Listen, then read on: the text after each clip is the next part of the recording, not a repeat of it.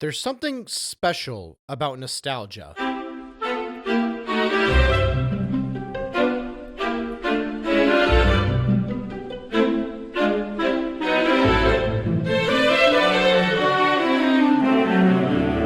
It has the ability to blind even the most pragmatic and objective individuals. It resides deep in all of our judgments and causes us to argue for hours about why our memories are better than yours. Nostalgia bias was definitely not a concept created because of gaming, but I have to imagine it prevails in gaming more than most other mediums. Or maybe that's just my arbitrary experience. Now granted, I feel like everywhere I turn, nostalgia bias exists. It always seems like no matter who I speak to, the movies of yesterday were always better than today's movies. The music of yesterday is always better than today's music. Heck, even in the corporate world, employees just aren't what they used to be. It's such a bizarre thought because those same individuals arguing these points had the generations prior to them making the very same claims. Actually, now that I'm slowly creeping up in age and I'm on the other side of it, I've noticed younger demographics already arguing as to why their current age, the one they're realistically developing their future nostalgia biases for, is miles better than whatever I had experienced as a child. I don't know what it is about humans that makes them obsess over their own experiences being the best. Almost as if they need some form of self-validation that they lived in a unique timeline that nobody else has experienced. It's strange. I have to imagine we notice it significantly more today than days past since so many people have platforms to share their thoughts and opinions, and that likely leads to more conversations between people a decade or more apart in age. I wonder if without internet, we would just accept that anyone older than us might be right and did indeed have way more fun than we did. I'm not sure. But I gotta imagine being able to have all of your thoughts, beliefs, likes and dislikes validated by a wide range of people all over the world definitely skews our opinions and develops confidence in our thoughts. Actually, I don't need to imagine it. I already see it everywhere I turn. I want you to think about the first video game you absolutely loved. Not necessarily the first one you played, but the one that you have the fondest memories of as a child that you can't quite imagine replicating that type of experience. That experience is unique to you. I mean, heck, I have fond experiences and nostalgia for straight up terrible games just because of the time of my life that I played them. I have nostalgia for changes in console generations.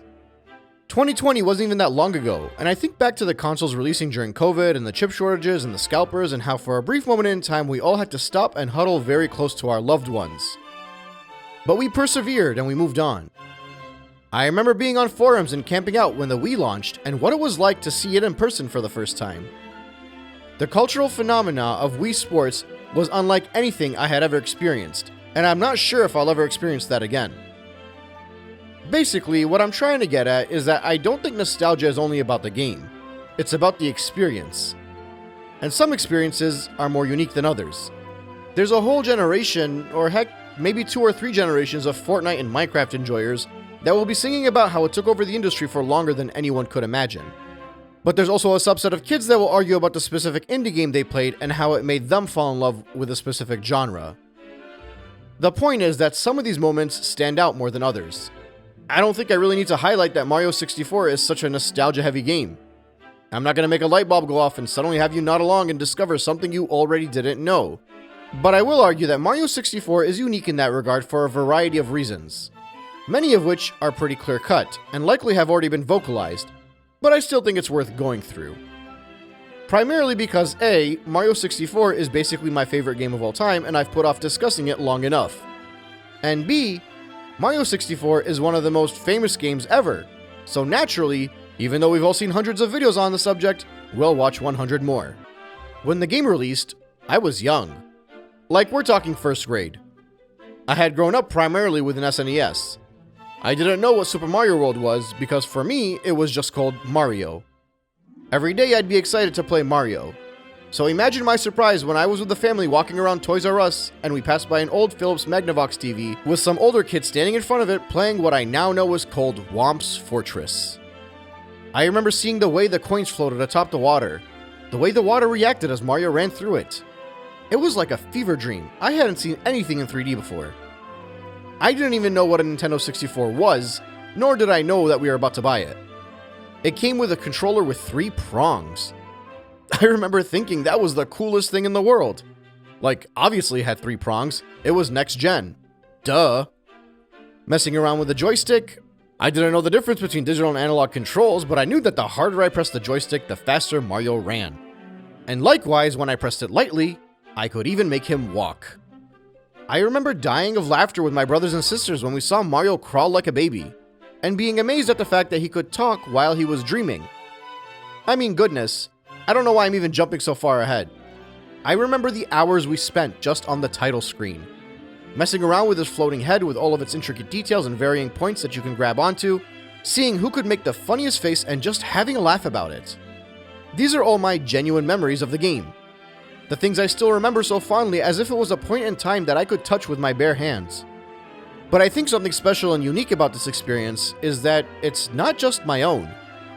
Mario 64 is part of a unique subset of games where almost everybody has the same general nostalgia for.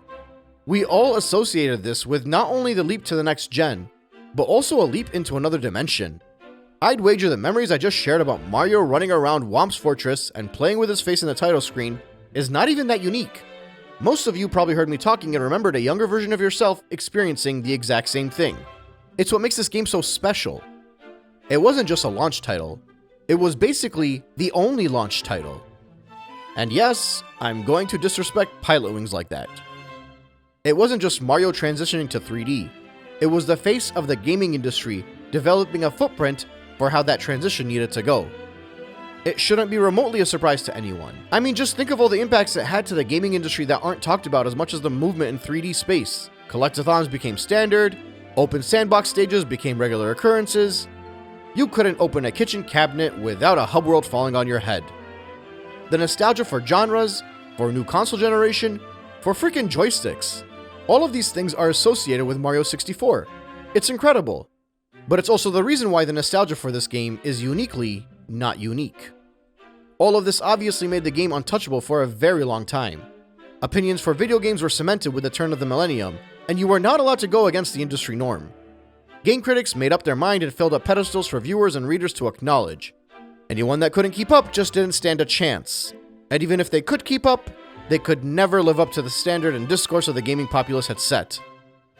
For a brief moment in time, many kids born in the 80s tried to argue that Mario stopped being fun when it added a third dimension.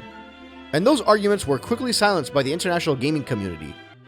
But if you're a Mario 64 fan and you're sick of all the criticism the game has released throughout the years, or you're sick of the people that grew up with the game and loved it talking about how revisiting it is a chore and it's not as good as they remember, and you just want to hear someone talk about how good the game is with no asterisks, no objectivity, no attempt at appealing to the modern gamer, well, I guess the algorithm did its job since you're listening to this right now. Anyway, there are thousands of videos on this game spread across hundreds of topics. Whether it's the control, speedrunning, modding, hidden secrets, or the Mandela effects. Despite the fact that this game has gotten significantly more hate in the past decade than it did in the 2 decades prior to it, it also got a whole ton of love as well. Again, the nostalgia for this game is almost as unique as the legacy itself. It's one of the few games that live outside of the nostalgia cycle. In most games, when the gaming community hits a certain age and decides the game is old and outdated, or when they decide a bad game is now suddenly meant to be loved, that becomes a firm opinion online. But Mario 64 is special. It will be defended, and it will be loved by just as many people that try to argue that it's old and outdated. Regardless, I'm not necessarily here trying to defend the game or argue against certain points. I'm sure there might be moments throughout where I'll mention the controls and say the camera isn't as bad as people make it out to be, but that's not really what I'm setting out to do. This is a passion project for me. I've been saving Mario 64 for the right time, ever since I started my YouTube channel. Heck, I'm not even sure if this is the right time, but at least I get to talk about this game, so I know I'll be in my own happy little nostalgia-filled bubble. I'm going to enjoy making this retrospective in a very different way than I enjoy making all of my previous videos. There will probably be a smile on my face all throughout, and I might actually find myself watching this video over again after I upload it, which I rarely do. This is like a memoir of a staple experience of my life and the nostalgia created through every aspect of the game. And like I said, the nostalgic experiences for Mario 64 are uniquely not unique. So my hope is that as I dive into the various stages, stars, secrets, soundtracks, art styles, and controls of this game, I trigger something in all fans of this iconic title and make them enjoy a pretty easygoing and laid-back retrospective of the most discussed video game of all time. So stick around, because next, I'm gonna discuss the hub world.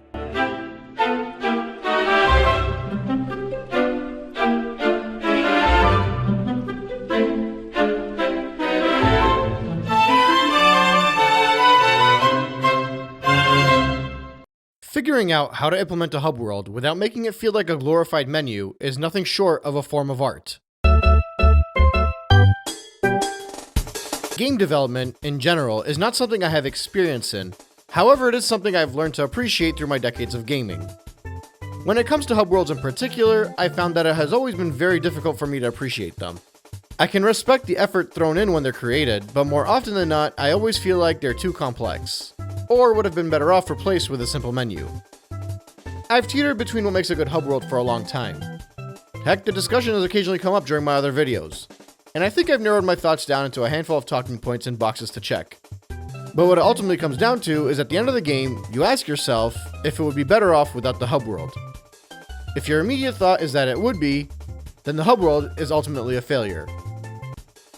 And well, you probably figured out where I'm going with this by now, but I think Peach's Castle in Mario 64 is a phenomenal hub world.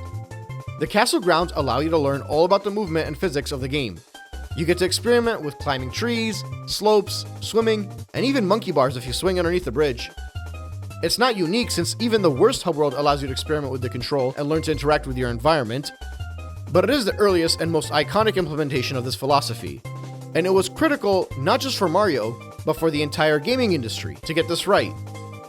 The castle grounds in and of itself is where many kids spent their childhood.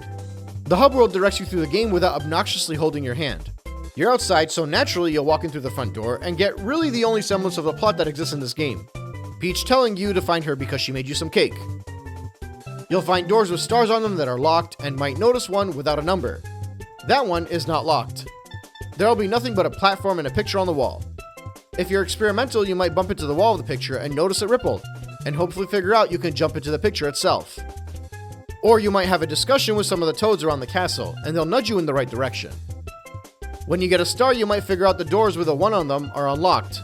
You'll also notice a door upstairs eventually that has 3 stained glass paintings, and if you experiment, you'll find a secret slide, which will open your eyes towards the other secrets around the castle. There'll be a couple of wooden doors that aren't locked that you can run through, and they'll take you to a locked door with a keyhole, similar to the door you noticed in the main floor.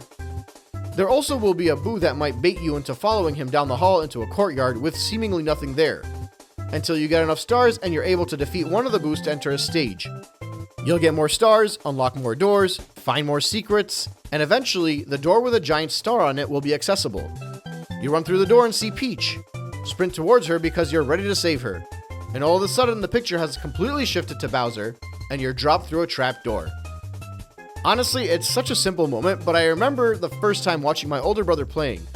He entered the room and we all started to shout, "Oh, it's Princess! Run to the Princess!" And then immediately we switched to, "Oh my god, no, it's King Koopa!" I imagine many others had similar experiences, but it's one of my favorite memories of this game. You'll defeat Bowser and get a key. You'll try to unlock the upstairs door, but it won't let you through, which will make you explore until you find the door down in the basement if you haven't already gone that way. You'll find a picture on the wall. You know what to do. You'll find some other doors too that'll either lead to stages or some random secrets, like 2 pillars that if you ground pound on them will drain the water around the castle grounds and allow you to re-enter the castle grounds. This not only serves as a secret which unlocks a new bonus stage which will lead to a power-up cap, but it also allows you direct access to the basement of the castle the next time you play. At one point you'll find a bunny and curiously chase it.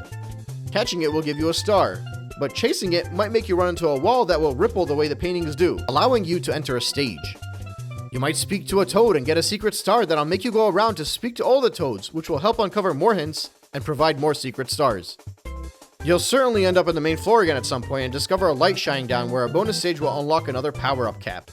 You'll get enough stars to enter another Bowser stage, which is hidden behind the first star in a level you have to play through. You'll get another key and head back upstairs and repeat it all over again. More toads to speak to, more paintings to jump through, more rippling walls, a fun Easter egg where you can see the game's cameraman Lakitu flowing behind you, a fun art gallery of all the paintings to explore, another flight of stairs to the hardest stages in the game. You'll have to find a way to enter these stages since you can't use a simple jump to get in there. But this is so far along in the game, and you've already learned how to backflip and wall jump, so it's no issue. The final stage is a clock. And if you experiment, you'll figure out that depending on what time the clock has when you enter it, it'll change the pace of everything in that stage. If you decide to run through the top of the tower prior to having enough stars, the game won't lock you out. It'll let you in. You'll run up the stairs and figure out that you can't get anywhere. Endless sinister music that would naturally make every kid see if maybe they run long enough, they can get to the end. You might try for a while, but eventually you'll realize it's all pointless. Well, until you discover the backwards long jump, but that's a discussion for another time. With 70 stars, you'll be able to access the final fight, however. And with the final fight against Bowser, you'll have done it. You won. The game edges you in the right direction almost every step of the way. There will be points where you might get stuck. Maybe you can't catch a bunny rabbit. Maybe you didn't realize Toad will give you a star. Maybe the entrance to a stage is a bit too complex for you to figure out. But the game does a hell of a job minimizing those moments and really making sure the frustration you find is limited. They spread the stages out on different floors of the castle so that you can associate each world with one of the floors, and each floor is locked behind a Bowser battle or a star threshold. The secrets are a longer path and very easy to stumble upon at first, with more of them offering a bit of challenge but not too much to frustrate someone that's not looking to fully complete the game. Peach's castle in and of itself is iconic. You'll realistically have played 2D Mario games before this, and now that you're actually in the castle of the princess you saved so many times, you'll want to explore it. Nothing is too complex. Nothing is too overtly linear, despite the game offering you a good amount of linear progression to expand on the difficulty. The whole experience just doesn't feel pointless. It feels like a treat. There's extrinsic and intrinsic value in exploring the castle. It is effectively a stage in this game, maybe even the main stage, but without all of the hidden intricate pressure of being an actual stage. I don't think there's anything I can say to truly highlight just how crucial it was that they got this hub world right, but hot damn did they get it right, and I am so happy they did. Peach's Castle is my favorite hub world. In my opinion, it does everything right. If it wasn't for the blatant nostalgia bias, I might even argue that it was the best hub world in gaming, but I won't succumb you all to that. The hub world is done so well that simply shrugging it off as something that's already been discussed or viewing it as iconic for its time but no longer anything special is downright the most disrespectful thing I've ever heard repeatedly said on this platform, and I can't believe people can get away with saying it. You'll spend at least some portion of this game noticing a sewer outside of the lake. Eventually, when you get a hang of the camera controls, you might even start to peer down there and notice a cannon. You might periodically return to that area to see if the cannon was unlocked as you get more stars, but it'll remain locked all throughout. The game is fun, and you'll certainly go back and look for stars you missed. After all, you played through a lot of the stages and didn't get all of the stars you can, and moved on because some of them were too difficult. But you'll grind, you'll hunt, you might ask a friend or use a strategy guide if you get stuck. But you'll eventually make it to the 120 star benchmark. You'll now want to see if all of the rumors of Yoshi being in Mario 64 are true. Those bizarre claims made by other kids in the playground. So you'll enter the cannon, blast off to the top of the castle and find Yoshi. And you'll be rewarded with a whole lot of lives. And a red flying cap which allows you to circle all around the castle grounds. The same castle grounds that 120 stars ago you were simply learning how to run in. You're now given the ability to fly over and look down upon from the highest of heights. Because you've done it, you've beaten the game, you've conquered the hub world and all of its contents.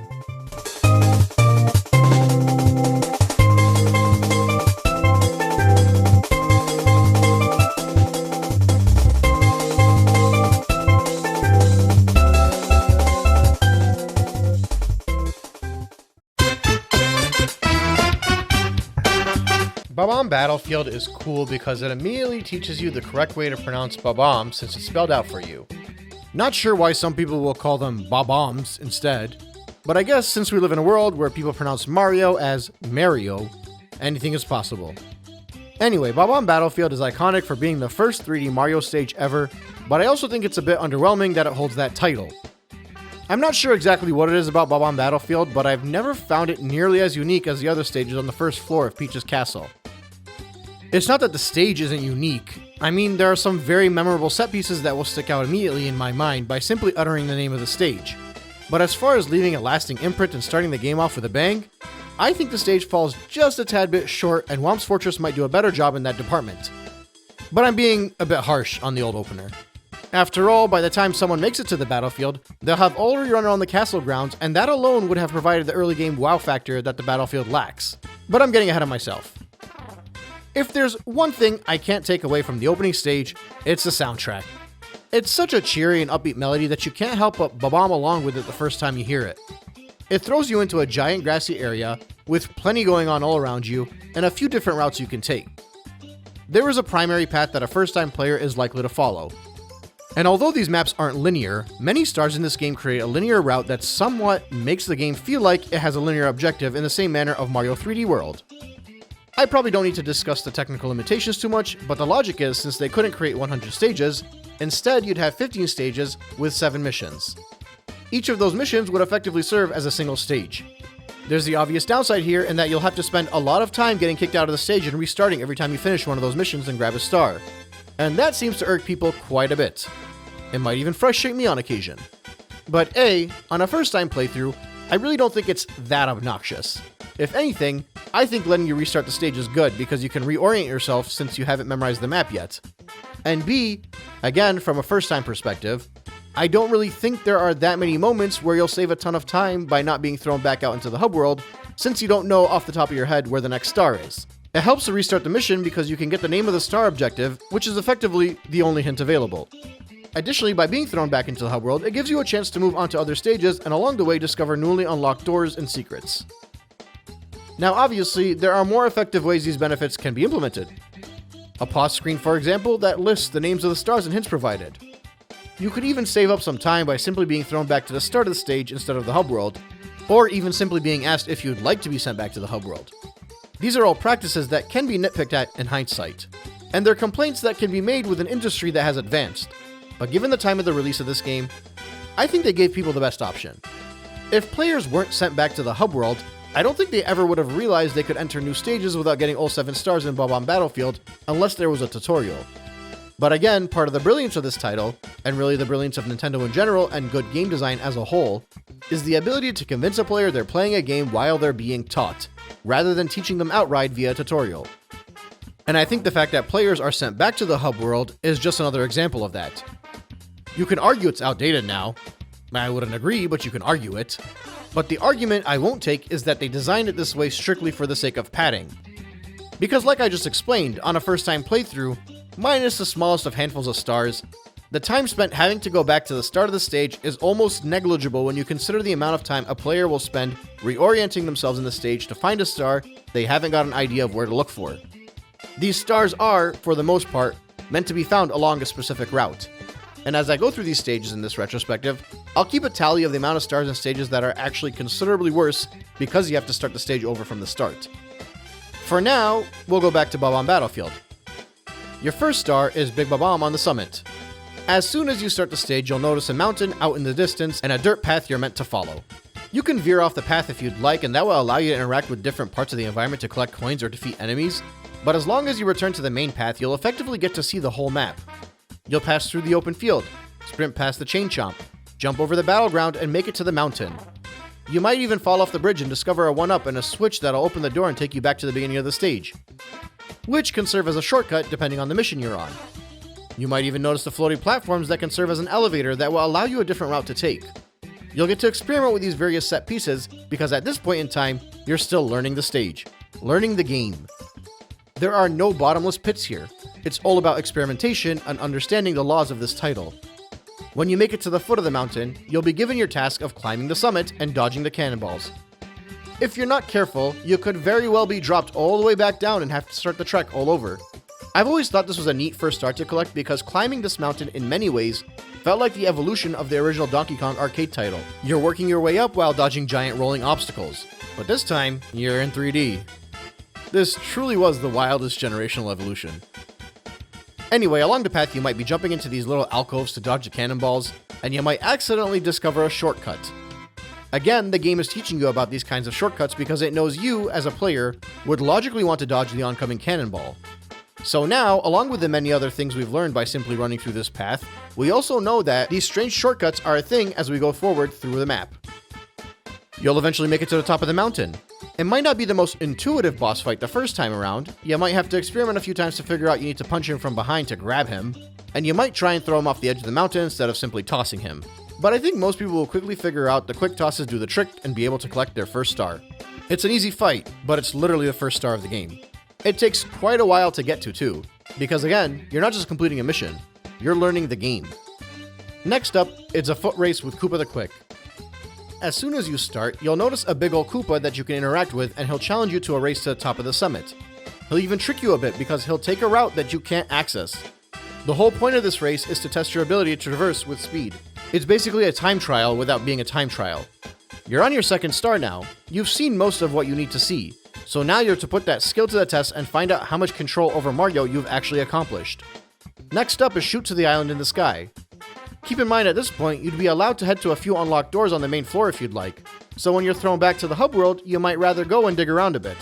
It's really up to the player, and for many reasons I've already discussed, I think that's an excellent philosophy. But I'm not trying to make this any more complex than it needs to be, so we're just gonna go stage by stage here. This second star is meant to teach you about the cannon gimmick in this game. A critical gimmick, I might add, and one that will drastically improve your experience if you learn how to use it properly. When you start the mission, you'll likely notice a pink Bob-omb that isn't defeatable, and sticks out like a sore thumb. If you approach it in an attempt to attack it, it'll notify you that it'll prepare the cannons for you. At this point, you'll be able to jump in and start experimenting with blasting yourself off into the abyss. You'll naturally want to aim for the island in the sky, since that's the name of the star. And you'll also more than likely figure out that it's not as easy to aim and you'll land somewhere in the field.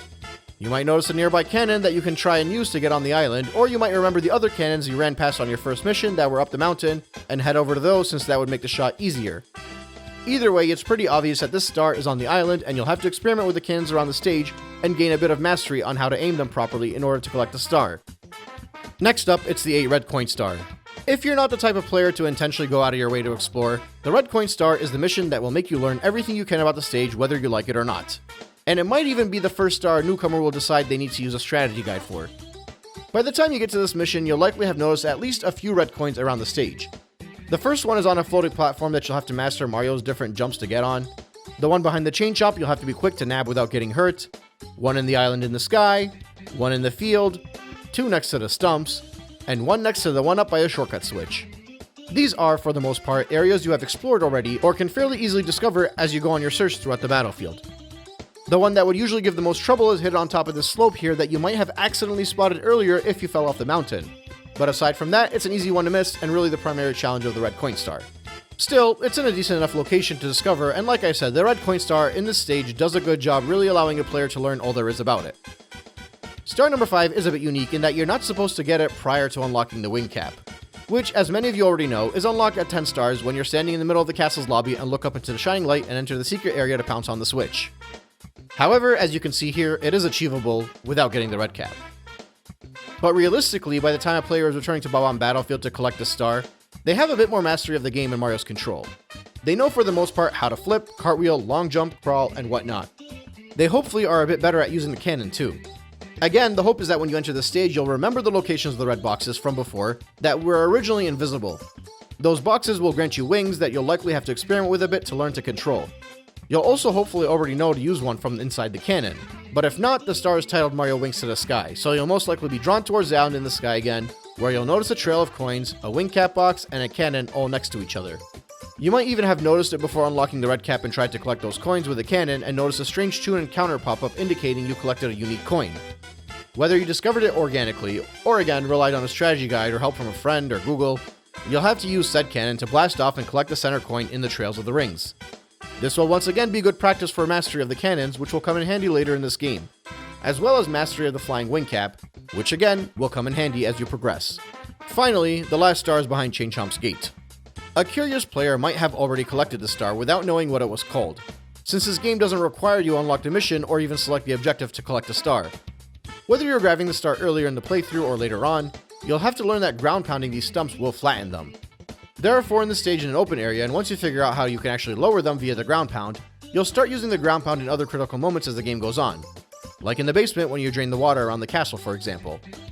Either way, once you know how to flatten these things, you'll see Chain Chomp is attached to one, and you'll hopefully go ahead and see if you can make quick hip drops and free the good boy. He'll break the gate and give you full access to the star, and with that, you'll have completed all 6 missions for this stage. But you're not done yet, because again, you might have learned this later on in your playthrough by accident, but at some point a player is likely going to try and collect 100 coins. In every Mario game prior to this one, we would collect 100 coins because it would give us a 1-up. So a curious player will naturally be inclined to collect 100 coins, even if it's just to see what happens when they do. Killing enemies will give you coins. Red coins are worth 2 coins. Blue coins are worth 5 coins. All of this adds up to 100 coin stars spread out evenly throughout the game. Depending on how efficient you are, good players will start stacking the red coin star with the 100 coin stars since they're collecting those 8 anyway, so it'll save a bit of time.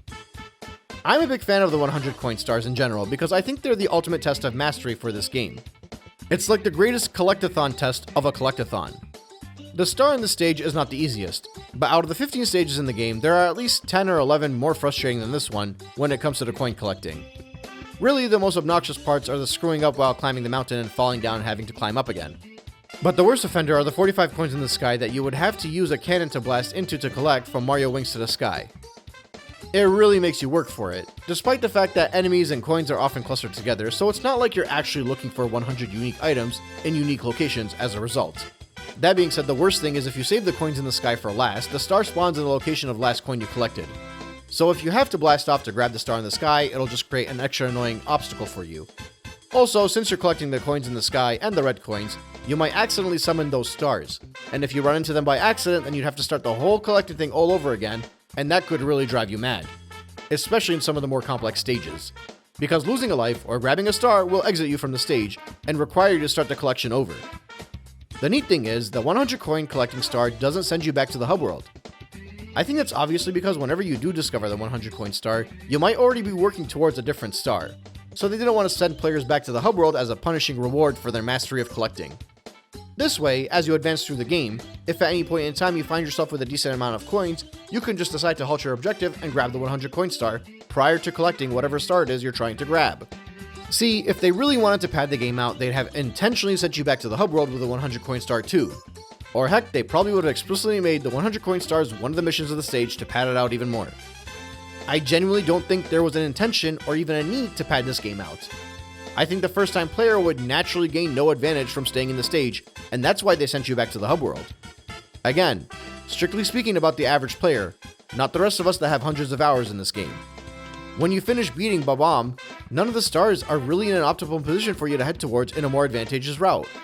True to the Island in the Sky has the pink Bob-omb right at the start of the stage, so it's better for a player to be placed there. Likewise with Foot Race with Koopa the Quick. Mario Wings to the Sky generally requires the red cap to be unlocked, so you most likely won't be grabbing it immediately after Shoot to the Island in the Sky or the red coin star or whatever. I could maybe put an asterisk on all of the 8 red coin missions and all the stages in the game, but I think it's a good test for a first time player to use that objective without any other distractions to learn the ins and outs of the game with the scavenger hunt. Especially considering some players won't even be aiming for full completion and are strictly looking just to defeat Bowser. And in those players' cases, the red coin star will be the ultimate scavenger hunt, not the 100 coin star. So I think making that its own standalone objective is valuable and should let players start the stage off from the start point so they can explore with their 8 targets in mind and nothing else. The only star I could argue would make that big of a difference for this stage would be Chain Chomp's Gate. You should be able to just grab that as soon as you figure out the stump and not have to be sent back to the hub world. I'd still argue that it's close enough to the start of the stage and doesn't really matter all that much, but I'll be generous and concede this 1 star for you all so that I'm not applying even more bias than I'm clearly incapable of separating myself from. But yeah, that basically wraps up Bob-omb Battlefield. Like I said, I don't think it aesthetically provides enough of a wow factor to hold the title of first 3D Mario stage, but I think it does an excellent job introducing players to so many different mechanics. I didn't even mention the heart regenerator for your health, or the fall damage you'll likely encounter, or how you'll have to learn to slow walk or crawl across a tiny bridge. There are many elements learned here in a relatively low-risk environment that will be applied later on in the game, and I think Bob-omb Battlefield alone should be praised as not only an iconic stage due to its legacy, but there should be lessons learned from what this stage taught players about the fundamentals of the remainder of the game. Bob-omb Battlefield basically did to 3D Mario what Level 1-1 did to 2D Mario, and I don't think it's nearly praised as much as it should be for that accomplishment.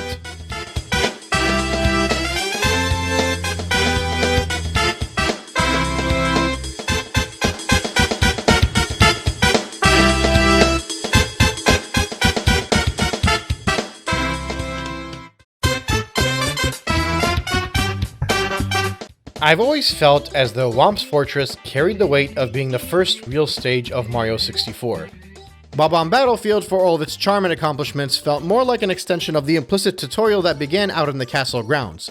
It was a stage meant to teach you the laws and rules of Mario 64, and what it meant to complete a stage or collect a star. This is largely why it had no bottomless pits, because the stage designers wanted you to experiment and learn how to play the game in Bob-omb Battlefield. So they had to ease you into the challenge of the game. In Whomp's Fortress, you're immediately taken to the next level because not only are there bottomless pits, but the routes are a lot narrower and require you to really learn to comfortably control Mario to succeed. A control that you need in Bob-omb Battlefield, but in Whomp's Fortress, failure to master that control can often lead to a loss of a life. Additionally, I think the aesthetic in Whomp's Fortress sticks out just a bit more than Bob-omb Battlefield, where that stage just feels like a vast and open grassy world that can be pasted into most platformers of the time. Whomp's Fortress has a more iconic layout and landmark that visually has more memorable characteristics. And I don't think that's a reach either. When they decided to steer into nostalgia in Mario Galaxy, they didn't bring back the battlefield, they brought back Whomp's Fortress, and I think that is specifically for the reasons I just mentioned. You start off in a lower grassy area, at the foot of the fortress, which will have some patches of flowers that contain piranha plants. When you're done exploring the grassy area, you'll likely want to head up the incline path, and there are two routes you could take. One of them requires you to use a wall jump or a backflip to climb. The reward for mastering these more advanced maneuvers is a simpler path. Otherwise, you're going to have to maneuver around obstacles and bottomless pits and even thwomps to move up the fortress. A first-time player might struggle with the higher jump, especially a younger first-time player. But if they put in the effort, then the route with the fewer risks is much more rewarding. Next, you'll have two challenges to face, both of which offer their own unique experience. Either you scoot across the narrow path on the wall and attack the piranha plant blocking your path, or you can take a long jump or run across the blocks that drop as soon as you step on them so you can't slow down at all, followed by passing by a narrow bridge. Both of these challenges are actually likely to get a hold of you the first few times you play. Multiple routes, both with a different type of challenge, and both will teach you to better control the mustachioed plumber. And you'll probably fall a few times. If you get by those, you get to move across a revolving platform. You'll notice the drop down below lands you on a slope rather than a flat ground. This is because the game expects you to fall down during this challenge, and you might already be low on health because of the piranha plants on your way here. So rather than being a frustrating death trap, when you land on the slope you won't lose any health. Instead, your punishment will once again be standing in the pool of water and having to work your way back up, over and over again. Beyond that, it's a pretty straight shot minus some whomps that will try to crush you. And you'll quickly figure out when they're flat on the floor, that's your chance to ground pound them and defeat them. You'll make it to some rising platforms that will take you up to face off against Whomp himself. Defeating him is pretty straightforward. He goes down the same way the smaller Whomps went down. 3 hits and he's done. And you'll have your first star. Aptly titled, Chip Off the Whomp's Block. When you start the second objective, the stage will transform, but only on the location on top where the Whomp fight took place, which means you're going to have to go through the whole stage again for a second time. When you make it to the top, you'll notice a newly constructed tower and just a whole lot more commotion and obstacles all around you. Your goal is to face this minor challenge of platforming and dodging to get to the top of the tower where you will receive the second power star. Next up is Shoot into the Wild Blue. Similar to Bob-omb Battlefield, this is meant to be a cannonball star, but more advanced players have figured out that you can just wall jump and grab it. This one is a bit more tough. Thankfully, the game throws a climbing pole for you to aim for, so you're not just shooting and praying for a perfect shot to the star. Next up is Red Coin atop the floating aisle. There are 6 red coins along the routes you've already taken. Only this star will require you to search for them and get comfortable with the varying aspects of the stage, like jumping on the bursting blocks from the wall or standing on the top of the thwomp as he rises up, comfortably defeating the piranha plants if you haven't already figured that out, and being able to swing around a rotating platform without falling off. But the name of the star is atop the floating aisle, and that's because when you get to the top of Whomp's Fortress, you'll have to kick down a standing plank of wood to create a narrow bridge, which will require you to carefully platform along the islands to grab the 2 remaining coins. This is probably the most difficult area in the stage. You'll notice a cage right next to you which will contain the 5th star. You might think this means you're meant to make your way back up to the aisle again to get into the cage, but the jump into that cage is very difficult. That's because this star is meant to be collected by flying up there with the owl and dropping into the cage, which is much easier said than done on a first time go around. Whenever you figure out the owl is in the tree, you'll hopefully know that it's the only real way to fall into the cage since it's the highest location in the fortress. After that, the final star is basically a puzzle. You have to blast away the wall. I am curious to know how people figured this one out. I still vividly remember seeing my older brother grabbing it, but I'm not sure if he figured it out on his own or if a friend told him. I mean, in hindsight, it seems pretty simple. You're blasting, so you should naturally head towards the cannon. And once you do, there are only so many walls you can aim for. But I think this one is a bit harder to figure out without some help. Beyond that, it's a 100 coin collection star. Probably the easiest or second easiest stage to collect 100 coins in. It's a small area, fairly simple to traverse, every Whomp you defeat gives you 5 coins, and the blue coin block alone will give you 20 coins, and they're fairly easy to collect within the allotted time limit. It's a good challenge for players going for the full 120 stars because it allows them to search the entire stage in a deeper lens than those that are simply trying to get the 8 red coins. In general, I don't feel like any of the stars are really overtly repetitive on a first time playthrough. The design here borrows from Bob-omb Battlefield in that your first star is just meant to give you a general scope of the stage as you rise towards the top. The second star, while yes would be easier to nab if you start from where the first star ended, allows you to repeat the stage and take alternate routes and challenges that you may have not faced the first time around. The third star requires the use of the cannon, which for the most part is easier to access from the start of the stage rather than from where the other 4 stars end. Because the 4th star is a red coin scavenger hunt, so it makes sense that you start at the beginning of the stage for that. And the 5th star requires the owl, which again is right at the start of the stage. And the final star requires the cannon to blast into the wall, which I would say is probably similar to the Chain Chomp star in Bob-omb Battlefield in that you should be able to really just grab that one while going through the stage, since it's more or less along your path, as long as you figure out how to solve the puzzle.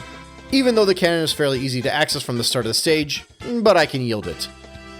Which means from the 2 stages, I'd say there are only really 2 out of the 14 stars that feel super redundant or somewhat like padding due to the fact that you always have to leave the stage and re-enter. Whereas the rest of them feel like they fit in with the formula of the game and that it naturally exits a first-time player back to the hub to allow them to either go and play another stage, explore the castle, or jump back into the painting for a fresh start in the stage without having to reorient themselves in a stage they haven't completely memorized yet. But anyway, I think Whomp's Fortress is a lot of fun. Where Bob-omb Battlefield seemed to have focused more on the collecting and searching aspect of the game due to its safer and larger layout, Whomp's Fortress focuses a lot more on your ability to control Mario and maneuver not only around stage hazards, but unique enemies. I haven't really discussed Mario's controls and cameras all that much yet, but the stage does give you ample challenges to learn how to comfortably adapt all of the varying quirks in relation to controlling both the camera and Mario himself. For a first-time entrance in the 3rd dimension, this was critical for players to learn how to be comfortable in a 3D space, and even more for modern gamers revisiting a control system that isn't quite as intuitive as Mario Odyssey. Whomp's Fortress can be the gateway stage that allows them to adjust for the intricate changes in the control style. I don't know if I'll really go in depth into Mario's controls. Maybe I'll speak a bit more about them in the conclusion of this retrospective. But I will remind you all that I'm the same person that went through all of the Sonic games and didn't mind any of the drastic changes in controls, because after 1 or 2 levels I was able to adapt and enjoy the game without shrugging it off as a failure because it didn't feel exactly like I wanted it to feel. And Mario 64 is more similar to something like Odyssey than Sonic Heroes or Shadow of 5 are to Shadow Generations. So if I was fine with it there, then you can be certain I'm going to be fine with the adjustment here. I think I can acknowledge that Mario has controlled better than Mario 64. I would hope he did. Mario 64 is pushing 30 years soon. But I can also enjoy the game and its controls for what they are and not scoff at them for the sake of scoffing at them and blowing their outdated implementation out of proportion just because I had to spend a few minutes adapting to them. That's just the way I approach video games.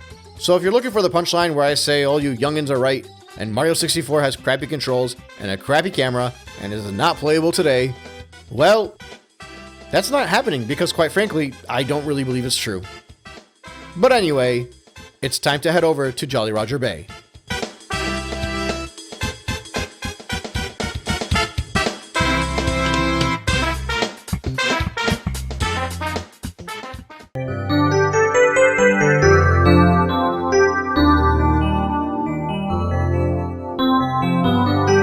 I hate water levels, and it's primarily because of Jolly Roger Bay. There, I said it. It took a very long time for 3D games to figure out swim controls, and although I've gotten better at controlling the best of the classic 3D platformers, there's always a sense of dread when I know I'm going to have to revisit a water level, especially from that era. Honestly, my hatred for water levels probably goes way back to the anxiety I felt playing Sonic on the Genesis. But even when I think back to the water levels in Donkey Kong on SNES, despite the fact that the underwater controls in that game were much easier to get used to, there was still a sense of unease in me during those games. Jolly Roger Bay does a lot right. It aesthetically gives off the feeling of being in an isolated and secluded alcove. The background theme is devastatingly accurate to how I feel as I explore the watery depths. The obnoxiously slow controls are only made more frustrating by the limited time underwater Mario has before losing all of his health and drowning. In many ways, they get the atmosphere, the feel of the stage, to really make it seem like you're going on the swim yourself. Aside from the terrifyingly accurate ambiance, Jolly Roger Bay starts you off on a small plot of land with little to see or do. You're clearly meant to head straight out into the water and explore. The first star is titled Plunder the Sunken Ship. Now obviously, every player approaches these things differently. In the previous 2 stages, I always found myself exploring every plot of land before I moved forward across the main path.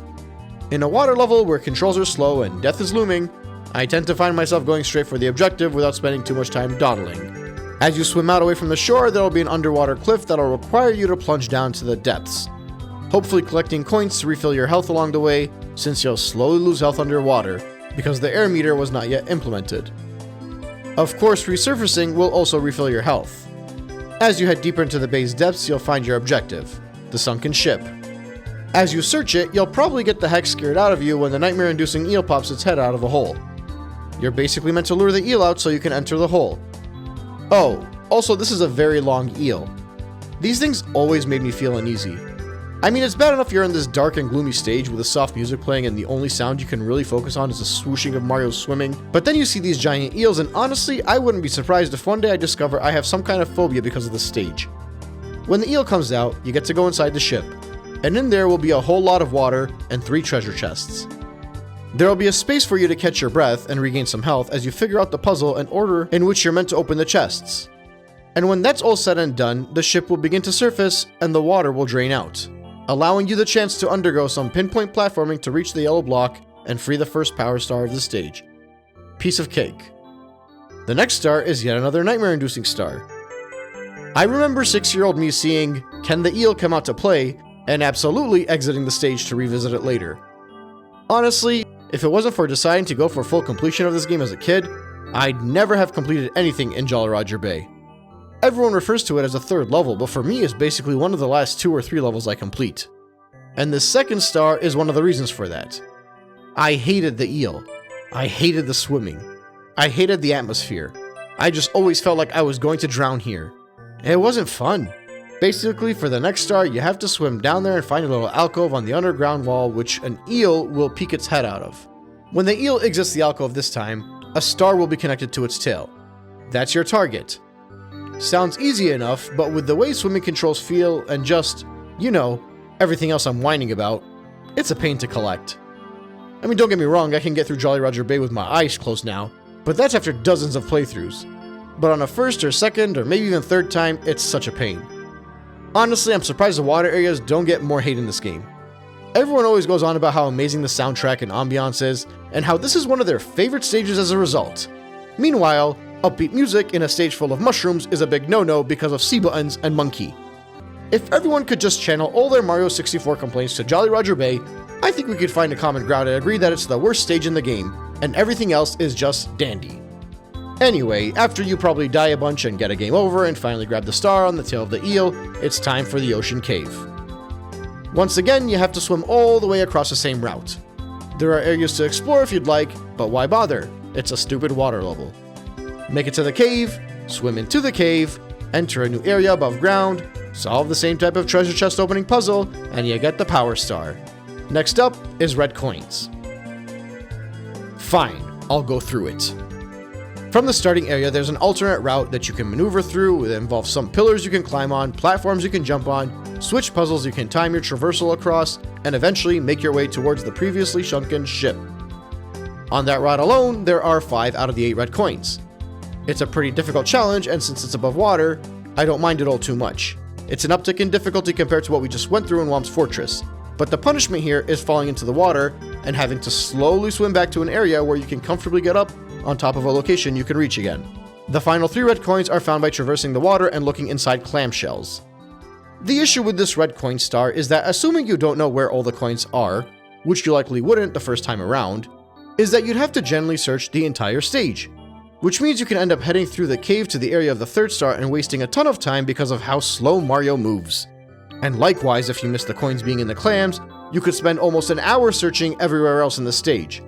And I realize this is a critique that could be made about almost all of the stages, and many people have made these complaints, but the difference is I'm not complaining about the searching aspect. That's the whole point of a collectathon. That's the fun part. My complaining is strictly because of how terrible it feels to traverse such a water-heavy stage, and that's why I have an issue with the red coin star here. Star 5 is a cannon shot to the stone pillar. Hopefully during the red coin star you'd have noticed the pink bomb along your path, so he prepared the cannon for you.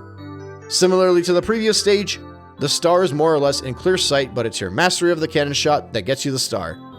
You need to know where and how to aim to make sure you don't miss, because if you miss, well, Yeah, more swimming. The final star is one that most people will return to because you need the metal cap to unlock it. Well, you don't actually need the metal cap, you can swim through it, but a first-time player wouldn't know. You basically just grab the cap and you can traverse underwater much more comfortably since you're weighted now. And then you go stand in the middle of the jet streams and grab the star. I assume most people might have needed a guide for this one. I don't remember. I think if you have the metal cap it's easy enough, but I distinctly remember wasting way too much time trying to get the star before having the metal cap and being extremely frustrated because, once again, the controls and underwater physics and ambiance and thalassophobia and I hate Jolly Roger Bay. Honestly, the 100 coin star is only a pain because of the stage it's in. The coins are fairly easy to get around and find, it just takes forever to find them. There are 30 coins worth of blue coins in the cave too, so that knocks a bunch of them out for you if you can collect them all in time. And it's a fair way to really learn the entire stage if you're into that. Realistically, this portion of my retrospective is probably going to be more negative than anything else I discussed about Mario 64. There's just such an innate level of frustration with Jolly Roger Bay that it almost makes me start to agree with retractors of Mario 64. The controls are awful. Sure. The camera is wonky. Definitely. Mario won't quite move where I want him to. Absolutely. All of the complaints people make about Mario on land actually do completely apply here. And even with the hundreds of hours of time put into this game, this stage in particular, I still think there was no defense. The difference between Mario's above ground controls and underwater controls is at one point in time, it was unanimous that his above ground controls were revolutionary and the industry standard, whereas his underwater controls have pretty much always been despised. So much so that as more 3D platformers replicated the style of Mario 64's water stages, more and more games began to host stages that would be considered amongst the least favorite levels for fans of the genre. In the same way Mario 64 paved the way for a whole generation of collectathons and 3D platformers, so too did it pave the way for terrible underwater stages. That's why you'll see so many random YouTubers creating lists of their least favorite water levels. Because water levels are hated. They're designed to be hated. They're designed to frustrate you. They're designed to make you feel like you're drowning and frustrated in your lack of mobility. Because, well, that's what it feels like to be underwater. Man, Nintendo got Jolly Roger Bay right after all. But perhaps they got it too right. Because future games would still give you the underwater challenge, but they'd figure out a way to make it not so debilitating and claustrophobic. It's just very hard to analyze it with an objective lens when it caused me and so many other players a hell of a difficult time back in the 90s, and probably even after the turn of the millennium. At the very least, if you can get around all of the innate drawbacks of being a water stage, I think the lineup of stars does a pretty decent job. But the problem is swimming to the sunken ship, the eel, the ocean cave, the jet streams all require you to spend way too much time getting out there and dropping downwards towards the same area. I think I'm gonna have to cross out 3 stars in this stage for feeling redundant and repetitive.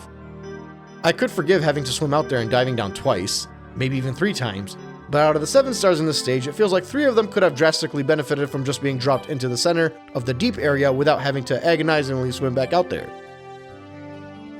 Which means we're now at 5 out of the first 21 stars, feeling like a redundant waste of time because of the mechanic that returns us back to the hub world after every star.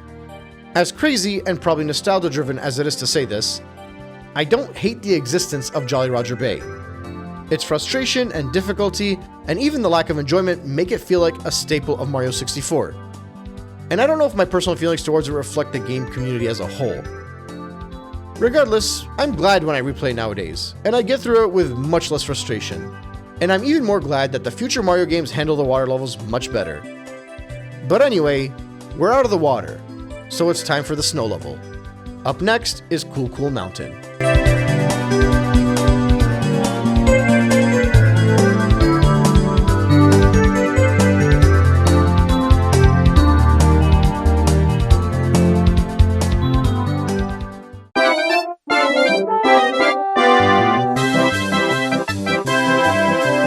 Okay, so after my super negative discussion of Jolly Roger Bay, I think I owe everyone a more positive outlook.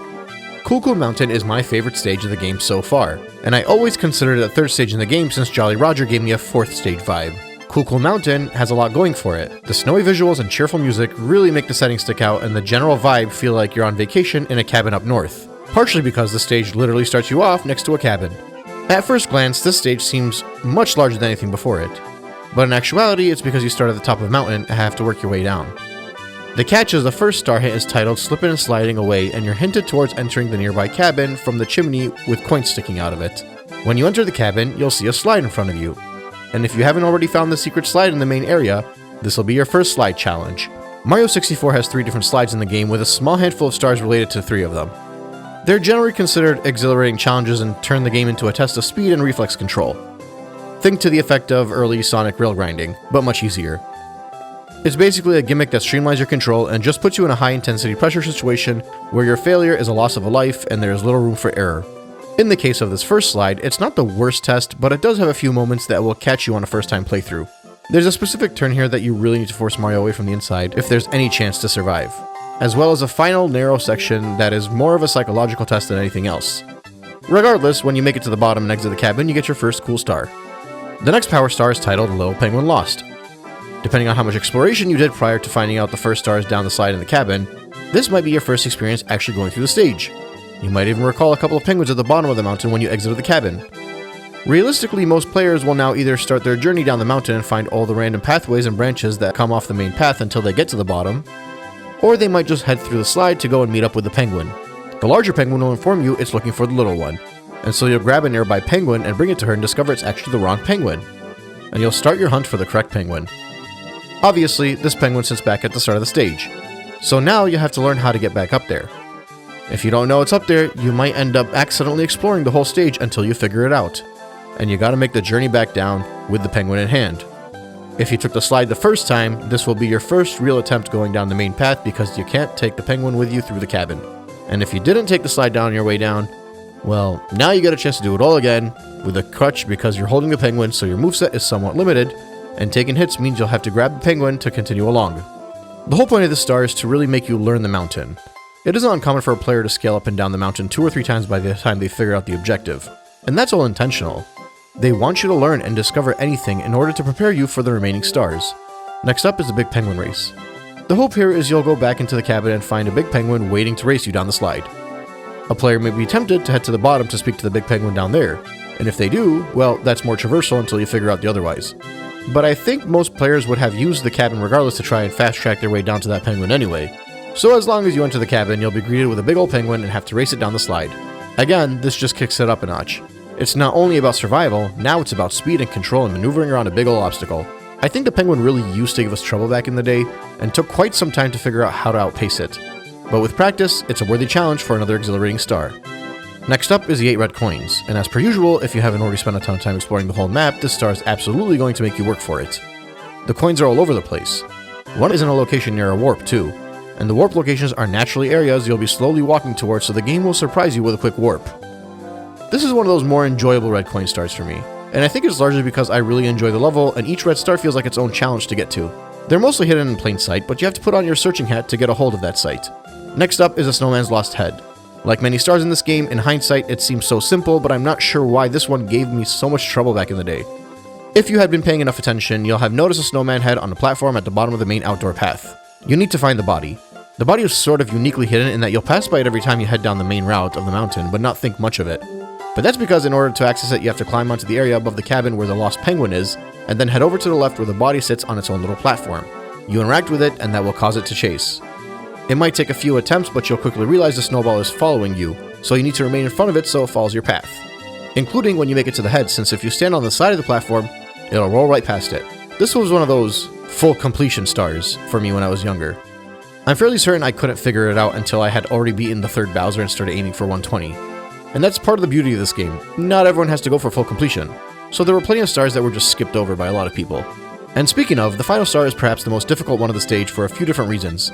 It's obscurely titled Wall Kicks Will Work, and hidden in somewhat of a secret area. Most people will access this area with a cannon, but there are other ways to get down there. You'll run around and you'll notice some elevated platforms you can't quite reach. Cartwheels and backflips might get you started, but you'll run into a dead end. You'll have to learn how to use the long jump to get here, and then you'll be required to learn the wall kick, otherwise known as the wall jump. I'm like 90% sure you can get through this whole game minus maybe 2 stars without the wall jump, by the way. But when you do figure out the wall jump, like the long jump, it becomes such a useful tool in general that you'll wonder how you ever got by without it. The mastery doesn't really come from the collection of the star anyway. It comes in the form of how you're able to utilize that wall jumping skill as the game goes on. I just love it when Nintendo, and really all good game developers, are able to teach you through experience. The journey and reward are often tied together in these instances, and speaking of journey, the 100 coin star. As much as I want to say there's intrinsic value in this coin star because of exploring the stage is so much fun in and of itself, I'll have to remove my bias for a second and point out that for an early stage, this one could be really obnoxious. Potentially even more obnoxious than Jolly Roger Bay. Where Jolly Roger Bay was annoying because of how long it takes to swim, it's pretty easy. This one could be easy, but with all of the slides and bottomless pits, there are a heck of a lot of chances to lose a life. Not to mention you might have to traverse up and down the mountain multiple times, including using some warps to get around. And what's made even worse is since the 100 coin star always pops up exactly where you get your 100th coin, it could very well pop up right on the slide as you're going down. Don't let the fact that this is an early stage fool you. This will be one of the hardest stars to grab in the entire game. But I think it's a good type of difficulty. You're really going to earn the star and full completion if you go for it. And the reward when you collect it will be well worth it. And I still speak highly of the star despite that it might take multiple attempts to gather because A, I think the fact that you have to do 100 coins in a single life is part of the challenge and part of the enjoyment and mastery of collecting this optional star for full completion. And B, there are at least 7 stages that are more frustrating than this one with 100 coin collecting. So while it sounds like I'm saying this one is bad, it's not even close to being one of the worst ones. But anyway, that's 7 stars now. Cool Mountain is effectively the final stage in the main area of Peach's Castle. It's obviously not that cut and dry. I've gone through something like 28 stars now and you only need 8 to take on Bowser and unlock the door to go to the basement, so you might not even play Cool Mountain prior to getting off the main floor. Or you might play it right after you get 3 stars in Bob-omb Battlefield. Such is the beauty and wonder of Mario 64. It allows you to tailor the experience to your liking. And speaking of liking, Cool Mountain gets no hate from me for kicking you out of the main stage. When you make it to the bottom of the slide and uncover the first star, yeah, it might be quicker to speak to a large penguin and then begin looking for the small penguin, but the stage is meant to be played starting from the top and heading down. So since you went down the slide for the first star without exploring, you'll basically have to work your way back up to relearn the stage, which is harder the route and not as intuitive. And then when you want to start the third star, which is the slide race, you're better off starting the stage over 2 regardless of which star you got before it, since the cabin entrance is right at the top. Red Coins is a scavenger hunt, so you're better off starting at the start of the level. Snowman Lost His Head also starts at the top of the mountain, because that's where the body is.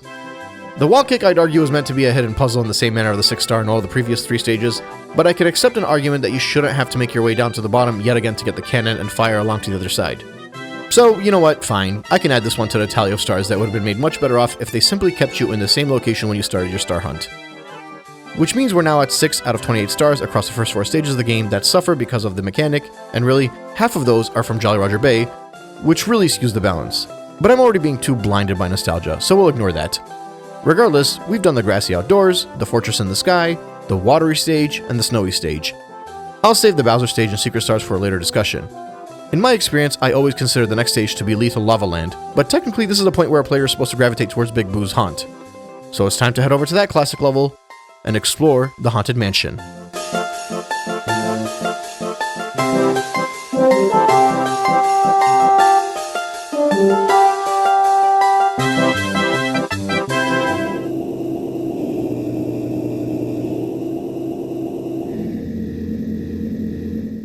Big Boo's Haunt is the most unique stage to enter in that it feels more like a secret stage rather than an actual course in Mario 64. When a player is ready to leave the main lobby of Peach's Castle and head downstairs to unlock the door, they'll be goaded by a Boo in the long hallway and more than likely become intrigued to follow said Boo. Boo will lead you towards the courtyard in the back of the castle where you'll find a whole lot of other Boos all around you, of course assuming you already have 15 stars. You'll find one of the Boos has a strange item inside it rather than a typical coin. In my case, I don't think I had 15 stars the first time I entered the courtyard, so I went straight downstairs to the basement and entered the lava stage. First off, the stage is wonderfully presented. Like they really wanted to give off the terrifying haunted theme here, and it looks ripped straight out of your favorite Halloween movie.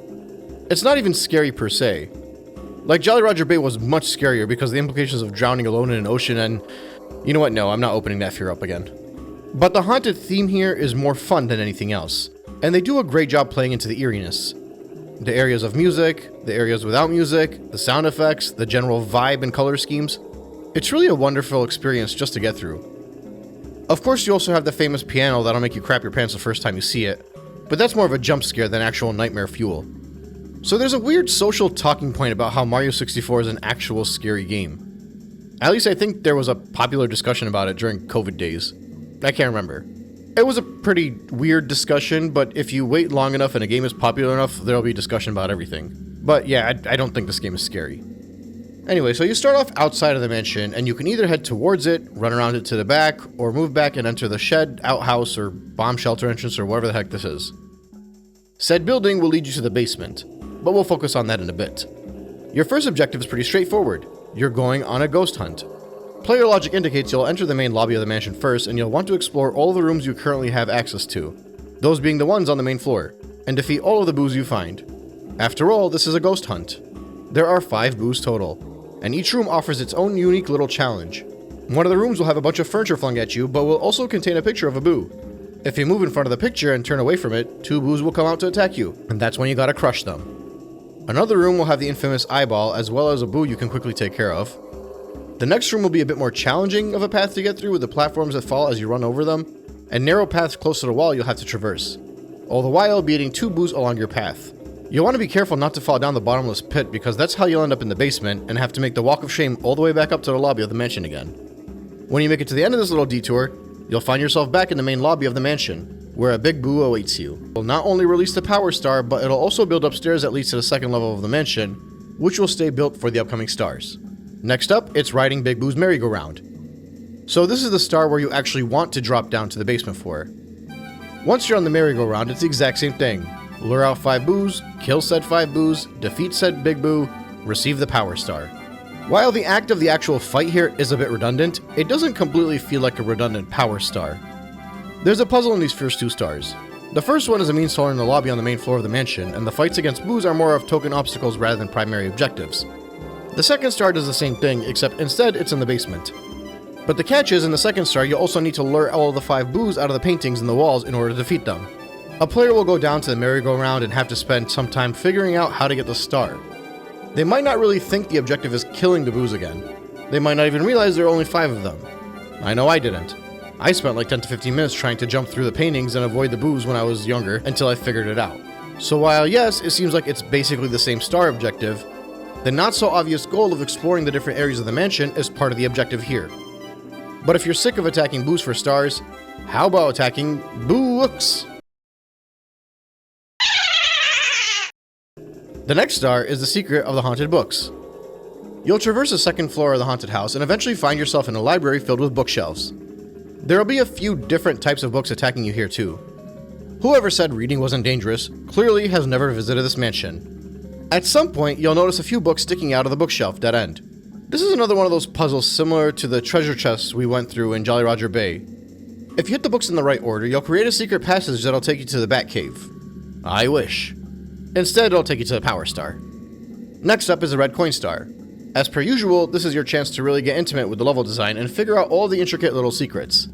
The coins are hidden with the extra hint of haunted trolling too, which is just a treat. One of them will require you to face the evil piano and get it to chase you so that it reveals a coin behind it. A couple of them will be hidden on top of bookshelves, another is hidden on top of the red mesh and it might blend in just enough that you'll miss it. There's one right next to a giant trapdoor that you might not spot that'll drop you down to the lower level, and 2 of them will strangely enough be hidden below some coffins that will suddenly rise up when you walk past them. It's all about trickery in Big Boo's Haunt. Made even funnier if you decide to spend time looking outside or in the basement because there is nothing there. A fitting scavenger hunt for a fitting haunted mansion. Your reward is the next star, which requires you to find your way to Big Boo's balcony. The only hint here is that it's a balcony. You need to climb. So you'll spend a bunch of time searching through the mansion in hopes to find a way to move up. By this point though, the stage starts to remind me of the obscure puzzles in Super Mario World whenever you enter the haunted house.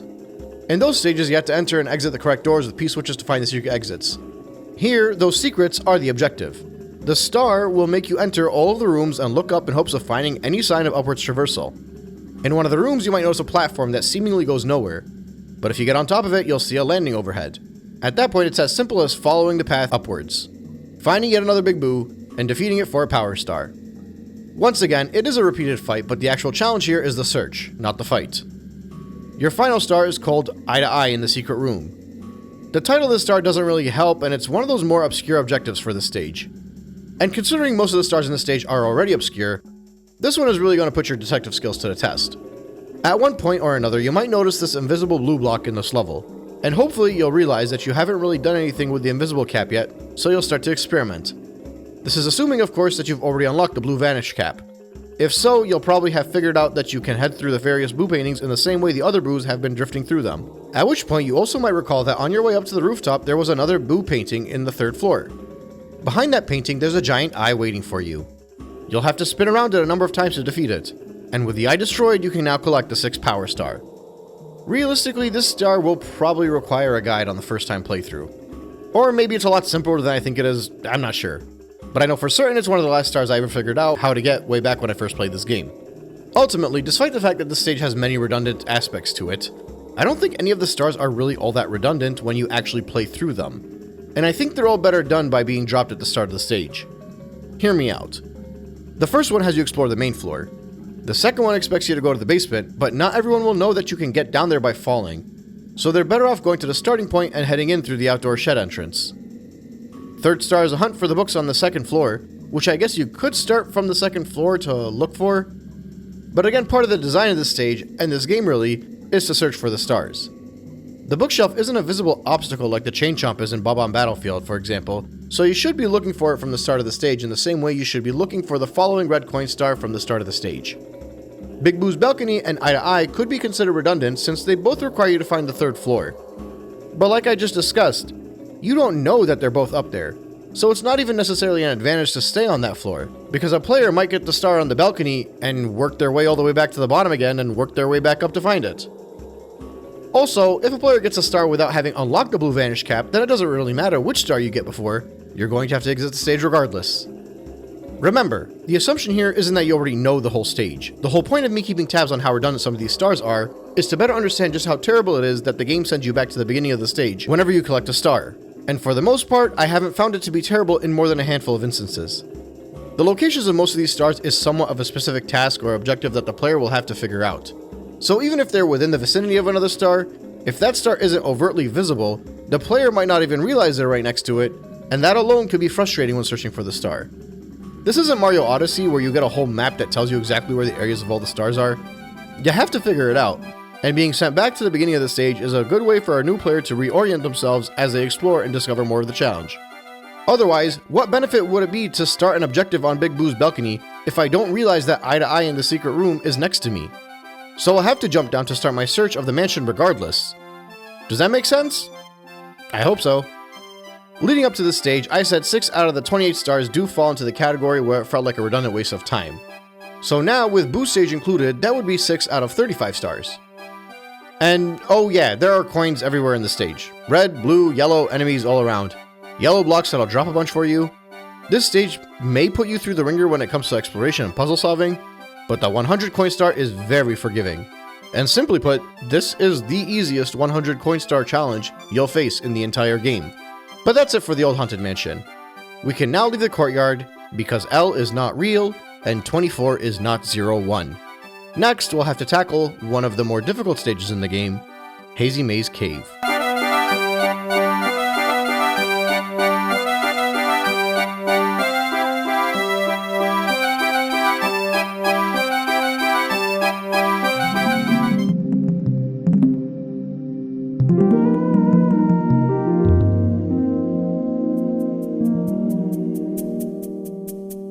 I'm probably starting to sound like a broken record by now, but I really don't understand why Hazy Maze Cave is considered the 6th course. I understand that everyone's playthrough order will vary just a bit, but in the case of these basement stages, most people will naturally jump into the lava painting since that's the first thing they'll see. But whatever, I'll keep it in listed order for consistency purposes. The stage is true to its name. It's a maze in a cave, and it's hazy.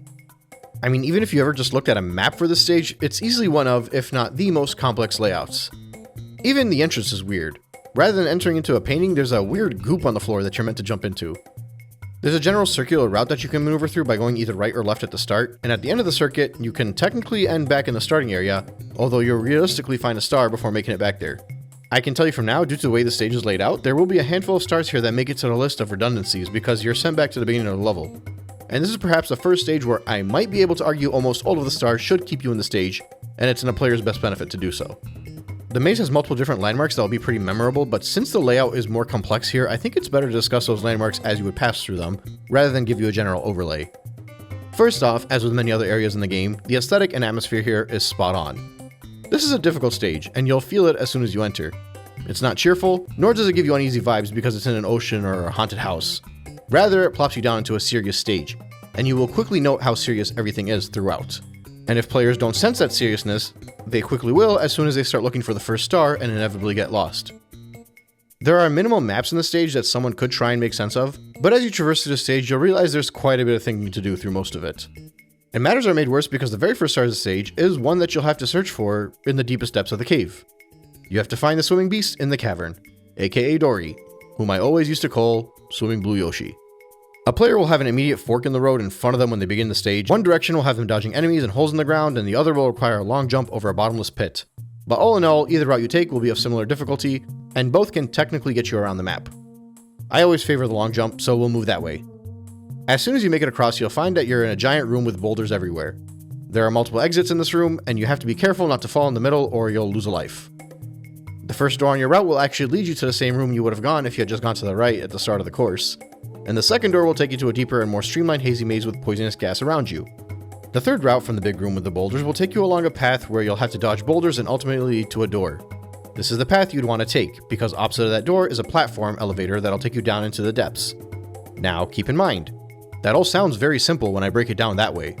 But if a player decided to move to the right, they'd be stuck in a giant room. We'll revisit that room when we want the red coins. And as they search that area, they'll likely end up in a poisonous gas area, followed by most likely finding an exit that'll take them back into the big room. I realize most of you understand what a maze is and how that works, but I think it's important to break this all down because it is not uncommon for a player that doesn't have a map in front of them to spend upwards of 20 minutes per star if they can't get their bearings around where everything is in this stage.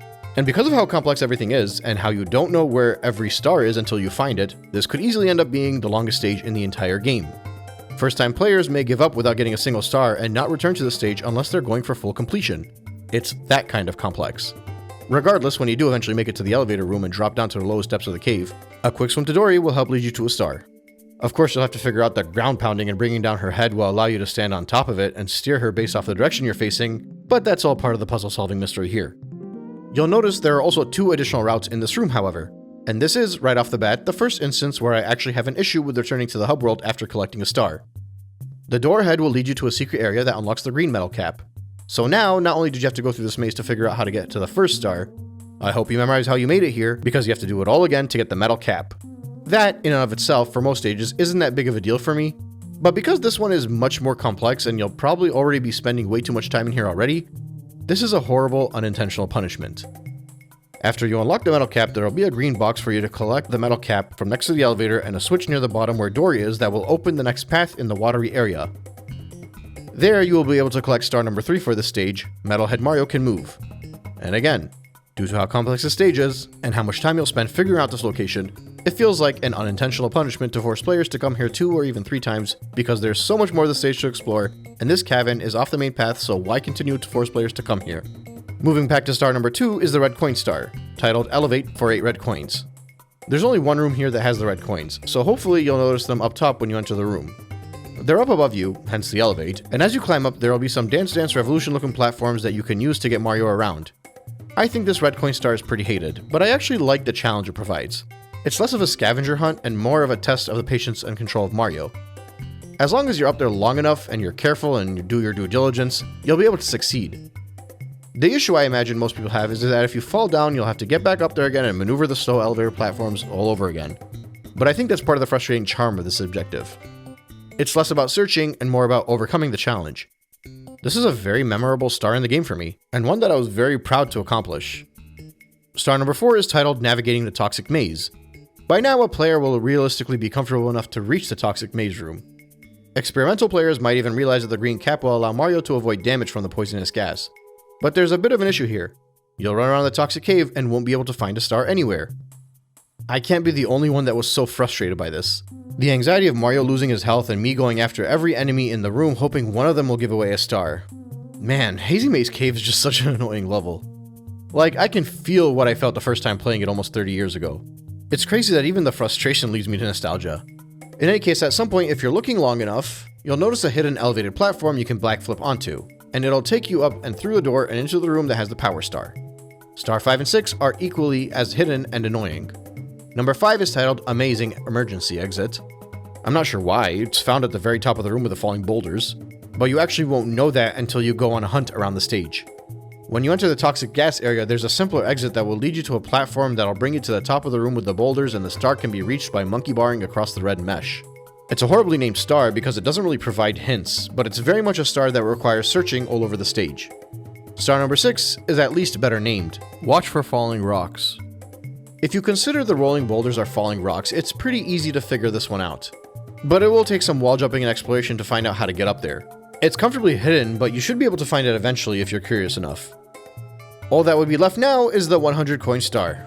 Oh man, this is easily a top 3 worst mission in the game. The stage is large and spread out, and it's a maze.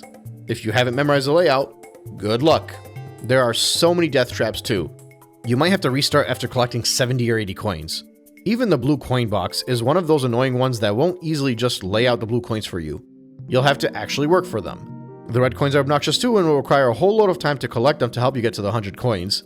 Everything is just so spread out that you're almost certainly likely to face 1 or 2 stupid deaths and have to start over. I remember I reached 100 coins while monkey barring on the mesh when I was younger, and when the star spawned, it was on top of the mesh. And before I could grab it, I fell down and lost my life. And actually, I'm pretty sure you can't even get on top of the mesh. This is a super frustrating mission. It's one that only the most diehard and stubborn of fans will complete. It's not impossible. I won't even go as far as to say it's a bad inclusion in the game, but damn do they make you work for it. But this course in general feels like that. You have to search, you have to find everything, and even if you do find the stars, they're not really all that simple to grab. There are too many locations you'll have to frequently revisit and relearn the locations of the map. So many different doors that lead to different areas. Strangely enough, the more you run through this map, the more confusing it becomes. It's not even like there's a benefit of reorienting yourself when you get a star, because you might have just gone through 7 different doors until you ended up in the right location of where the last star was. The 2 stars in the cave below plus the green cap means you return to that cavern too many times, and there's just no real intrinsic or extrinsic benefit of doing so. 1 time is plenty, so that's 1 star so far. When you get to the red coins on top of the map, there's no real reason or benefit to return to the start of the stage because you're already moving along the path of the course, so that's 2 stars.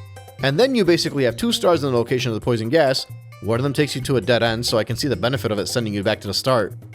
But the other one just puts you on top of the main boulder room, and there's really no need to exit the stage at that point. So that's 3 stars. And the one with the falling boulders is literally right along your path, so being sent back to the start is a waste of time. So that's 4 out of the 7 stars in the stage that I think are actually worse off because it sends you back to the beginning. In Jolly Roger Bay, when it was 3 stars that I said the redundancy was felt, that was largely because of how painstakingly slow it felt to move Mario. You could maybe argue, if you enjoy swimming, that those 3 stars might not be so redundant to get kicked out of the stage for. In the case of Hazy Maze Cave, there was almost no benefit of being sent back to the beginning, because restarting the course is actually worse for the player. You're still lost, you're still searching, you're still going back to the same area, and by the end of it all, heading back to the beginning of the stage doesn't really offer you any assistance since you're frequently and confusingly running through the same path. In Boo's Haunt, that wasn't as much of an issue because for the most part that stage was less confusing and the paths to the stars were often linear and led to an endpoint where it was in your benefit to be sent back to the beginning before looking for the next star. But here, it's like being sent back to a specific point at the bottom of a circle and being required to continue to go around that circle to the same area with the slightest of differences. Once or twice, I can forgive as learning the stage, especially when it comes to something more linear like Whomp's Fortress with its 2 paths side by side. But due to the complex nature of Hazy Maze Cave, the ease of which a player can lose a life, the reality that you'll probably get lost starting from the very first star, so you're already probably going to be seeing most of the map earlier on, and just by nature of how confusing and repetitive many of the stars in the stage are, I think, hands down, so far, this is the one stage where someone could make a long list of complaints about how terrible Mario 64 is, explicitly because you're sent back to the beginning of the hub world after every star. The mechanic just doesn't lend itself well here at all. I can yield that. I say 4 of the stars, but if you made an argument that all 6 of them shouldn't send you back, I could see a case for it. But I'm sticking with my number because I think one of the cave stars and the star at Caged Off Dead End after the poison gas are in the benefit of the player to return to the beginning of the stage. So we're at 10 out of 42 stars now that I feel like are redundant or worse off because Mario gets sent back to the hub world after collecting stars. Regardless, despite this jarring issue, I can't say I hate this stage. It's difficult, but it's a difficulty I enjoy, and it's very memorable as a result. This stage is great for a final challenge, and I have to imagine most first-time players will quickly leave it on the back burner and only return to it later on when they want to go for full completion, which is yet another highlight of how good they nailed the dynamic of progression through this title, so that people of all skill levels can enjoy it. And now it's time to leave the maze behind us. and we're gonna head towards the fiery depths of Lethal Lava Land.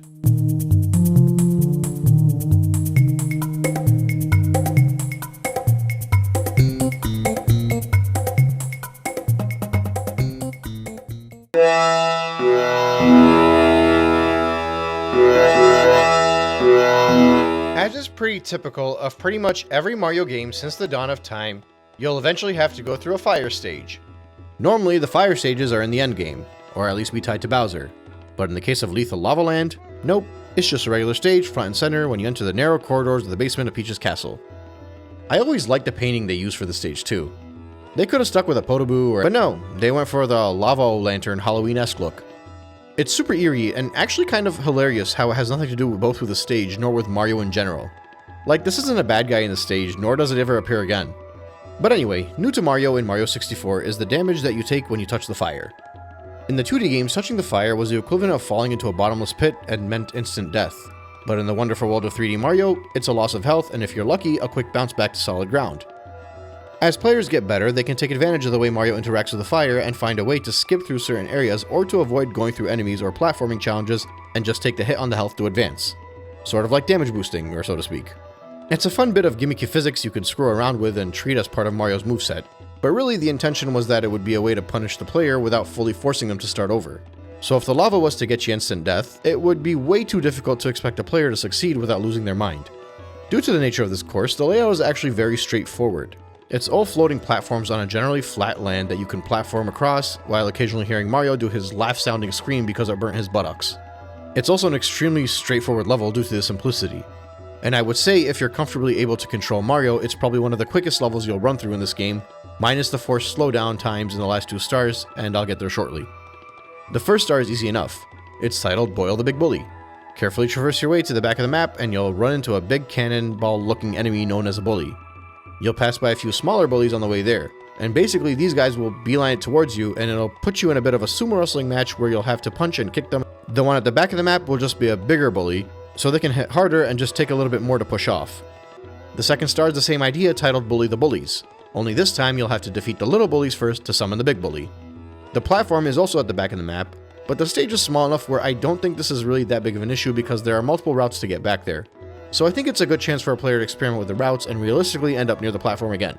The fight is redundant, but it's redundant in the same way the booth fights were redundant in the Haunted Mansion, where the fight is just the final objective, but the actual value and the challenge of the stage is being able to maneuver around without dying in the fire and making it to these platforms. The third star is the 8 red coin star titled 8 Coin Puzzle with 15 pieces.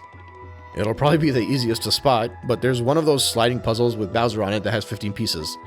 All of the red coins are on there, and there should be no challenge here to collect the red coins and grab the star. It's very easy.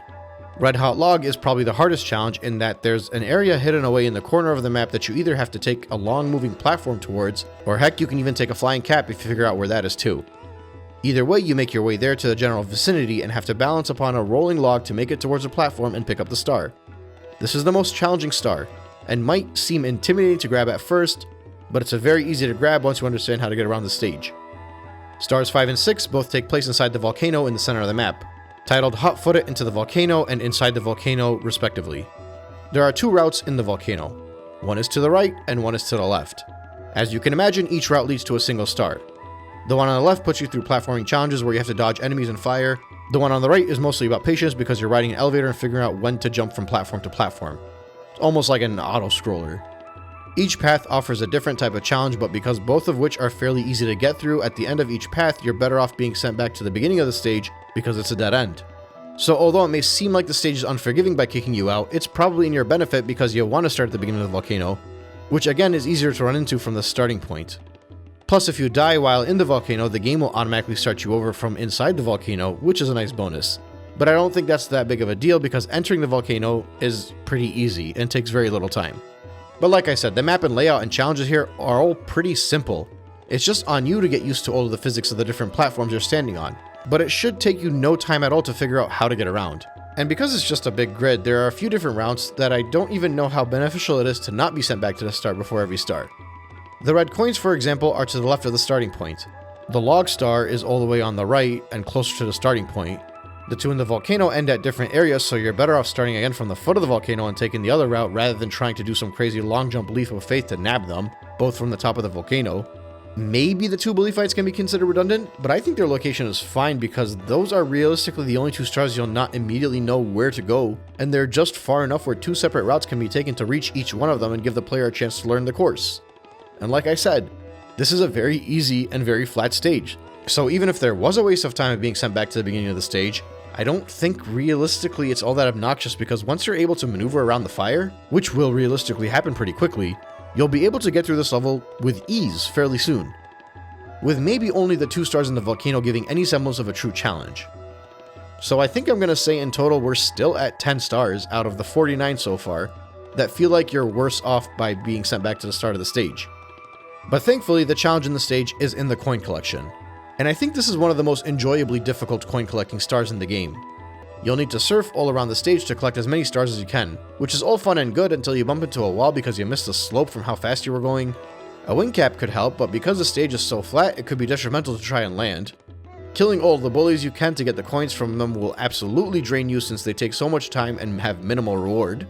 And even if you're able to collect every coin, defeat every bully, spare every hit of health, and survive, you're going to have to head inside the volcano as well and continue to reach your 100 coin target, which will just add more risks of losing your life and having to start the count over. I think there are still 3 or 4 stages more difficult than this one when it comes to the coin collection. Hazy Maze Cave is one of them, but this is the only one of the stages where everything else here genuinely feels like very level 1 stuff.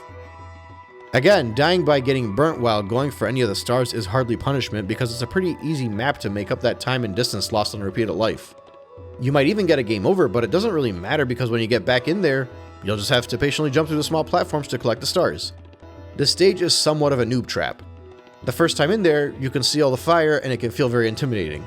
But once you learn how to control Mario on the varying platforms and avoid touching the lava, or better yet, once you know how to manipulate Mario's reaction to actually touching the lava, this becomes one of the easiest stages to overcome.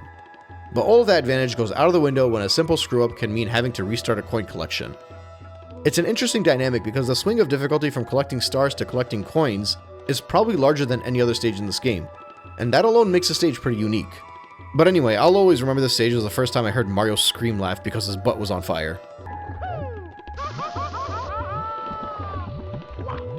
I'm not sure if anyone else used to refer to it as a laugh, that was probably just my family, but his painful cry always sounded more like a humorous laugh, kind of like when you foolishly hurt yourself and are laughing despite being in so much pain. The grabbing of the butt and flying through the air or maniacally running across the platform was just a bonus. It was just so memorable for us. Oh, and the Bowser puzzle for the red coins is just so out of the place that I can't help but smirk at the thought of one of the game designers casually deciding to implement it.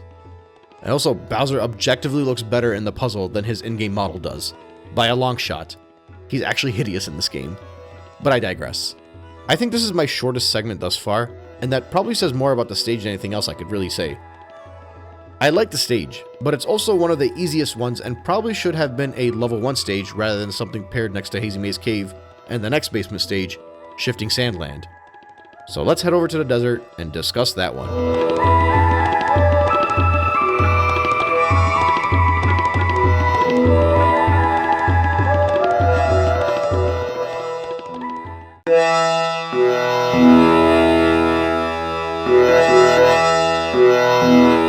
Shifting Sandland is the next elemental theme stage in the game. It's kind of funny because due to the new and experimental designs of the stages in the Nintendo 64, it has many themes that are shared across most 2D and 3D games for that matter, but they sort of lack the Mushroom Kingdom charm that we're used to in other games. At least they do for me. There's a weird sense of realism in Mario 64 that makes it stand out a bit. I guess by realism I mean it's much less cartoony than the remaining Mario games. And I wonder if that was intentional as part of their transition to 3D, or if it just happened like that.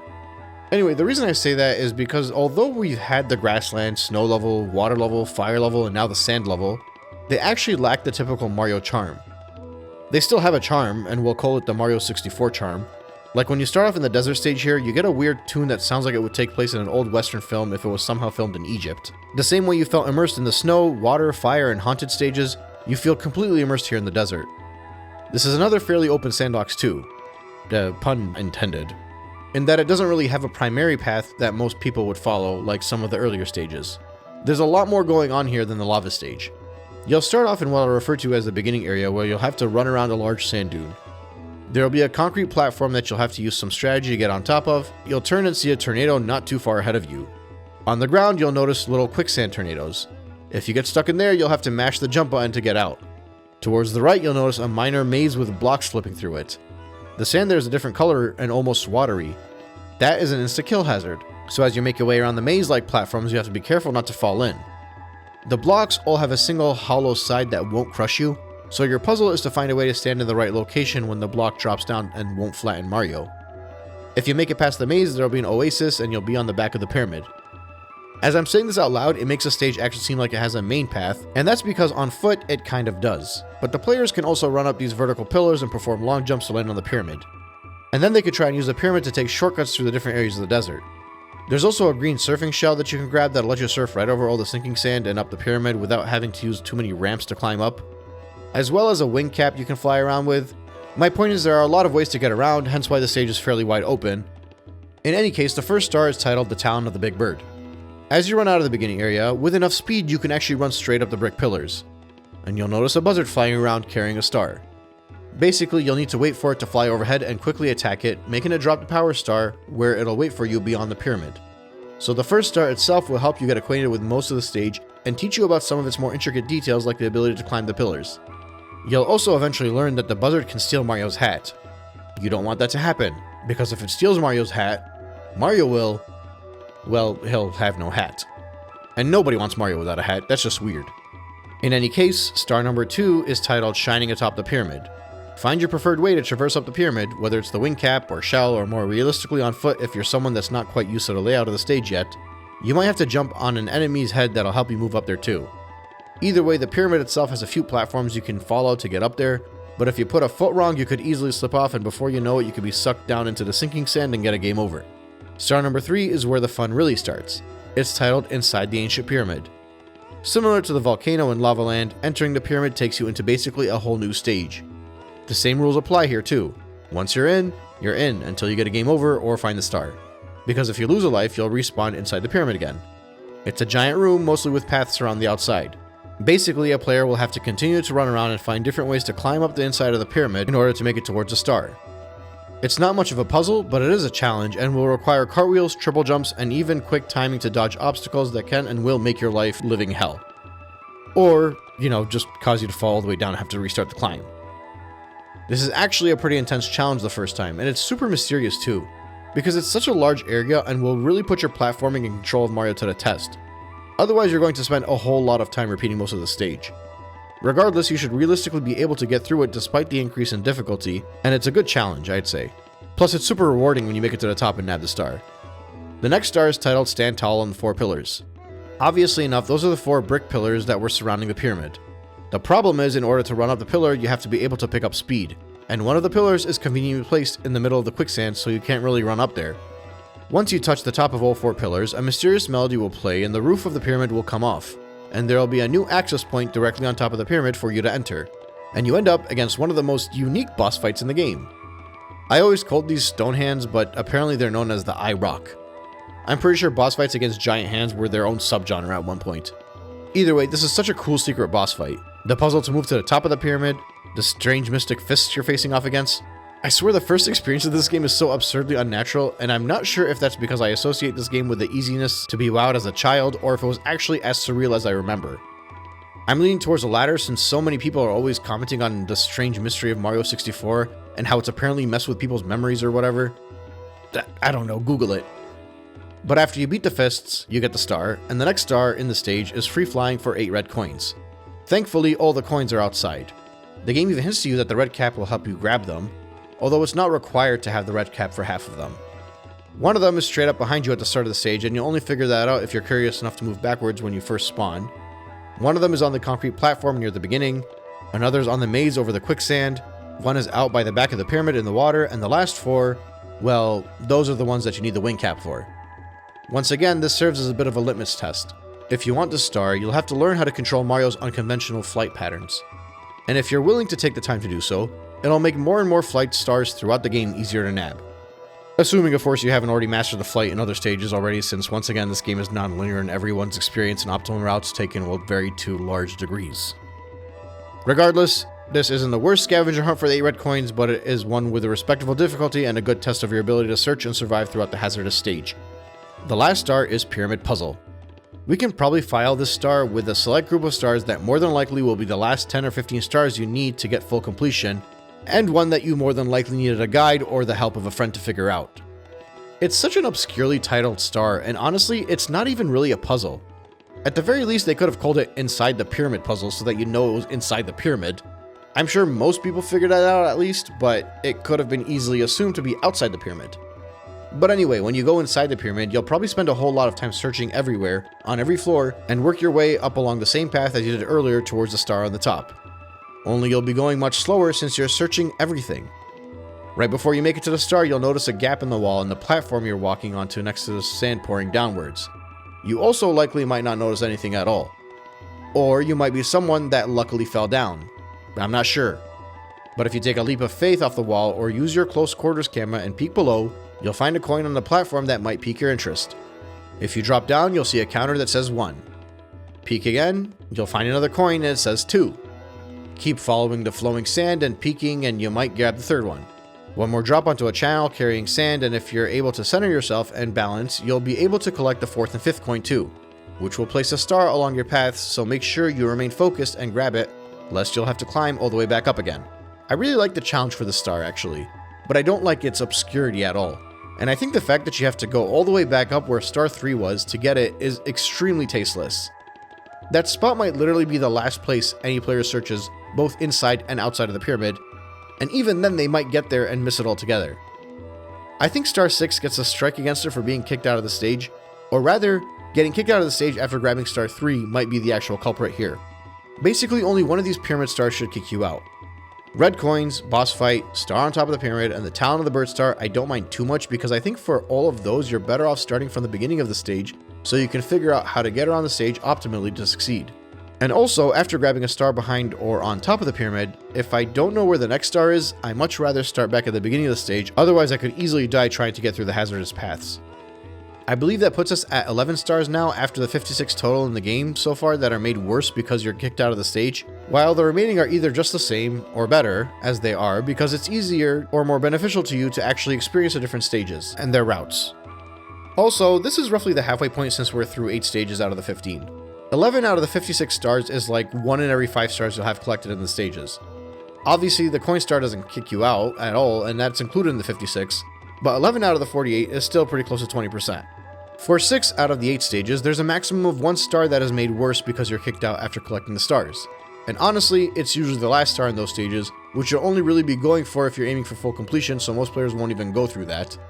Jolly Roger Bay and Hazy Maze Cave alone holds 7 out of the 11 of those stars. So basically, for the first 8 stages of the game, which is more than half of the stages, only 2 stages are actually that much worse off because of the mechanic that sends you back to the hub world. And even then, it's only half of those 2 stages. I'm assuming that number is going to increase as we move out of the basement and head upstairs in Peach's castle, but I just thought it was worth highlighting how blown out of proportion this whole thing is considering this is more than half of the entire game. And I guess since we're at the halfway point, I'll also remind everyone that I could agree that an optional text to go back to the hub world or starting point can be very beneficial. I'm not saying the way they implemented it in Mario 64 is the ideal. I'm just trying to shed a different light on the criticism that has become such a major talking point, despite the fact that it's hardly even that egregious of an aspect of the game when you're playing it for the first time. Since even if you time the 30 to 45 seconds tops it takes to collect the star, get kicked out, and jump back into the painting, the benefit of that being at the start of the course alone will more often than not save more time than those seconds. Agreed? I hope so, because I still have 7 more stages to go, so I'm hoping we're on the same page here. Anyway, I didn't discuss the coin collecting star. I could probably do a whole video on this alone. This is by far the absolute worst stage to collect 100 coins in, and that is primarily because there are so few coins to collect, and so many ways to die. Think of the enemies you have to defeat, the red coins you have to grab, the hazards you have to avoid to collect whatever you can, and the fact that you have to jump into the pyramid and make your way around there while trying to avoid all of the dozens of ways you could be forced to lose a life and start over. Like you can fall into quicksand and die. You can slip off the side of the pyramid and die. You can accidentally fly into a brick pillar and die. It's just so tedious and frustrating. I hate this star, with a passion. Stupid buzzards. This 100 coin collection star is so obnoxious that I'm inclined to not include my general caveat of the reward of collecting the coins being all the more worth it. This is basically one of those dumb difficulty spikes. those retro game bottlenecks. So fine, when you do get the star, y'all probably jump up and scream with joy. I know I did. Heck, I still do, because it's still a pain in the mustache. So let's move on. This is a good stage with probably 2 really bad stars, and I'd be lying if I said I don't look forward to taking the stage on as a whole whenever I play the game. But now that it's complete, we finished all the stages in the basement. Well, almost all of them, because next up is another one with an obscure entrance. Dire Docks.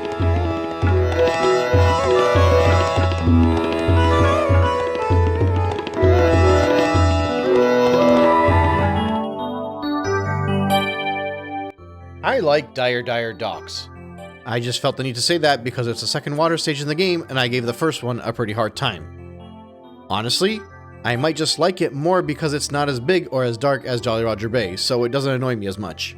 When a player is ready to face off against a second Bowser, there'll be a weird jelly goop blocking the entrance. That goop is the entry point to Dire Docks.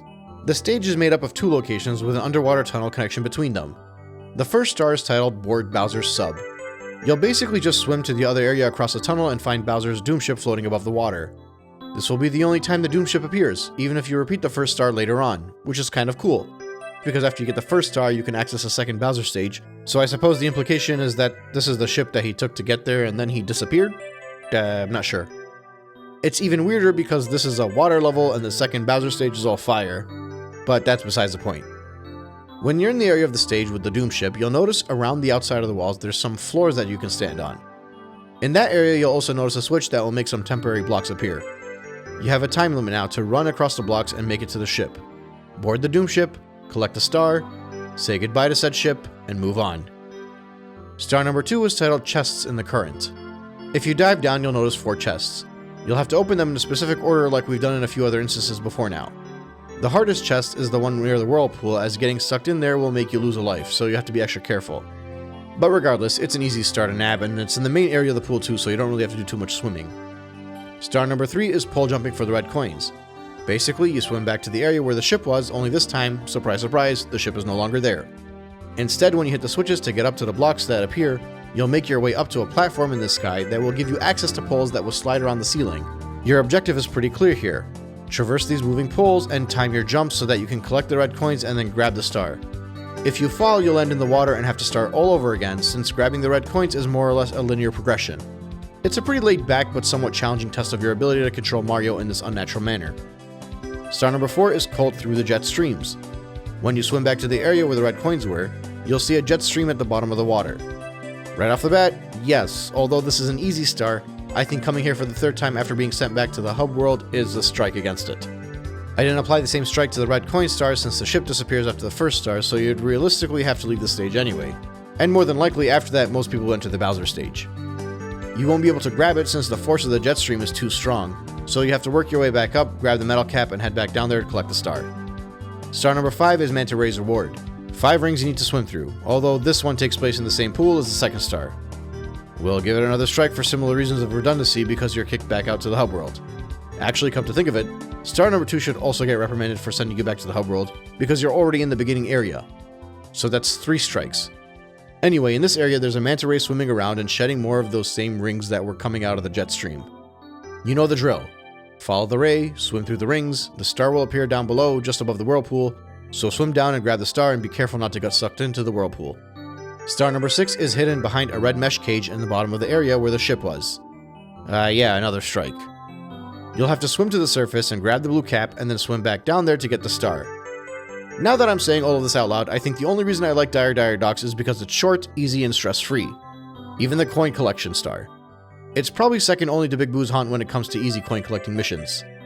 There aren't a whole ton of coins in this course, but because it's so small and there are so few intricate areas to hide the coins, it makes it a very easy mission. Honestly, I give this stage 4 strikes, but it's so quick and easy that even though it sends you back to the starting point, I don't see how it can be frustrating. It's not making you redo a whole lot of the platforming or anything.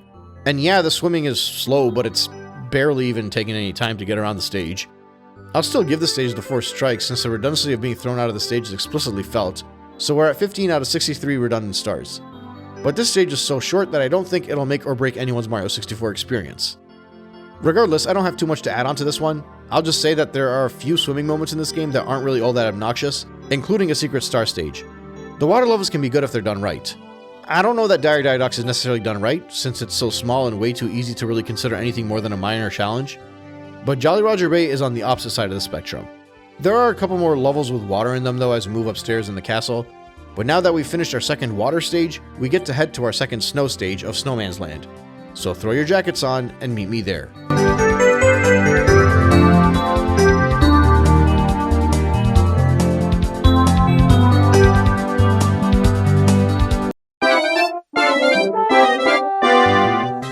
Now, I'm not sure why Snowman Land is always the last stage I think of when I discuss Mario 64. Something about it makes it stick out to me the least out of any stage. And for whatever reason, it just doesn't feel like a full 7-star course in this game, even though it clearly is. I wonder if it's because Cool Mountain is predominantly the more appealing snow stage, so it takes up most of my memories? Perhaps I conflate the two stages? I'm not sure. I mean, the stage clearly has multiple unique aspects to it. The water is so cold you'll actually lose health by swimming in there. There's an inside location similar to the lava in the desert stage. There's a big snowman, the hidden area you have to propel to it, and etc. I've memorized this stage the same way I've memorized all the rest, but again, this one just feels like it could have been in Mario Galaxy or something. Anyway, this is yet another stage that doesn't require you to jump into a painting. Which, if you're keeping tabs, that's actually 5 stages so far, and there's 2 more. I always thought it was ironic that we all talk about how Mario 64 is all about jumping into paintings, when nearly half the stages don't even have a painting to jump into. In the case of Snowman's Land, it's another stage hidden in an empty wall. Something I appreciate about the stage is that although you have multiple themes repeated in the stages, they generally tend to stand apart on their own. The 2 water stages so far were different types of settings, and that similarly applies here. While Cool Mountain gives off North Cabin on a ski mountain trip during Christmas vibes, Snowman's Land gives off the feeling of a cold and dark, quiet Midwest winter, the type you don't want to run outside in. It has less of a linear path than Cool Mountain as well, and is more of a semi-open sandbox in the same way Shifting Sand Land is. I say semi-open because I'd consider something like Lethal Lava Land to be fully open. There's still a general direction, but not really a direct path. As per usual, you'll see most of the main part of the stage by simply going to the first star, titled Snowman's Big Head. There's a giant snowman and you gotta get up there. Along your way, there'll be wind hazards, ice bullies ready to knock you down, and various other enemies and hazards to catch your attention. And there'll be mounds of snow coming out to slow you down. This is mostly a test of your control of the triple jump. You'll have to test your timing and hop, skip, and jump and flip over the highest mound and land atop the base of the snowman. You'll platform your way upwards and eventually find an ice bridge with a penguin on it. The bridge passes in front of the snowman's face and it'll blow a strong gust of wind to knock you back down to the bottom, also potentially causing you to lose your hat. You're meant to hide behind the penguin to get across the bridge safely. After that, you'll need to perform a backflip to get up higher and grab the power star. The second star is Chill with the Bully. Basically, just head to the bully you passed by on your first star and do the same thing you did in Lethal Lava Land to get that star. Star 3 is Deep Freeze and is located in the ice igloo right behind you when you start the stage. For obvious reasons, the Deep Freeze and the Big Bully Fight are the first 2 stars most people will usually get, and both of which are annoyingly redundant stars for sending players back to the start of the stage, since they're basically located at the stage's entrance anyway. Star 4 is Whirl from the Freezing Pond. You're meant to head back to the narrow path again, but most players will do some searching in the areas they haven't been to until they figure that out. There are slightly alternate routes you can take to get you to the path over the water, and you have to jump on those propeller enemies and use their location to time your flight and land beyond the wall. When you get back there, the star will be waiting for you in a yellow box. Star 5 is a red coin star. The game gives you a hint in the title. It's called shell shredding for the 8 red coins. The problem is the shell location is right next to star number 4. So you basically have to take the exact same route you took again to grab the shell and then collect the 8 red coins, making this kind of redundant. But in fairness, the actual shell shredding to collect the 8 coins is a fun challenge, and it's a decent scavenger hunt to collect all 8 coins.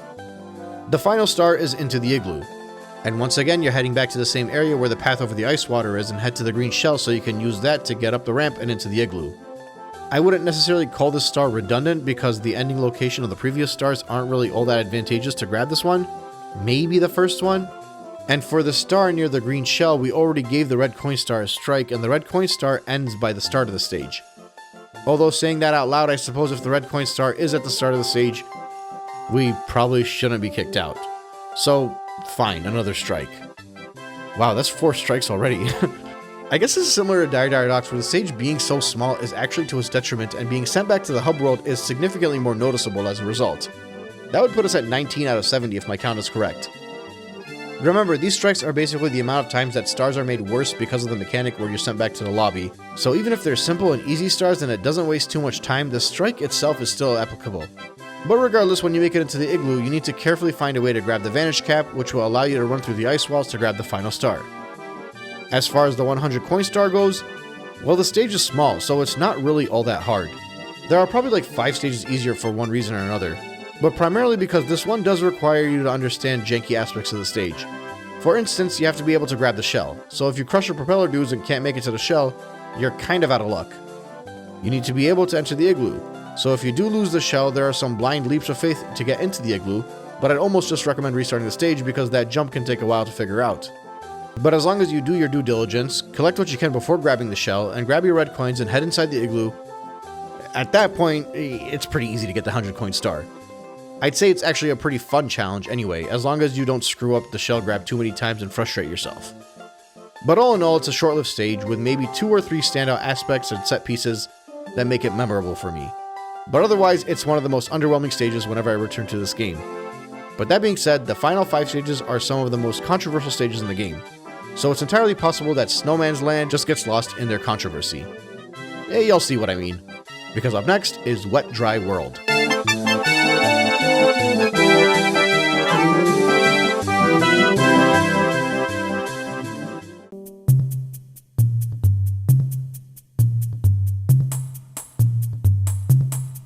Wet Dry World is, in my opinion, one of the best open sandbox stages created in the history of 3D Mario.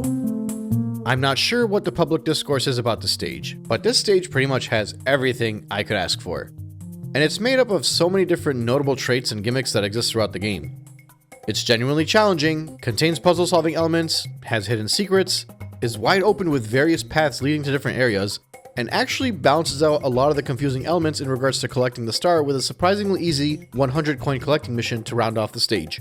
There's a secret area that does take some time to figure out how to reach, and the objectives in that area are quite unique. Genuinely, I think this stage takes all of the negative aspects of Hazy Maze Cave and turns it into a wide open maze light, so to speak. Where rather than a confusing map with walls and doors, you have a primary gimmick that involves rising and lowering the water level around the stage in order to reach certain locations that you would otherwise be able to spot, even if you were at the wrong water level. For this reason, some of the stars, or at least their locations, are fairly easy to figure out just by looking around the stage. The objective now falls on you to solve the puzzle and learn how to grab the star. I'm not exaggerating when I say the puzzle-solving element of this stage might rival some of the best Zelda dungeons. But the difference is, when you run through the stage, you're still very much going through the typical action platforming and collecting challenges that you would experience in an action platforming collectathon. Honestly, just the fact that there's a lot of swimming in the stage and I didn't immediately start off by complaining about it should be noted. And I'll shortly get into deeper details about the stars themselves, but given that the stage has 2 different large areas, they even separated 2 different coin collecting missions, so that at some point or another you'll have to traverse through the whole map to really enjoy the search and collect aspects of this glorious, large sandbox. Most sandbox stages are a big square. This one, in many ways, is more like a cube.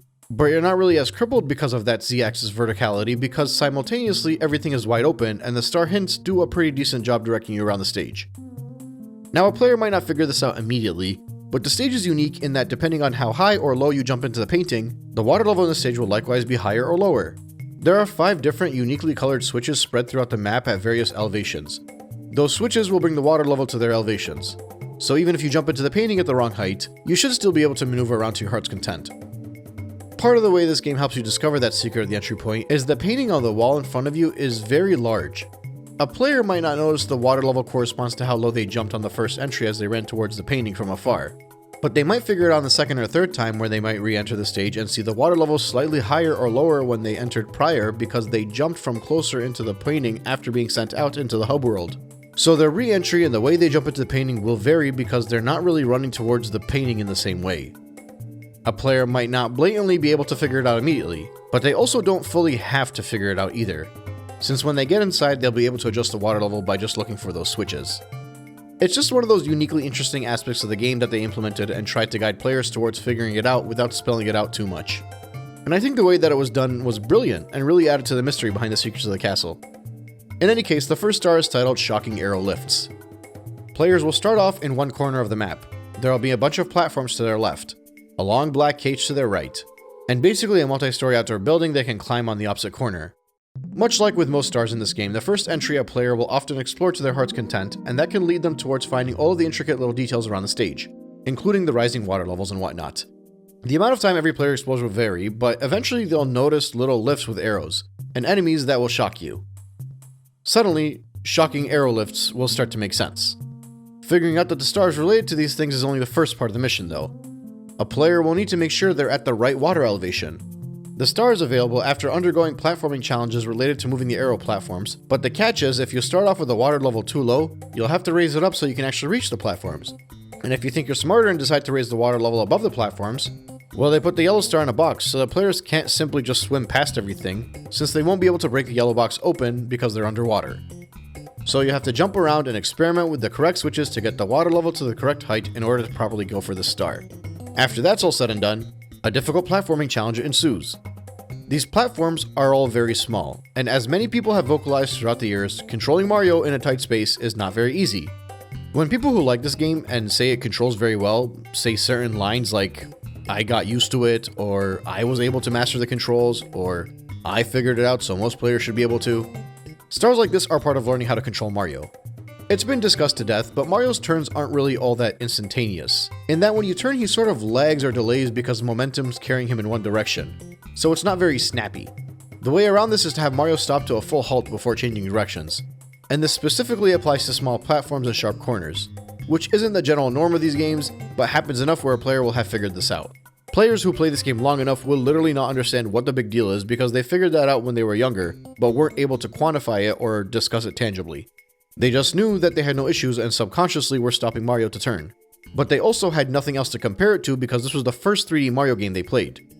But now the discussion has been had plenty of times, and it's a good way for people to understand how to control Mario in these situations. It's actually similar to the discussion in Mega Man 1, where people would often say his controls were slippery, but players eventually figured out that they'd be able to avoid that slipperiness by quickly hopping at the end of the platform, since that would stop Mega Man in his place. It's just one of the natural ways longtime players will adapt to these controls that were very much experimental for the time. Regardless, this arrow challenge is not the first time you'll have to learn to control Mario in a tight space, but it's set up in a manner that you're basically going to have to figure it out if you want to fully succeed. Because the platforms are small, the turns are sharp, and the enemies around Mario will not allow you to casually tiptoe. You might have to actually jump or dodge. But you probably won't lose a life. The punishment will just be starting the challenge over and over again. Because even if you lose a bit of health, you'll fall into the water and immediately regain that health and start over. It's very much like a modern challenge in that aspect. Basically, a platforming section with unlimited lives and the ability to quickly repeat the challenge over and over again without having to run through an entire stage beforehand. So because players are able to get through the challenges multiple times with minimal delays, and because they'll have to figure out how to control Mario in a tight space to get through it, getting through this star is one of the best ways the game teaches you how to control Mario. Your muscle memory will start to subconsciously take what you did here and apply it to challenges throughout the game. Don't get me wrong, there are moments before that led you to this as well. After all, this is like the 11th stage now. But this test is much harder than any of the ones before it. And due to how some of these stages up ahead are, the first star in Wet Dry Land becomes one of the most critical challenges for a player to overcome as they prepare themselves for the end game. And yeah, that's just star number 1. Star number 2 is titled Top of the Town. By the time you start the second star, you might already have figured out a good chunk of the map and learned that there was a water gimmick. But you still might not know that the water level changed because of how high you jumped into the painting. Heck, you might have jumped at the same height and nothing would have changed at all.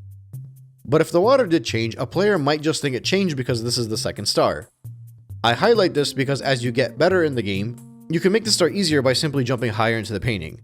Otherwise, assuming you start around the average or below average height, you'll have to figure out how to make your way up to the corner of the building since the star is at the very top of all of this. Again, this whole experience will vary depending on how high the water is when you start, and how high you decide to make it before climbing up. You might just be going up a ramp, pushing some blocks, letting a robot flick you upwards. Whatever the traversal requires, you'll have to find a way to make it to the top of the map. Once you're up there, you'll have to dodge an enemy that'll chuck you all the way down, and force you to start over again. If you can make it past that enemy, all that's remaining is along a narrow bridge, and 2 fairly risky jumps later, you'll have the power star. But again, with every fall is a restart of the challenge. The name of the star makes it fairly easy to figure out where the power star is, but getting up there could be a tricky challenge. Keep in mind, a player might have even prepared the cannon for the first star and tried to use that to blast themselves upwards. There are just many different and dynamic ways to put your platforming and puzzle solving skills to the test, and it makes me love this stage all the more because of it. The third star is titled Secrets in the Shallows in the Sky. This one will put you to the test. There are 5 unique secrets around the map that a player is meant to figure out, and they range from painfully obvious to well hidden. The hardest part will be to figure out exactly what it is you're looking for. So this will be the star that you do the most searching for to figure out the intricate details about the stage. At some point during exploration, you'll either notice some movable blocks that you can push, or you'll see some interestingly placed yellow blocks throughout. Regardless of what you find first, it'll cause one of those unique noises in the number 1 to appear on screen, indicating that there's a counter and you're meant to find more. This, in and of itself, is already a typical challenge that we'll see in this game, generally with the red coin star. But with the way this is set up, you'll have to manipulate the environment via the switches to grab these secrets, in that the water level has to be low enough to be able to interact with these blocks, or high enough to help you reach the various locales. Once you collect all 5 secrets, you can grab the star, or if needed, readjust the water level and then head to the star. Either way, each of these secrets alone will provide their own unique challenge in order to collect, and it makes for a fun scavenger hunt and stands out in a collectathon full of scavenger hunts. The next star hint is Express Elevators. Hurry up. This was actually first, and for a long time, the only star I was able to get in the stage. When you play through the stage, pretty early on you can figure out where the star is since it sits at the top of the inside of the cage. As per usual, a player might try and grab it with a water level high enough, and they won't be able to. There's a platform just outside of the cage, and if the player stands on it, it'll cause part of it to drop down below, and that player needs to get down to the bottom quick enough to get on the elevator before it rises back up. If the water level is too high, you can't get down there fast enough, since you'll be slowed down by the swimming. So part of the challenge is realizing that the only way you're going to make it low enough to get on the elevator is by having the water level at the lowest point. But the problem now lies in figuring out how to work your way up to the top of the stage so that you can activate the elevator platform. But by now, you should have messed around long enough in this stage to figure out the best way up there. With the water level at its lowest point, you need to drop down, swing inside the cage, and catch your ride before it takes off again and heads back to the start. Another unique puzzle and skill-required platforming challenge that I really enjoy succeeding in. The final 2 stars will require Mario to head to the secret area of the stage, otherwise known as the town. The cage I mentioned earlier in the corner of the stage? Yeah, that's the entrance to the secret area. We used to spend hours trying to blast Mario off and seeing if we land him in the cage. I'm not sure if we were ever able to land him in the cage because eventually we figured out that the height of your entry into the painting determined the water level. We no longer had any use for the cannon anymore. The goal here is to backflip in front of the painting and cause Mario to enter the stage from the highest point possible. This will allow you to basically swim right up to the cage and hop into the swim to the town. When you get to the town, you'll need to find the 8 red coins. I always found this town to be super interesting. Like, they didn't need to go into this much detail building this quaint little area with basically nothing but a red coin mission. In order to collect all the coins, you'll need to get the water down to the lowest level. Once that's done, you'll have to perform cartwheels and flips and maneuver your way around and search to collect the 8 red coins. I appreciate the stage because they put 2 different scavenger hunts in 2 different areas. The secrets are in the main location, and the red coins are in the town. I might have preferred the 8 red coins in the big area since there is more to collect and they'd have been the more obvious collectibles, and the secrets could have been in the town, which is a bit smaller and easier to get around, but I think I'm just being nitpicky. The important thing for me is they managed to make both sections of the stage their own little unique searching star. And with that, the final star is titled Quick Race Through Downtown, which more or less requires you to grab the blue vanish cap and run fast enough through the stage in the corner of the town and grab the power star. In addition to that, as I mentioned earlier, the 100 collection coin star is one of the easiest ones in the game, especially since by the time you get to the star, you'll already have figured out all the intricate details of the stage when it comes to the water level and adjustments. The stage is generous, the blue block switch is generous, there are plenty of coins to collect, and due to the fact that this is a water level with fairly shallow water almost always readily available, you're not likely to lose a life since you can easily replenish your health in the water, so as long as you don't swim down under long enough to drown, you'll be able to get your 100 coins very easily. Now, I'm going to say this knowing full well that many of you will disagree with me, but I think I can make a case that this stage doesn't have a single star that is made worse because you're sent back to the hub world between the stars. In fact, I'd argue simply because of the fact that you can adjust the water level based off the height of the paintings, this stage is better because it kicks you out so that either A, you can figure out that you can adjust the water level, or B, if you already figured out you can adjust the water level, you can utilize that to enter the stage in whatever way you feel is most beneficial to you. The shocking arrow lifts ends with you on the side of the stage where the water level at a certain height. When you collect that one, it's quicker to jump out of the stage and jump back in so that you can take the platforms to climb the stage for the top of the town. Or better yet, jump even higher and get the water up there so you can get there quicker. The secrets in the shallows in the sky is a star better started off when you're lower down to the ground, so you're better off going back to the hub world rather than swimming down to adjust the level. Also, that star is a scavenger hunt, and I always think those, similar to the red coin stars, are best done in their own unaffected life so that you can use your mission objectives to learn and explore the entire stage in depth. The express elevator is best done with the water levels at its lowest point, and most of the stars will be completed with the water level higher than that. And the 2 stars in the town will require the water level to be at the highest point. A point that is actually higher than any of the other switches available in the main area. So you can't actually accomplish this star unless you're kicked out of the stage and perform a backflip to get back in there at the highest water level. You could maybe argue the 6th star with the vanish cap and the red coins are redundant, but that's entirely contingent on if a player has even unlocked the invisible cap by the time they made it up to this stage, and not every player will have done that. Don't get me wrong, a first-time player might not know that you can alter the water level, and a long-time veteran might have optimal routes figured out to adjust the water level, so there is a decent amount of instances where this could be actually better if you're not kicked back to the hub world. It's hard to gauge on a first-time player, especially because it's such a specific secret to the stage and the switches are all around, but honestly, even for me, a non-speedrunning veteran, I know exactly where I'm jumping into the painting for each star to get my optimal route in. And pretty much every time I start this stage, I like to start the water level at a different elevation. And I think that's part of the reason I genuinely love the challenge of Wet Dry World. It's super unique. Players can set up their own optimal routes and maneuvers. The challenges and obstacles a player is meant to accomplish almost never leads to a loss of a life. Rather, it's just a setback punishment that requires you to restart. The stage tests out my problem and puzzle solving skills, as well as my platforming skills. There's little to no excessive repetition as I play through the stage because the areas and the water levels are dynamic and unique. And regardless of which challenge I undertake in this stage, I find myself having way more fun accomplishing the task and collecting the star, and feeling good about that accomplishment. And with that in mind, the count for the stars that are made worse and feel redundant because we're kicked back of the stage is still at 19, and the total star count is now at 77. In the case of this stage, it's actually one of my favorites. I don't know what the community opinion of the stage is. Maybe it's hated, or maybe everyone loves it, I'm not sure. But I know for a fact that the next stage is one that I have a whole lot of love for, and everyone seems to point out how much they dislike it. So let's head over to Tall Mountain.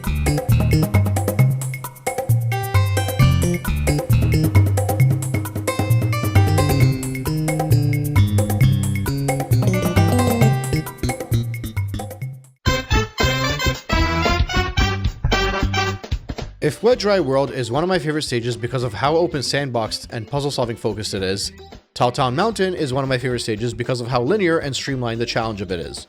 Also, I really like the aesthetics, and I love that it actually has typical Mushroom Kingdom style mushrooms. Something in general I appreciate about the upper level of Peach's Castle is that the 4 stages up there actually mirror the 4 stages on the first floor. Cool Mountain and Snowman's Land are both snow levels, Jolly Roger Bay and Wet Dry Land are both water levels, and we haven't gotten to it yet, but Tiny Huge Island in many ways feels like the next evolution of Bob-omb Battlefield. But perhaps the most distinct of these mirrored stages, and the 2 stages people are least likely to make some kind of connection between, are Whomp's Fortress and Tall Mountain.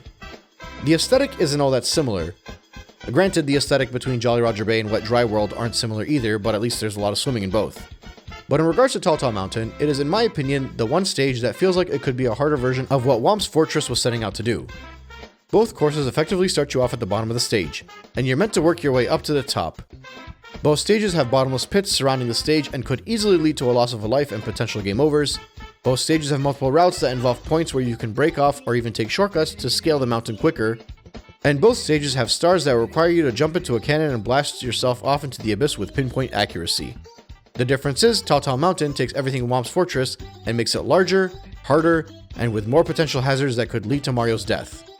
I think Tall Mountain takes some of the more streamlined linear path philosophies of the earlier stages like Bob-omb Battlefield, Whomp's Fortress, and even Cool Mountain, and just shifts the difficulty up 2 or 3 notches, making it actually one of the most challenging and as a result, rewarding courses in the game for me. And quite frankly, while I can understand some of the complaints people make in later linear stages like Tick-Tock Clock and Rainbow Road, not saying I agree or disagree with those complaints yet, but I understand them, I think Tall Mountain gets way more hate than is warranted.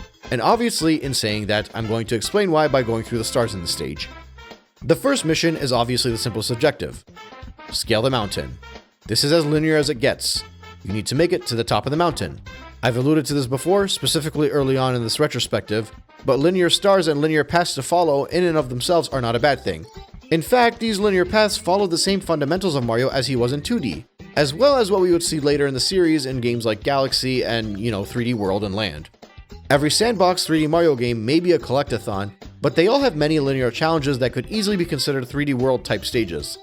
In that they're linear paths you're meant to run through with a start and end point, only the game developers find a way to make it feel like it's more wide open than it really is. Even Bob-omb Battlefield in essence is a giant sandbox, but if you put a few walls on the side of the main routes that takes you up the mountain to get to King Bob-omb, it feels just like a 64 3D World stage. This is similar to the argument I used to make about the Sonic Adventure games before we got to Heroes and then eventually Boost Formula. While yes, the earlier games were more open, the vast majority of players, at least the ones that aren't fully trying to break and explore every square inch of the stage, are going to play the adventure games as if they're just a linear path, point A to point B, without veering off too much. Mario 64 has many different stages on at least one or two of the stars that will have a clear endpoint in mind and basic linear route towards the endpoint, even though players can choose to veer off that point as they explore. But anyway, when you're scaling the Tall Town Mountain, your first obstacle will be a pit you need to jump over. If you fall, you'll land on land below and be able to collect coins to regain health and work your way back up. But you need to learn how to jump over that gap, ideally with a long jump. Pass by that, and you'll get to a second similar jump. Only this time, if you fall down, you'll lose a life. This is pretty typical platforming game design. Learn with one forgiving jump so that you can apply it to the next challenge. Continue around the mountain and you'll notice some red mushrooms with coins over them. We can pass by those for now, but at least we know where to find them. And better yet, once you head around the corner, you'll notice some platforms you can jump up that will require cartwheels and backflips to ascend, which will also contain red coins. This whole segment serves as not only a red coin challenge, but also a shortcut for the player that master Mario's control to be able to skip through a large chunk of the mountain. But for now, we'll continue our way around. You'll quickly pass by 3 Bob-ombs and eventually find one of those enemies that'll chuck you. If you can avoid him, you'll have to pass over a narrow bridge and jump over a gap that contains the pink Bob-omb and make it to the next area with a monkey. And you'll have to go through one of those rolling log challenges that we experience in Lethal Lava Land to make it over a large pit. If you can't pass by this, you'll once again fall down a waterfall and end up at the start of the stage and have to do it all over again. So you'll need to learn how to get through this point in order to continue up the mountain along this path. This could actually be a difficult challenge and will take quite a bit of expertise to accomplish. Luckily for players that still aren't comfortable enough getting through it, the previous shortcut was set prior to this challenge and allows you to skip past it altogether. I'm fairly certain I couldn't get through this log for a very long time, primarily because I was super young, but I was still able to get every star in the stage by avoiding the log, which made me always appreciate the shortcut. Regardless, when you pass by the challenge, there will be 2 routes. An upper one that'll require you to pass by some falling cannonballs, and a lower path that'll require you to jump across the platforms or monkey bar across. The shortcut from below also converges along these 2 paths, with the upper path requiring a few more leaps upwards to get to. Still, the 2 paths converge after these challenges, and players will now have to hit a long jump over a ramp and maneuver up the last few areas to make it to the star at the top of the mountain. The star itself just feels like a typical linear path you would take in any 3D platformer, with multiple routes and various challenges and secrets throughout as you pass through them. And I think it's one of the more enjoyable straightforward linear routes in the game. Star number 2 is titled Secret of the Monkey Cage. There are 2 ways to think about this star.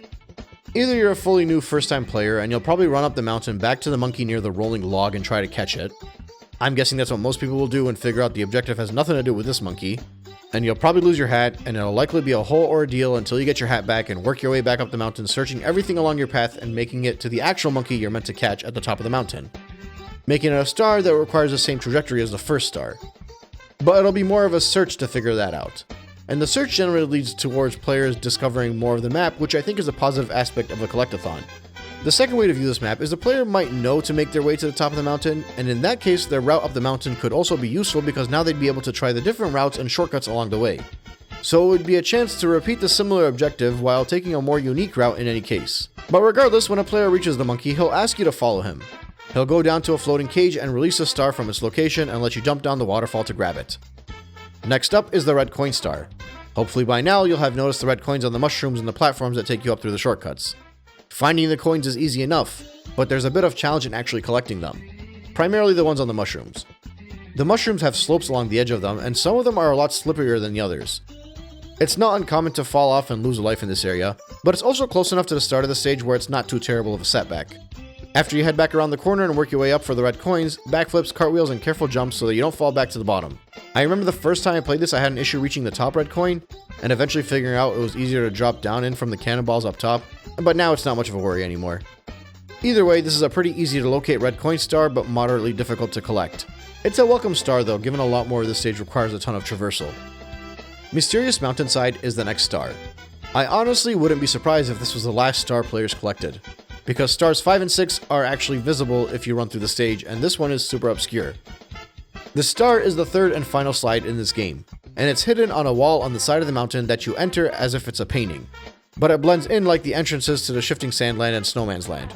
The star is in a location next to an angry cloud that'll blow Mario away, and you might bump into the wall because of the cloud, or rather because you're trying to avoid the cloud. That's the only thing I can really say to help the case for how obscure it is. But I will say it's one of those hidden locations that the first time you see it, you might think it's hidden, but after that it seems so obvious that a secret lies in that perfectly square segment of the wall that you can't help but assume your subconscious spotted the entrance to the slide on its own. Perhaps the one downside to this stage is that it's yet another star that will see you running up and down the mountain again. And by this point in time, you'll have seen enough where it's not all that interesting anymore, and could get redundant. But in fairness, finding the wall is only half of it, because the slide is easily the hardest of the 3 slides in this game so far. There's even a gotcha moment where the slide just cuts off and you're meant to turn. Now to be fair, there are a ton of signs telling you to make that turn, but still, with how quick you're moving on the first run, you could still get blindsided and slide right past it. It's a fun star too, and a very challenging one, fitting of a later star in the later stage in the game. And then star number 5 is hidden behind the waterfall across the narrow bridge at the top of the stage. You're meant to hit a switch that'll activate a platform for you to better jump into the waterfall, but you can technically get to the star just fine without it if you're comfortable in Mario's jumps. Either way, I could make excuses for the first 3 stars moving you up and down the mountain and allowing you to learn the stage, or at the very least one of them really forcing you to search every nook and cranny and require you to be victorious down the slide. But I can't really make an excuse for this star though, as it feels way too redundant by this point. I think this stage gets criticisms for 2 main reasons. One reason is that it's very difficult the first time around, which I think is funny because it's not nearly as difficult or as frustrating as at least 2 out of 3 of the remaining stages. And 2, it requires you to climb the mountain 5 times, which makes people whine because the automatic thought process was that if this was a true modern style open sandbox collectathon, they'd be able to finish most of the objectives by just getting up there one time. What I think people fail to consider is that if you're actually going into the stage blind, the routes through the mountain vary quite a bit the first 2 or 3 times. I mean, in any linear platform you play with multiple routes and more than one mission, people are okay with repeating those stages for the extra missions, even though they're more or less going through the exact same routes. And part of the reason they appreciate those multiple missions is because the game incentivizes you to run through the stage again to try multiple routes, as well as making more optimal routes through the stages or collecting a random MacGuffin as you traverse. I'm not sure why Mario 64 doesn't get that same point of view. Maybe people will automatically define it as a collectathon rather than view it as a 3D platformer, which would allow them to dock any linearity against it. I'm not sure, because I always appreciated that this game had searching, collecting, puzzle solving, action platforming, and linear route accomplishing all in one. I like that I'm required to go through some of these stages more than once because I either get to try the alternate routes, learn the stages more, or find new and hidden secrets that I missed the first time. It's the same reason I like going for full completion in any platformer. The difference is in Mario 64, those hidden secrets are just straight up power stars, and are the actual main MacGuffin. Would people prefer it if the branching paths were completely blocked off as they traversed up the mountain to make each traversal stand out? Wouldn't that defeat the whole purpose of being an open world style game where you can learn and choose your own routes? I'm not sure what the big deal is with so many stars in this game being in similar locations when the stages are almost always unique enough so that the routes to the star won't be the same. Especially in obscure objectives where you'll be doing more searching rather than simply running to a specific endpoint. This allows most stars to feel unique. While I agree with people when they say it's a chore to return to because you end up taking the same paths multiple times, I also wonder how many times did they play this game until they started to feel like it was a chore to return to. Because even with maybe 2 or 3 different 120 star runs, you could still get quite a bit of a unique experience going through many of these stages multiple times just based off you getting better and learning how to control Mario and experimenting with the movement. And even if that's not the case, who cares if it's a chore to return to? I swear, Mario 64 is like the only 3D platformer that gets judged based off its 2nd, 3rd, 4th, or even 5th playthrough. And that's probably because it's the only game people actually enjoy enough to fully complete more than once. But still, there just has to be an echo chamber that blows this much out of proportion. Good God, I haven't even made it to TikTok Clock and Rainbow Ride yet. I need to pace myself. But that being said, I don't think this stage is redundant. It has one more star than it probably needs that is redundant. First star, get to the top. Second star, get to the top and mess around with separate routes. Third star, get through the early stage red coin challenges. Fourth star, search the entire mountain for a mystery. Yes, starting the mission from where the red coins ended would be beneficial, but then it'd defeat the whole purpose of searching for the whole mountainside for a secret. And the 5th star is the redundant one that once again requires you to climb all the way up to the top just to jump into the waterfall. So with that star, we're now at 20 stars out of the 84 that I would say are actually redundant and significantly worse of an experience to put the player through. Also, the 6th star in the stage requires you to find the cannon and get it open, which hopefully you'll have done so by now, and blast off into the star over a mushroom ahead of you. We've done this a few times now. We've had plenty of cannon chances. This is the ultimate test of aim. You have basically no leeway. It's a direct shot or nothing. And this star is my final comparison to Whomp's Fortress. That one had an easier blast with pillars and poles all around you to help you. This one requires perfection, and will probably lead to a few deaths and maybe a game over or two while you're getting the hang of it. I remember going through a bunch of trial and error for it, and I imagine many people did too. But there was a huge sense of celebration and relief when I got it. And speaking of celebration and relief, the coin star in this stage is one of the hardest ones. Shifting Sandland and Hazy Maze Cave are the worst. But the problem with this one in particular is that there aren't enough coins. You have to go through the slide, which means if you hit 100 coins on the slide, you're probably not going to be able to grab the star. So you actually have to go through the slide first if you want any chance at success, but you won't know that until you actually go through the slide and not collect the star. Add on to the fact that this is a vertical level with multiple routes all around and many of the enemies offering only a single coin without blue coins splashed around and a plethora of locations to fall to your doom and start over. And you get yet another of the hardest missions in the game. And yet another one that is most likely going to be one of the final stars a person will collect only if they're going for full completion. But, and I know you've heard me say this before, I still like this mission. I like the challenge. I like that I experienced the challenge. And I don't think it's so absurdly difficult that it ruins the stage. Telltale Mountain is another stage that I adore in this game. It's well up there. Also, I really like the next stage, which over the years I've heard more and more people whine about. But when I was younger, Tiny Huge Island was often a favorite, and I'm pretty sure it was mostly because the gimmick reminded everybody of Super Mario Bros. 3. So next, we'll head over to that island and figure it out.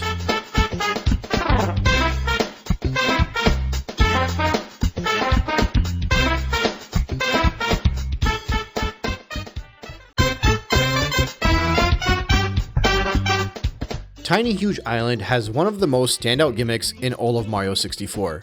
And honestly, I wouldn't argue against someone too much if they claimed it was the most standout gimmick in the entire Mario series. It makes a stage extremely memorable as a result, and oftentimes people remember the gimmick of the stage more than the actual stars. Casual gamers, or even non-gamers that played Mario 64 as a kid, will usually remember maybe half of the stages max, and it'll always be because of the aesthetic. Bob-omb Battlefield, Whomp's Fortress will usually get mentioned first, primarily because of the early stages.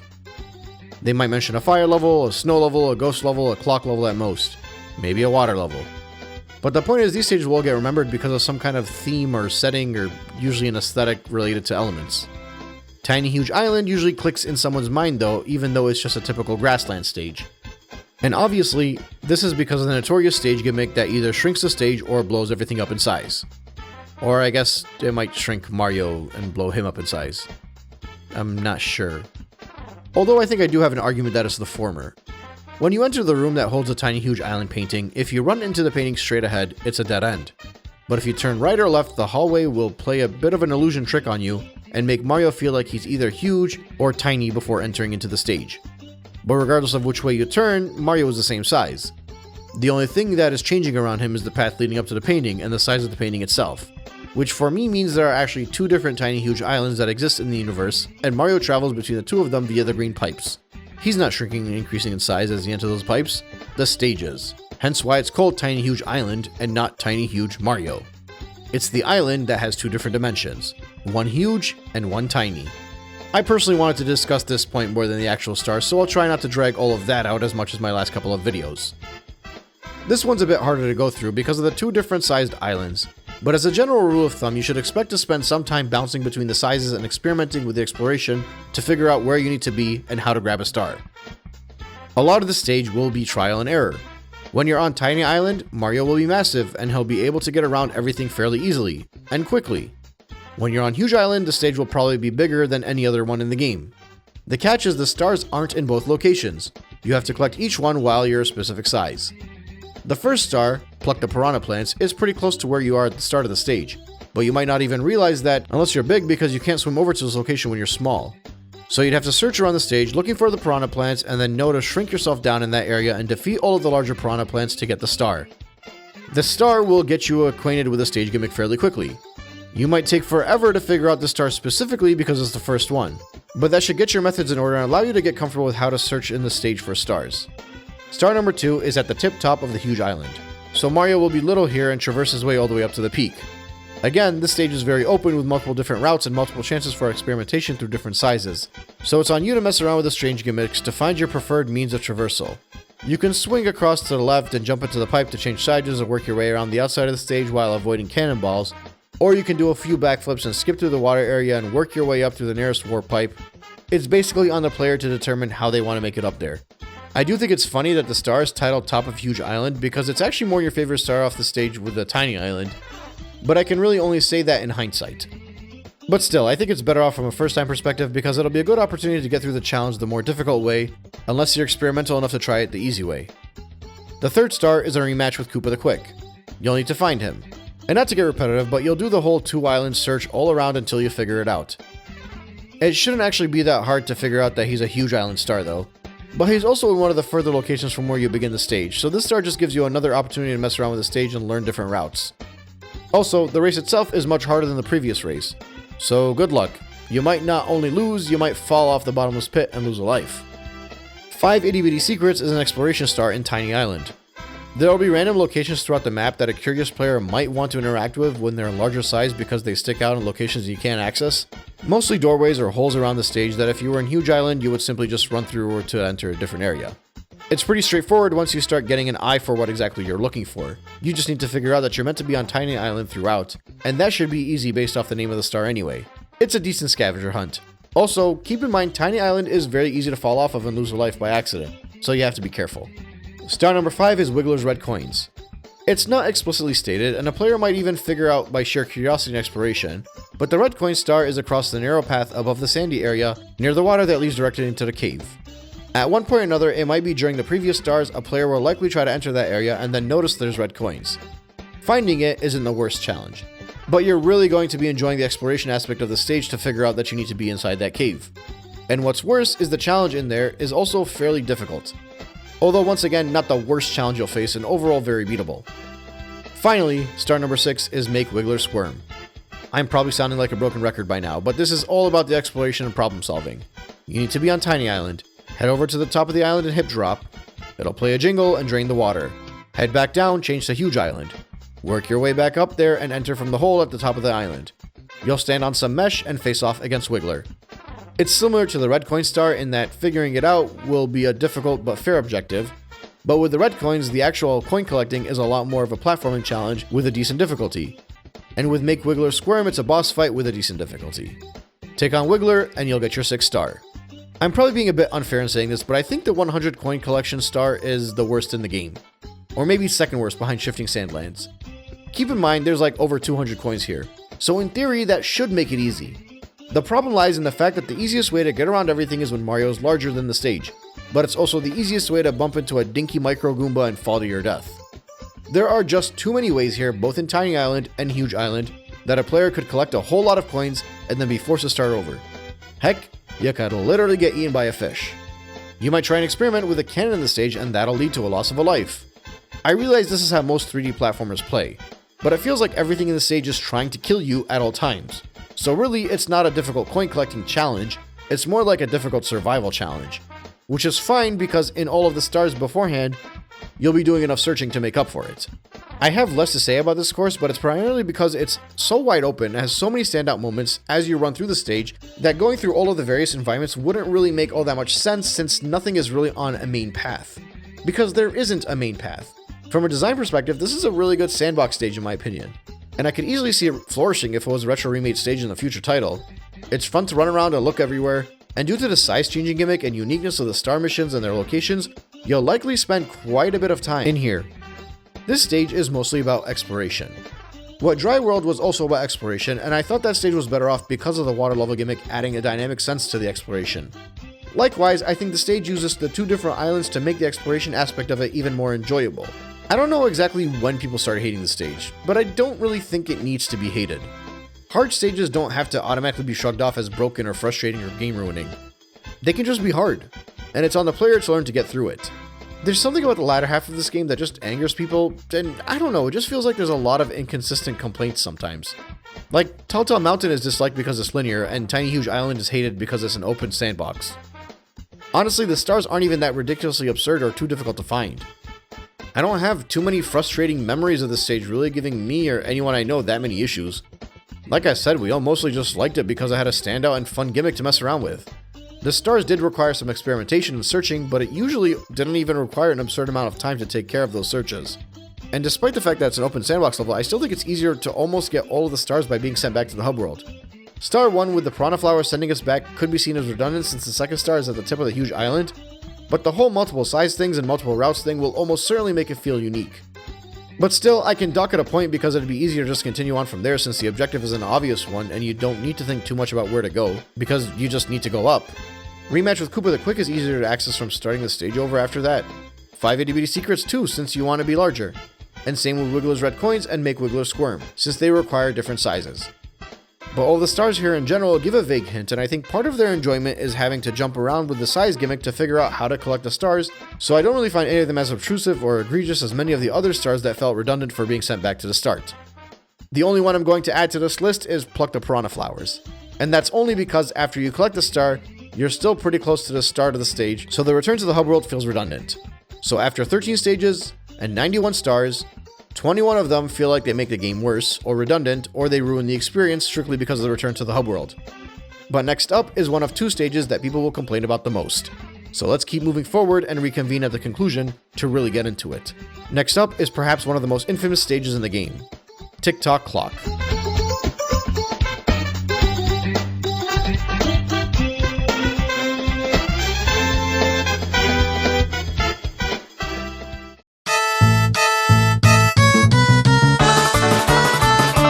Tick-Tock Clock is one of the hardest linear platforming stages in all of 3D Mario.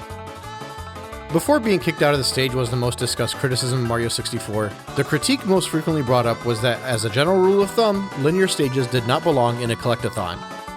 I'm pretty sure the first time I heard that comment was when Banjo and Kazooie came out, and was further cemented as Rare released their quartet of games on the Nintendo 64. Now, I think many of the criticisms in relation to those discussions have already been debunked, and gamers have at least to some extent acknowledged that a lot of these so-called open sandbox styled games, specifically these classic ones, have a lot more linear aspects to them than previously thought.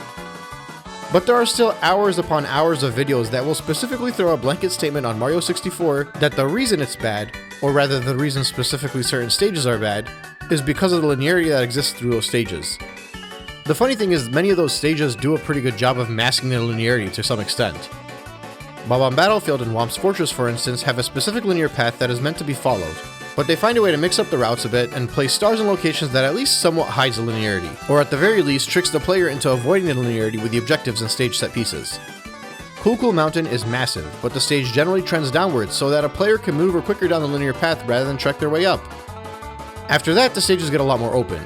In the basement stages, the pyramid and the volcano do a lot of the linear style heavy lifting, but those only make up 2 or 3 stars in their respective stages. Aside from that, everything else through most of the stages are at least semi-open and have multiple paths a player can follow, even if one may stick out more than the others. That is, until you reach Telltale Mountain. Telltale Mountain basically takes all of the hand-holdy crutches from the first floor and removes them altogether. It has split paths, but they're further and fewer in between. It has areas to explore, but they're not vast and open areas. It has a lot more bottomless pits, a lot of ways to fall, and a lot of requirements to climb upwards. I already discussed Telltale Mountain, so I don't really need to get into that again, but basically, take everything I said about the jump of difficulty that you see from Whomp's Fortress to that stage, and multiply it exponentially to reach Tick-Tock Clock.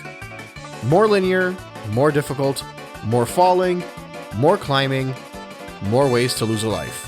Even more narrow pathways, and more obstacles, and just more stage gimmicks.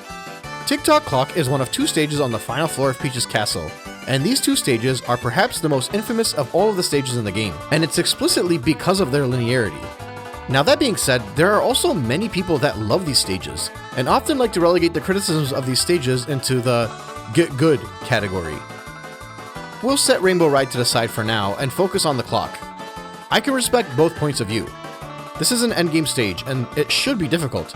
It should be frantic and have upbeat music to make us feel as rushed and energetic as we felt while undergoing the fast-paced slide challenges. But it also should not undergo good stage design for the sake of that difficulty. and I think that's the specific question I'm setting out to answer by the end of the segment. Is Tick-Tock Clock a good endgame difficulty spike, or is this difficulty strictly a result of poor game design?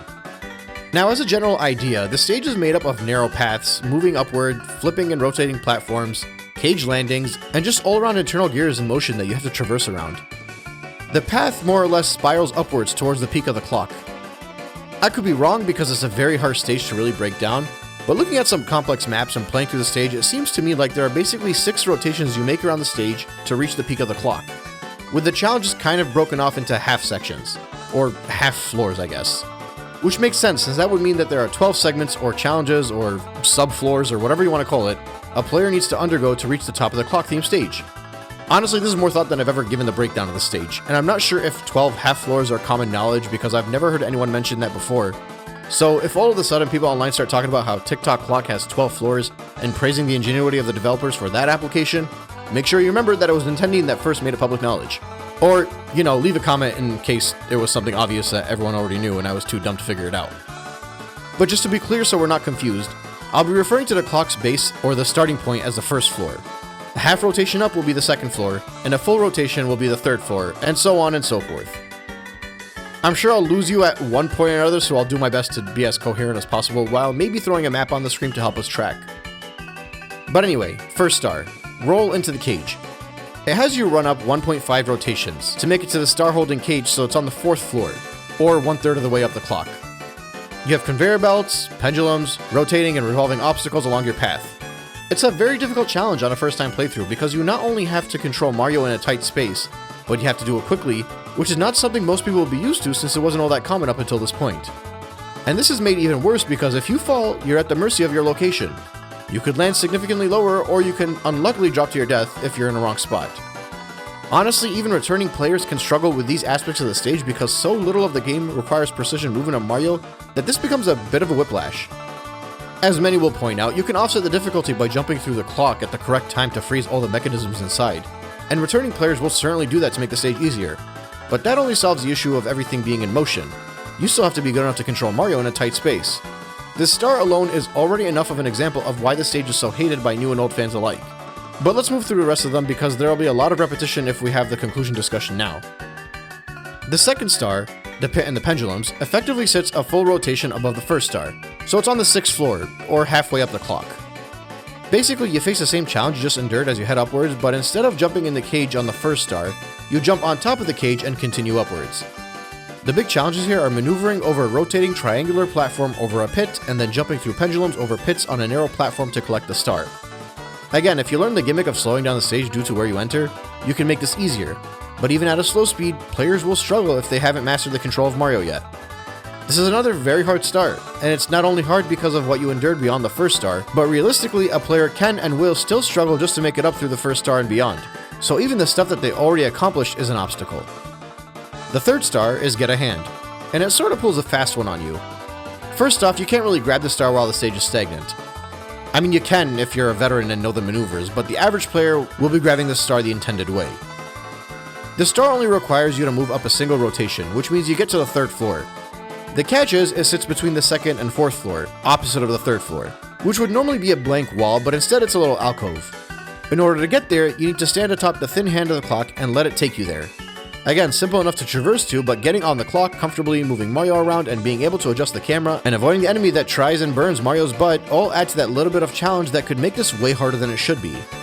Add on to that the fact that you have to be confident in your ability to make the jump off the clock's hand and into the star that many first players don't have, and you get another star that will frustrate even returning players despite seeming pretty straightforward. 4th star is Stomp on the Whomp. In the previous linear stages I mentioned earlier, this star would have been the first star. It's the peak of the clock. It's the star that you're meant to see the entire clock to get to.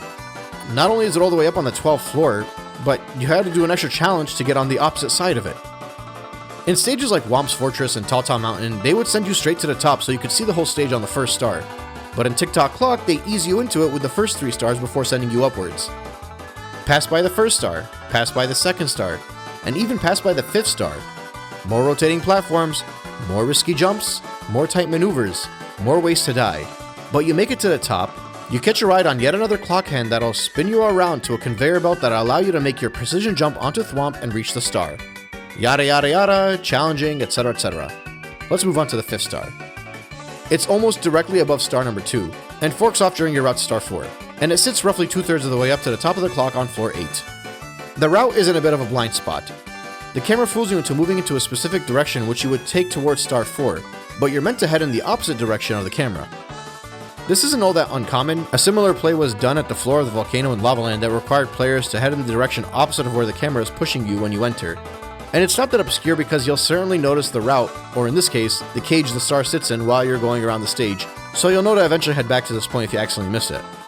But once you get to that point, it should be easy enough for you to make your way to the star. But again, get good, learn to play, and all that jazz. Finally, star number 6 is the red coin star. Many players will immediately notice the red coins because they're right next to you when you start the stage. Many players, myself included, will give up on trying to get the other stars because they keep losing a life and decide to go for the red coins and be incapable of grabbing more than 1 or 2 and slipping off. Obviously, the challenge of the star is not the star itself. Rather, it's about learning the stage gimmick of how to enter the stage. A player will no doubt notice the clock's moving parts all going about at different speeds as they go through the varying stars. This is similar to Wet Dry World in that you might simply assume the stage is changing because you selected a different mission. But the difference is you're a lot more likely to lose a life and get kicked out of Tick-Tock Clock, so you'll be re-entering quite a bit and you might notice different speeds in the stage. All of these strange speeds will ideally make a player experiment with the entry into the stage, and hopefully that'll be when they start trying to time their entry with the moving hand on the clock. I'm not sure if this is how the average player figured it out, but this is how I eventually figured it out when I was 6 or 7. All it takes is noticing the stage is acting differently with 3, 6, 9, or 12 o'clock, and that is enough to experiment to figure out that time is fast, slow, or stopped.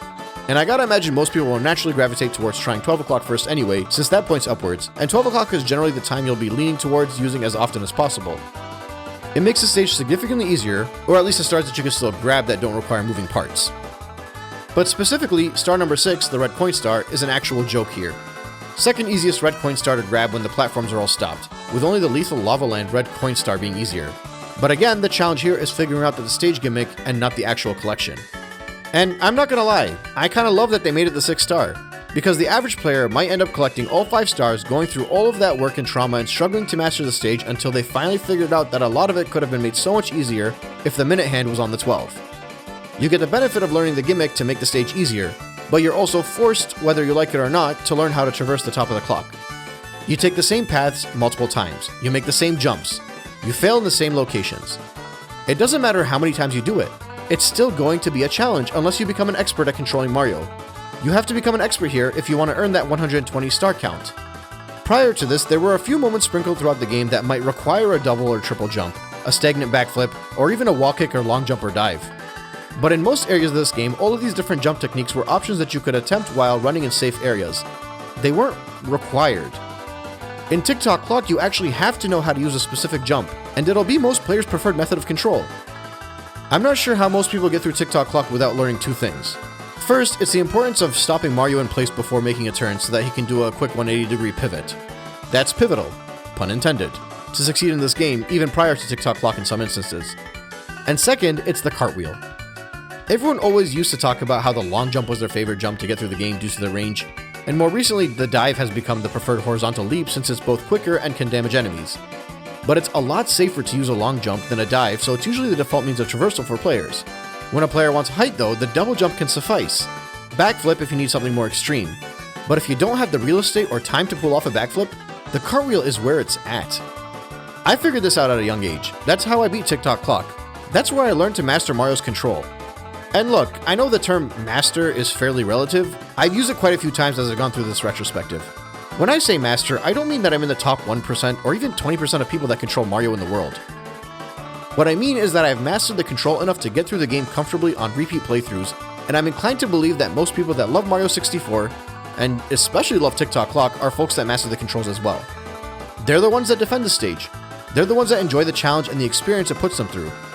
They're the ones that didn't mind the 100-point star mission because traversing through the stage, especially if you stop the clock at 12 o'clock, is very easy if you know how to control Mario. But that's the thing, you have to be willing to learn how to control Mario in order to enjoy this stage.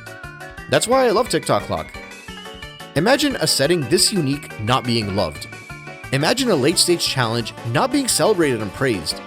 Tick-Tock Clock is easily within a shout of being my favorite stage in my favorite game of all time. But I'll save the discussion for when I do my tier list in the conclusion. I love the linearity here because it's such a focused and direct path that challenges you to traverse upwards. It challenges you to learn how to play the game. It's such an intense training session that even if you succeed, you have to run through it again. You'll be running past the first star 3 times in the stage, past the second star for 2 stars, and past the 5th star for 1 star. But I'll be frank, you'll need to do this multiple times because the goal here is not finishing the stage, it's mastering the stage. It's for that reason why I personally don't think any of these stars are actually redundant for a first-time player to go through, and why I think it's for the better that it's done this way. The reality is, you're never going to make it to that 4th star in a single run regardless. You're going to fall to the bottom and either lose a life or have to work your way back upwards again. Heck, you probably won't even make it to star 2 in a single run. This stage is designed like a classic linear 2D platformer, in that you're going to need to push and push further along, losing lives and getting game overs over and again, mastering each section of the clock more and more as you traverse upwards. It's intentionally designed that way. That's why the 4th star is all the way at the top of the stage and not the 1st star. Despite continually moving along the same route for the first 3 on the way up, I don't find this star redundant at all because those repeat runs are what you'll have to keep going through if you even want to think about getting good enough to get to the 4th star. And look, I understand that might sound like a cop-out, or that I'm backing off the stage because I have nostalgia bias or whatever. But keep in mind, stars 1, 3, and 6 are all in the bottom third of the clock, and star 2 sits right above them at about the halfway point. So it's not even like I'm sitting here saying you'll go through this entire stage 6 times to master it. It's really stars 4 and 5 that require that extra bit of traversal, and they branch off of one another pretty quickly after you reach star 2, so each of their routes and challenges to the star are much more unique than you think. It's just that first bit of traversal to get started on the stage that's repetitive, and that will teach you to traverse beyond the halfway point for stars 4 and 5. Not to mention the added benefit of being thrown out of the stage more allows players more of a chance to figure out the speed and time gimmick. Or better yet, it allows them to utilize the gimmick if they figure it out prior to the red coin star. And to break it down even more and hopefully convince you that I'm not simply making an exception for this stage and applying the same logic in all of the previous stages, star 1 ends in a cage that a conveyor belt and rotation platform surround. Star 2 is at the end of a narrow platform challenge that requires you to pass by swinging pendulums over a pit. Star 3 is in an alcove that you can't exit unless you make a super risky jump onto a moving thin clock hand. Star 4 is all the way up at the top of the stage, away from everything else, and Star 5 is in a cage that a bunch of moving platforms over a pit have to be traversed in order to escape. In all of these cases, it's almost certainly easier for a player to start back at the bottom of the stage than it is to have to go through these challenges in reverse, and more likely fall down because they failed.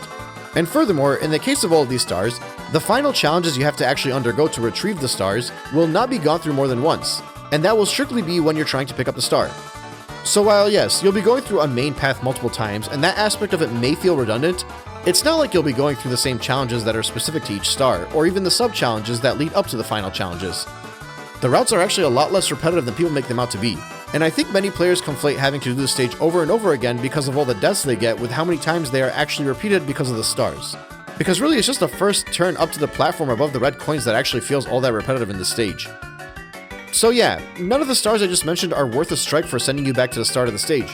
Because in all cases of these stars, for multiple reasons, it's better to be sent back to the beginning for the sake of time, ease, and learning the gimmicks and control of Mario. With the only exception here being the red coin star, that one kind of has to get a strike because the star location is literally at the start of the stage.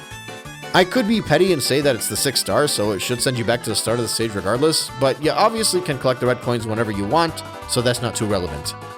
Either way, we're now at 22 of 98 redundancy stars, and I think I've said enough about Tick-Tock Clock. It is, in my opinion, a good endgame difficulty spike. And I've probably confused more people than intended, but in my defense, this is a very confusing map to explain. But one thing I know for certain, Tick-Tock Clock is much more enjoyable when you learn how to control Mario, and the stage itself teaches you how to control Mario in those tight and quick thinking spaces. And you're going to need every ounce of those control skills when you head over to the final course of Rainbow Ride.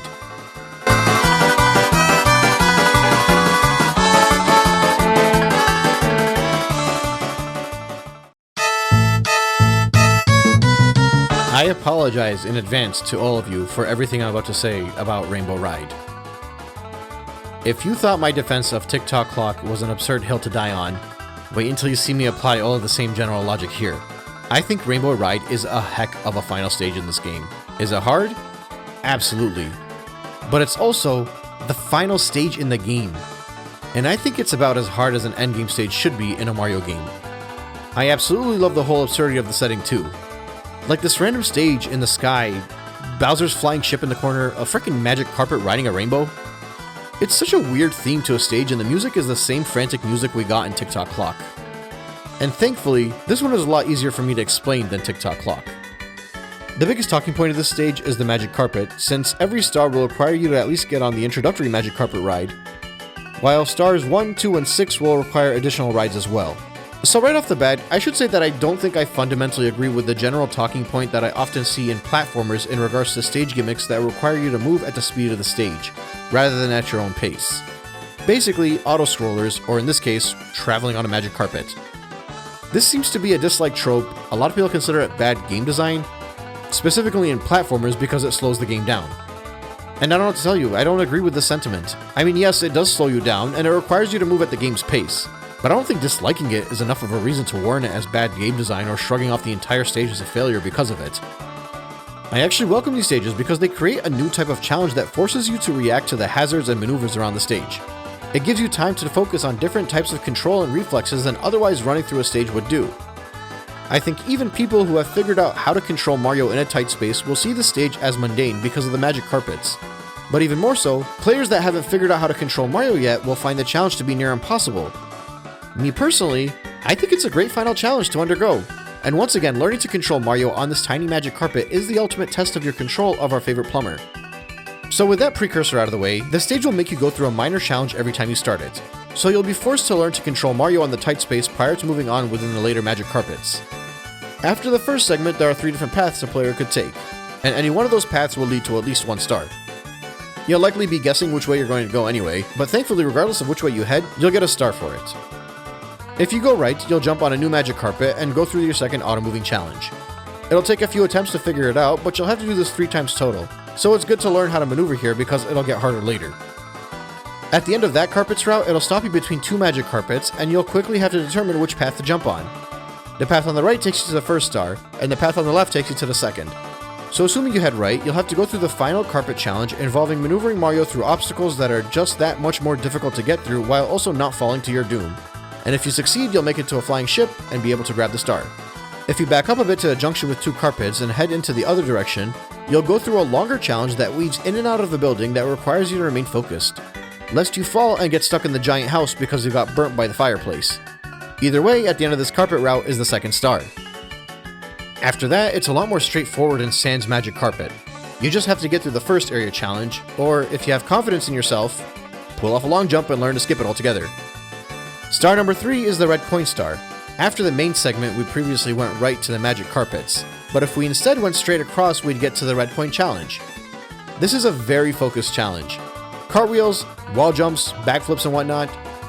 I see it as an easy challenge now, but I imagine most people struggled with it the first time. I think for a long time this was the only star I was able to grab in this stage though, because it was just easier to make it to this area than to head across the magic carpets. There's a specific section behind the red coin challenge that has basically the ultimate wall kick test for a player to undergo. You'll actually have to master it because the pink Bob-omb sits on top of that wall and you need to activate that cannon for the 6th star. So the hope here is that a player will use the wall kick to get up to the top and be able to drop down for a red coin, otherwise they'll have to come back here again to unlock the Bob-omb. Also, the wall kicks will have to be mastered if you want to grab the 5 blue coins at the end of the challenge. And you'll definitely want to master that because between those blue coins and the red coins, this whole segment will give you 46 out of the 100 coins needed. So the difficulty of the 100 coin star is entirely contingent on the blue coin switch mixed with the wall jump. I'd like to stress that here because I'm not going to go through the 100 coin star later for this stage. If you can get the blue and red coins, it's pretty easy, and if you can't, it's pretty hard. But anyway, that's about it for the red star. It's a good challenge for the final stage and is less about the search and more about your control of Mario with these different types of leaps. Stars 4 and 5 are to the left of the center of the map. When you get across, 2 different directions with different types of challenges will lead to each star, but for the most part those challenges will involve some form of falling platforms and tight maneuvering to overcome. For Star 4, you have to time some jumps off a swinging platform to make it to the star, and for Star 5, you have to go through a quick speed test as you flatten some triangles and quickly platform your way through the challenge in hopes that you can get to the star at the end of the test. Both stars do have a bit of difficulty with the narrow challenges, and both stars could very well lead to Mario falling down below. A lot. It's in my opinion a worthy difficult challenge for an endgame though. And finally, the 6th star will be a cannon shot. The cannon is on the same ship as the first star. You might not even realize it's there until you speak to the pink Bob-omb, so hopefully you figured that out when you're doing the red coin star. But this means that you have to go through all of the magic carpet rides again and close it off with the perfect cannon shot to receive your final star in the final stage of this game. Star number 105. Prior to this stage, I concluded that 22 of the previous 98 stars were redundant because they sent you back to the hub world when you collected them. So let's see where we end up now. Star number 1 is on the ship. There is no benefit of remaining on that ship unless a player has prepared the cannon for star number 6 already. But since the game can't possibly know if a player has done that, I think it's in the player's best interest to be sent back to the beginning of the stage because more than likely, they wouldn't have prepared the cannon for star 6 yet. So although the 2 stars are in the same location, and on a repeat playthrough this could be seen as a redundant task, I can't give it a strike because most players wouldn't know to unlock the cannon prior to heading to the ship on a first go around. Also, I gotta imagine between star 1 and star 6, you'll have gotten a lot better riding the magic carpet, so you might notice a difference in how easy it was to get to the ship.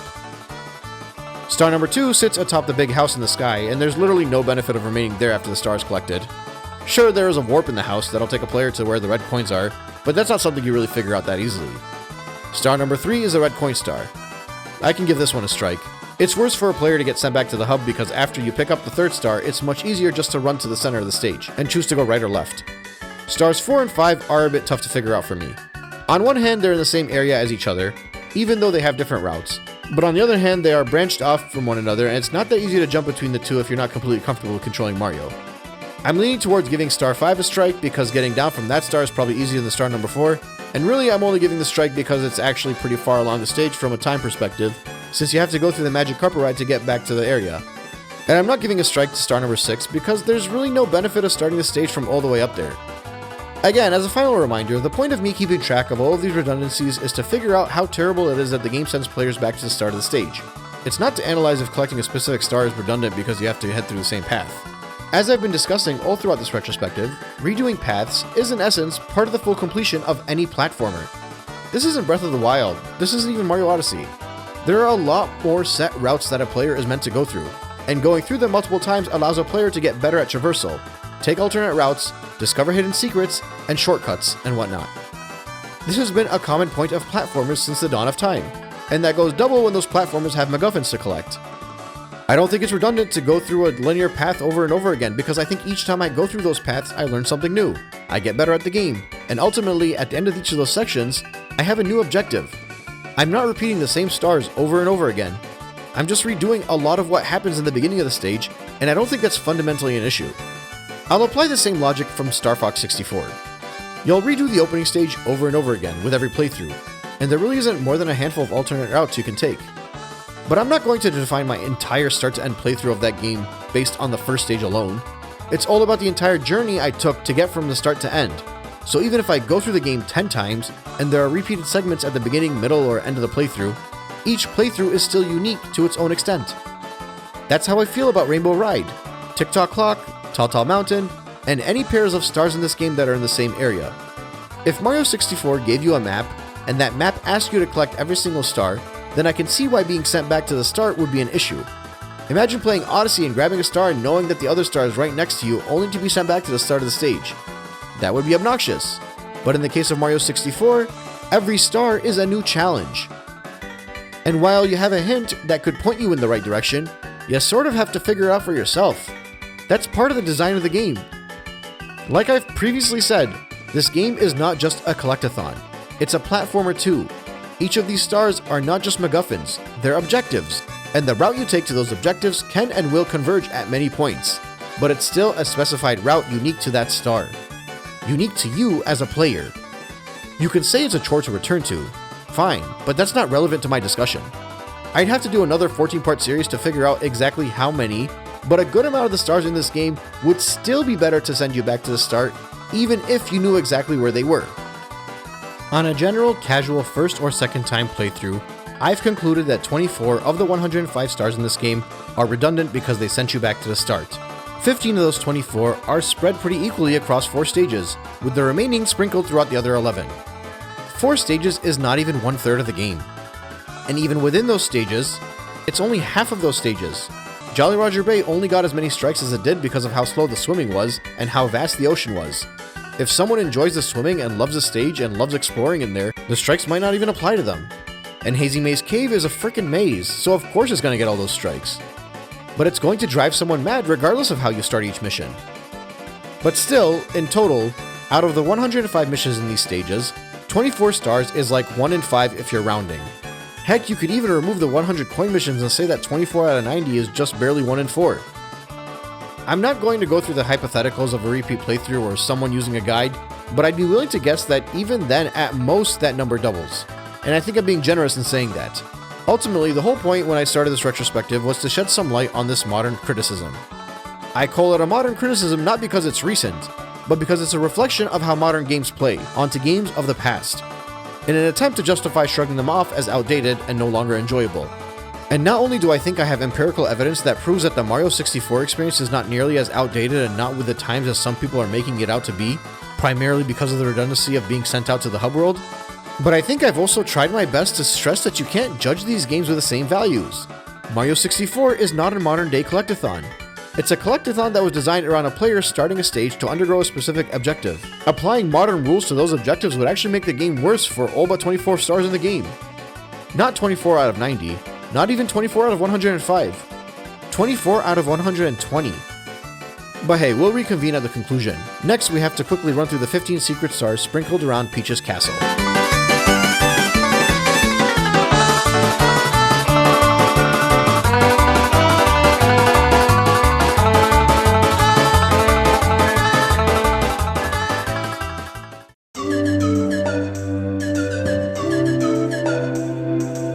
Peach's Castle's secret stars are quite frankly not at all as secretive as I'd have liked, but they still offer an extra fun challenge as effectively an eighth of the star count in Mario 64. We're in the final stretch now, 105 stars later, and we can finally run through the remaining stars to get to full completion. I genuinely thought this would be a short 5-minute segment, but I forgot how much I like to ramble on and go into barely relevant specifics. I've already done a deep dive into the hub world and the intricate little details of how a player learns to advance through Peach's Castle, so I'm going to assume you remember everything I said during that segment as I move forward. If you don't, well, just go back and watch it after this. I won't be throwing in a pop quiz or anything, so you don't have to have everything I mentioned previously memorized. I'm going to go through these stars in an order that makes sense to me rather than how they're listed. After a player gets their first star, there are 2 doors they can enter in the castle. The first one obviously leads to Whomp's fortress, but there's the second one upstairs in the corner that leads to a room with 3 Princess Peach paintings. I always assumed these were stained glass windows, but I'm not sure what is right or wrong anymore after reading people's comments throughout this retrospective. Either way, there are 3 of these paintings surrounding you, and the hope is you, as a player, will interact with the paintings until you accidentally fall into one. Up pops the first secret slide in the game. This was such a cool discovery for me, and I'm assuming for many people. The whole application of slides in Mario 64 was such a bizarre inclusion. Like today we just look back at it like, oh yeah, there were slides in Mario 64, that was a thing. But it's so out of place. And still, I'm really glad the slides were included. They're a lot of fun, and the music during these bonuses make it all the better. Get through this fairly simple challenge though, and you have 106 stars. Star 107 is the secret aquarium. You'll notice 2 obscure holes up high in the wall when you enter the room for Jolly Roger Bay. One of them will grant you a 1-up, and the other will take you to a bonus room. You also need to pull off a higher jump to reach those holes, which is a good early game challenge to get a player to reach a location that a regular jump can't get to. The challenge inside is pretty easy. You just need to swim around and grab the 8 red coins before you drown. Well, it's easy once you get used to the swimming controls, but I've seen people complain about how finicky it is in Mario 64. People like me. But the space is so small that I hardly find it worth complaining about, even if the swimming isn't as intuitive. Funnily enough, I had a whole revelation about my hatred for water levels from the N64 area, and how it was all because of Jolly Roger Bay. But between Dire Dire Docks, Wet Dry World, and now this bonus room, I realized I didn't even hate all the water segments in this game. Although in fairness, Dire Dire Docks is super small and straightforward, this bonus room is even smaller, and Wet Dry World is as much as non-water level as it is water. Actually, it might even be more of a non-water level in general. Star number 108 is a simple discussion with Toad outside of Hazy Maze Cave. I haven't mentioned the toads and sides throughout the games yet, but basically they will help guide you. The reason I didn't mention them is because I never really used them as a kid. All of the moments throughout this retrospective where I mention a player will learn to do something by running into a wall and seeing it ripple, or jumping into a painting from a different height by accident in the case of Wet Dry World, or just all of the other stuff I praise in the stage developers for guiding a player without putting a text box. Well, those toads and signs are the text boxes in case you ever do need a hand. They'll tell you when the door to the upstairs is not unlocked that your key might need to be used in the basement. They'll throw up a sign next to the pillars that drain the moat around the castle to ground pound. There actually is a lot of guidance in text throughout this game, But quite frankly, I don't remember any of it, nor do I recall leaning on any of it to figure out the secrets of this game, because I think the game was designed in a manner that would guide most players through 99% of it without needing to view these texts throughout. And I think most people figured out these intricate details of the game without the toads. Like, one toad will mention if you lose your cap in a stage to go back into that stage and get your cap back. But I think most players would have figured that out without speaking to that toad. But in case they don't, that toad is there to help them out. And there's an incentive to speak to all the toads too, because you'll eventually figure out that they'll give you stars. And that'll just force you to seek out and speak to every one of them in the game, and help you uncover more and more secrets throughout that you may have not picked up on yet. The toads specifically that you speak to that give you stars will also guide you towards something pretty important in the game. This one, for example, hints that there are worlds inside the walls, which is meant to help push you towards the entrance of Shifting Sandland. Star 109 is another toad star. This one will provide you with a hint that if you notice anything in the mirror room not reflecting, then you should investigate, which is this game's way of hinting you towards the Snowman's Land entrance. So again, they tie the entrance of a hidden stage with a star-wielding toad because they know a player will have to speak to that toad at some point, and it amplifies its importance. Star 110 is the final toad power star. It's outside of Tick-Tock clock. And you guessed it, it'll provide you with a hint to watch the big hand on the clock before entering the stage. Star 111 is the MIP star. At 15 stars, if you head downstairs, MIPs will be running away. You'll have to work on your quick reaction skills in close quarters and be able to dive and grab MIPs. As I mentioned previously, MIPs was also a good means of guiding players to the hidden wall of Shifting Sandland because a player will likely run into said wall after chasing it. Star 112 is another MIP star. This time it'll appear when a player has 50 stars.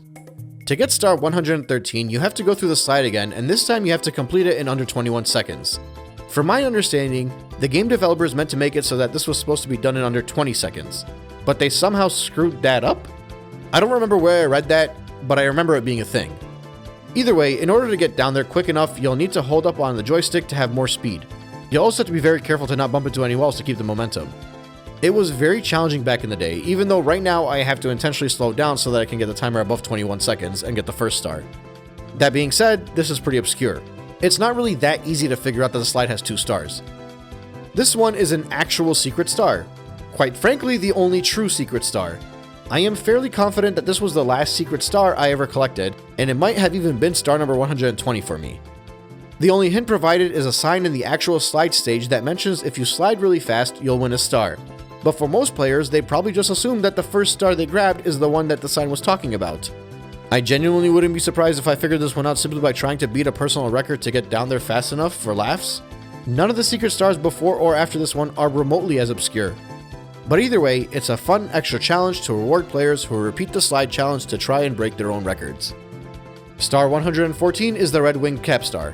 When you have 10 power stars, a bright light will shine down on the sun rug in the middle of the castle. You're meant to use your better judgment and stare into the bright white light. I always thought this was kind of hilarious, since you end up in the sky after that, because it used to remind me of the whole don't head towards the light thing to avoid death, and then all of a sudden Mario has wings like an angel in heavenly space. But anyway, for the longest time, I couldn't get the 8 red coins here. I say longest time, but what I really mean is between the ages of 6 and 7. I struggled.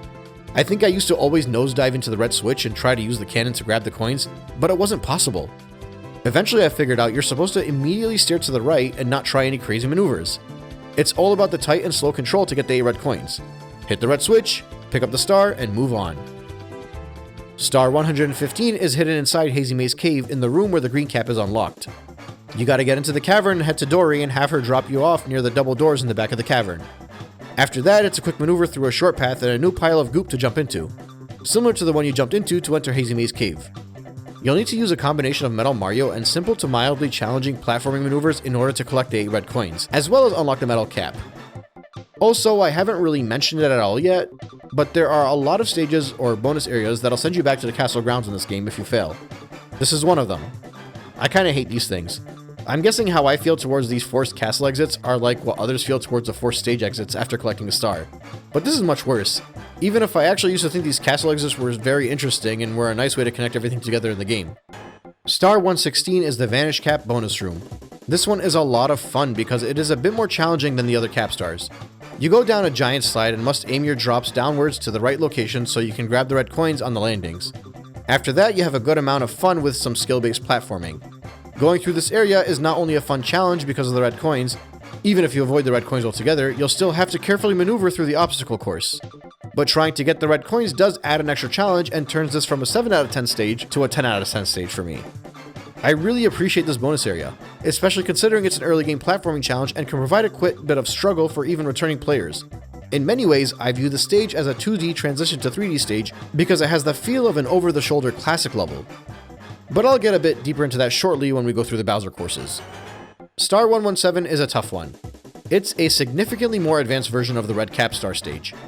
There are rainbows and clouds and cannons all around, and Mario has to blast off and collect 8 red coins. There is an element of problem solving in addition to the requirement of comfortably controlling Mario in flight. You'll have to know how to utilize poles and cannons to reach all of the red coins. It's definitely a fun one, for me at least, but it is frustrating that a loss here will take you back to the castle grounds because that's a very long journey back up to the top of the castle. Also, I like that the entrance to this stage sits opposite to Rainbow Ride. It makes it feel just as important as that stage and Tick-Tock Clock when it comes to the final stage difficulty spikes, because that's in effect what this is. Star 118 is the stage of the first Bowser battle. So first off, these Bowser stages are basically what I think this game would have been if Nintendo decided to go straight into the 3D land/world approach rather than open world collectathons. Perhaps this is what all of the stages would have looked like if the developers weren't limited on memory during development, and you just have 100 of these rather than open worlds with 7 objectives each. I've discussed the linear courses in depth already, but those stages are mostly made linear by having some form of an upwards trajectory that you're meant to climb. The linearity there is hidden in what is disguised as a vertical open world stage. On the other hand, the Bowser stages are almost what you'd get if you turned a 2D Mario stage to be behind Mario's back a la Super Paper Mario. Obviously, the aesthetic isn't there, but this is a pure platforming challenge and an homage to the 2D games, made even more symbolic by ending off with a Bowser fight and having that sinister Bowser music. Genuinely, I always viewed these stages as the developers attempting at transitioning the Bowser stages from the classics into 3D. And I wouldn't be surprised if some of the design elements from these stages were initially planned for main stages in the game, but they figured the design itself would be antithetical to the open sandbox theme throughout the game. Hence why the actual linear stages we got like Tall Mountain and the like were transitioned into vertical stages to keep cohesion between start and end points. Either way, the stage isn't the ultimate test, but it is a test. You'll have to comfortably get around to the end of the stage without falling off, whether due to a misplaced jump or a reaction to an enemy. There's lots of fun to be had in the Bowser stages though if you're good at controlling Mario. It makes me feel like I'm in the Mushroom Kingdom or playing a tunnel-style platformer like Crash or Sonic from the low poly era. The actual bonus star is the collection of the red coins on your way to Bowser, which again just feels like a typical collectible in a linear platform. They're hidden in some not so obscure locations that you'll have to use an extra amount of skill to get to. Not to harp, but I genuinely think these stages and their focused linear platform challenges would have made for an awesome early 3D platformer. But anyway, his fight is simple in theory. You grab his tail, rotate your joystick, and launch him into one of the explosives on the outside. In practice, well, it takes a bunch of practice to get used to. I used to do 2 or 3 short throws in a row just to get him close enough to the mine, and then it's usually pretty easy after that. I think you can also slowly mash the button and he'll keep shifting forward. It's just one of those things you have to get a grip on. He'll have a few different attacks related to fire breathing and charges. Also, you have to be careful because if you miss the mines, he'll fly back onto the stage and do more damage. My dude can jump. Star 119 is Bowser in the Fire Red Sea, aka the second Bowser fight in the basement. Same idea. Linear stage. It feels like a transition from 2D to 3D. 8 red coins along your route will give you that star. The big difference here in this stage is that the lava will stop you from falling to your doom by burning your butt back onto the platform. And you can even manipulate the burns while Mario flings into the air to skip different challenges. The stage is an uptick in difficulty from the last one. The main gimmick, aside from all of the burning, is the stage expands and retracts like an accordion vertically, so you'll have to work with the stage as you make your way upwards. And just like the stage, the boss fight is also an uptick in difficulty. It's almost the same fight, but Bowser will also jump on the edge of the platform and really mess with your depth perception. I always liked how epic it looked when he did that too. Really added some oomph to the visuals. I also thought it was really cool that if you fall off the stage, Mario still technically bounces around and burns until his health is all gone. You're doing this battle over an ocean of lava, even though you can't escape it if you fall down. Either way, the fight more or less plays out the same way, minus Bowser's few extra attacks and the red backdrop. Hit a mine, and Bowser's done for. And that takes us straight to star number 120, Bowser in the Sky, specifically the 8 red coins. This one takes all of the difficulty from the first 2 stages and just amps it up. Red coins are in even more difficult areas to reach. There are a lot more ways to fall, a lot more enemies to ruin your day, and a lot more ways that a player will have to start the red coin collection all over again. It's the ultimate linear test in the game. And again, the red coins along the path are no different than the random MacGuffins you'd have to collect in any of the 2D games or 3D Land and World. Except this whole thing is a lot less forgiving because you have to grab all of these collectibles in a single life. There is a lifeline. A single 1-up sits outside of the Bowser fight, which effectively allows players unlimited lives for this challenging fight. And kudos to the devs for that, because this fight will most certainly cause at least one game over otherwise. And to ramp up the difficulty, Bowser will take 3 hits this time. He'll have more attacks, and he'll have body paint left over from the rave he attended. But the actual hard part of this is that he removes the segments of the stage that lead up to the mines. And oh man, did they get me with this one. I hated them for it. Like, the only way a kid could cheese the previous fights was to go for the slow and steady short throws. But just like with so many other moments in this game, you eventually have to get to a point along the adventure where you have to learn how to master an aspect of the game if you want to move forward. The same way you had to master the running, the platforming, the swimming, the wall kicks, the puzzles, the exploration, the surfing, the surviving, the pole jumping, the obscure stage entrances, more puzzles, more platforms, more exploration, more determination, and more mastering. You have to do what the game demands of you. Spin those damn joysticks, time those damn A presses, and so longe the hell out of Bowser.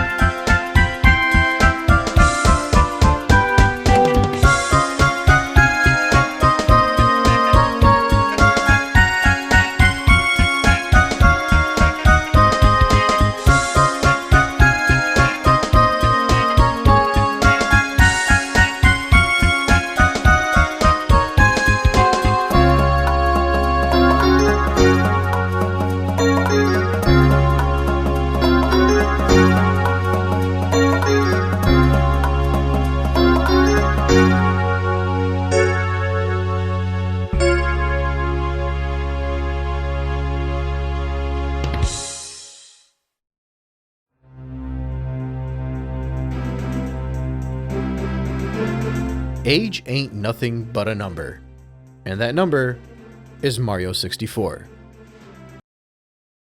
I don't know what that means, but I thought it would be a catchy sentence to start off this final segment. For many reasons, most of which have already come up during this retrospective, there is a common belief that Mario 64 has not exactly aged well. As a final homage to this game, basically my favorite game of all time, I want to address that claim and try and hopefully make it clear why I don't agree with that sentiment. I do want to make it clear though, I do believe this game has aged, and I'm not even remotely trying to pretend it hasn't. I mean, look at it. Truly a product of its time. But I don't think the game is so outdated that it can be enjoyed through the lens of a modern gamer. First, I'll immediately address the controls, and by that I mean both Mario and the camera. The controls in this game are obviously not perfect. I'd even go as far as to say they weren't perfect for the time either. They obviously get a pass since this game was basically the first of its kind, but that's not relevant to my discussion. The ultimate proof for me that the controls for this game are not perfect is the decades of complaints people have made towards the endgame. And I'm not strictly talking about Rainbow Ride and Tick-Tock Clock either. Many earlier stars get left for the endgame too because of controls like the Red Coin Collection and Hazy Maze Cave, for example. In my opinion, if Mario 64's controls were actually perfect, then the fandom wouldn't have hated those stages nearly as much as they did, because I think it's the controls that makes them hate those stages. I don't think Tick-Tock Clock and Tall Tall Mountain and the like are hated strictly because they're linear. It's because of all those easy ways you fell to your death because Mario didn't quite do what you wanted him to do in those moments with death looming. As I've alluded to through this whole retrospective, the game spends so much time teaching you how to control Mario because they know there's a learning curve. But the reality is there is just so much of the game that can be accomplished without going through the learning curve that players might not even have to figure out how to do anything more than the long jumps and backflips. Stars can be skipped, warps can be used, shortcuts can be taken, etc. A player could basically make their way with only doing a handful of truly difficult stars that require perfect control of Mario, and then if, and only if, they decided to go for 120, that's when they'll have to actually undergo many of the challenges they skipped. But again, revisiting those star objectives will only teach them to control Mario if they still haven't figured out how to cheese the objectives while exploring the stage for easier stars. So even a player that gets to 120 might end up fumbling their way through it without gaining mastery of Mario's controls. The reason I'm getting as deep into this as I can is because a general pattern I've learned is that people that figured out how to control Mario often find these endgame stages to be a lot more enjoyable, and sometimes they're even a favorite. At least, that's the observation I've made with my own experience, the experiences of my friends and family, and hundreds of different Mario 64 videos that I've watched over the past decade or two. I think the enjoyment of Mario 64's linear, tight-spaced challenges is explicitly tied to whether or not a player is willing to take the time to learn how to control Mario in those environments. And really, I think that's as simple as getting used to stopping Mario in place prior to turning, as well as learning to master the trajectory of the cartwheel and relying more on that. I think most players that actually run through the game and enjoy the exploration and the safer, risk-free platforming segments are like 90% of the way there too, because they learn how to do everything else except control Mario in those riskier situations. And going that extra 10% would probably make them enjoy a lot more challenges in this game that they initially deemed impossible. But I'm just theorizing at this point. Basically, I'm saying all of this to highlight that I, someone who always thought that Mario 64 was basically the perfect implementation of Mario's controls and could never imagine people criticizing how flawless that control is, accept that the controls are not perfect. Because if they were, they wouldn't need the adjustments that I just went through. Also, now that we have more 3D Mario games, it's pretty clear what a perfect Mario control should feel like. Despite that, while I don't think Mario's control, or especially the camera control, are perfect, I also don't think it's so terrible that it can't be something a player gets used to. I'd say if you're just someone looking to beat the game through the third Bowser, there's almost no adjustment necessary. You can pick up the controller, and as long as you've played a Mario game or any 3D platformer before, you're basically going to need like 10 minutes to get used to the mechanics and physics, and that's it. You'll improve over time, but even the starting point is more viable for modern gamers. If you're someone looking for full completion, however, that's when I could yield that the controls kinda stink. Again, this is in regards to both the abhorrent camera moments as well as the actual control of Mario. But I don't think the controls aged bad. They were technically already this bad based off my observation of how people feel about linear stages that I just went through. All of this is to say that when it comes to the controls of this game, I think you could find a gargantuan amount of games that didn't age well from that era that would be much better examples.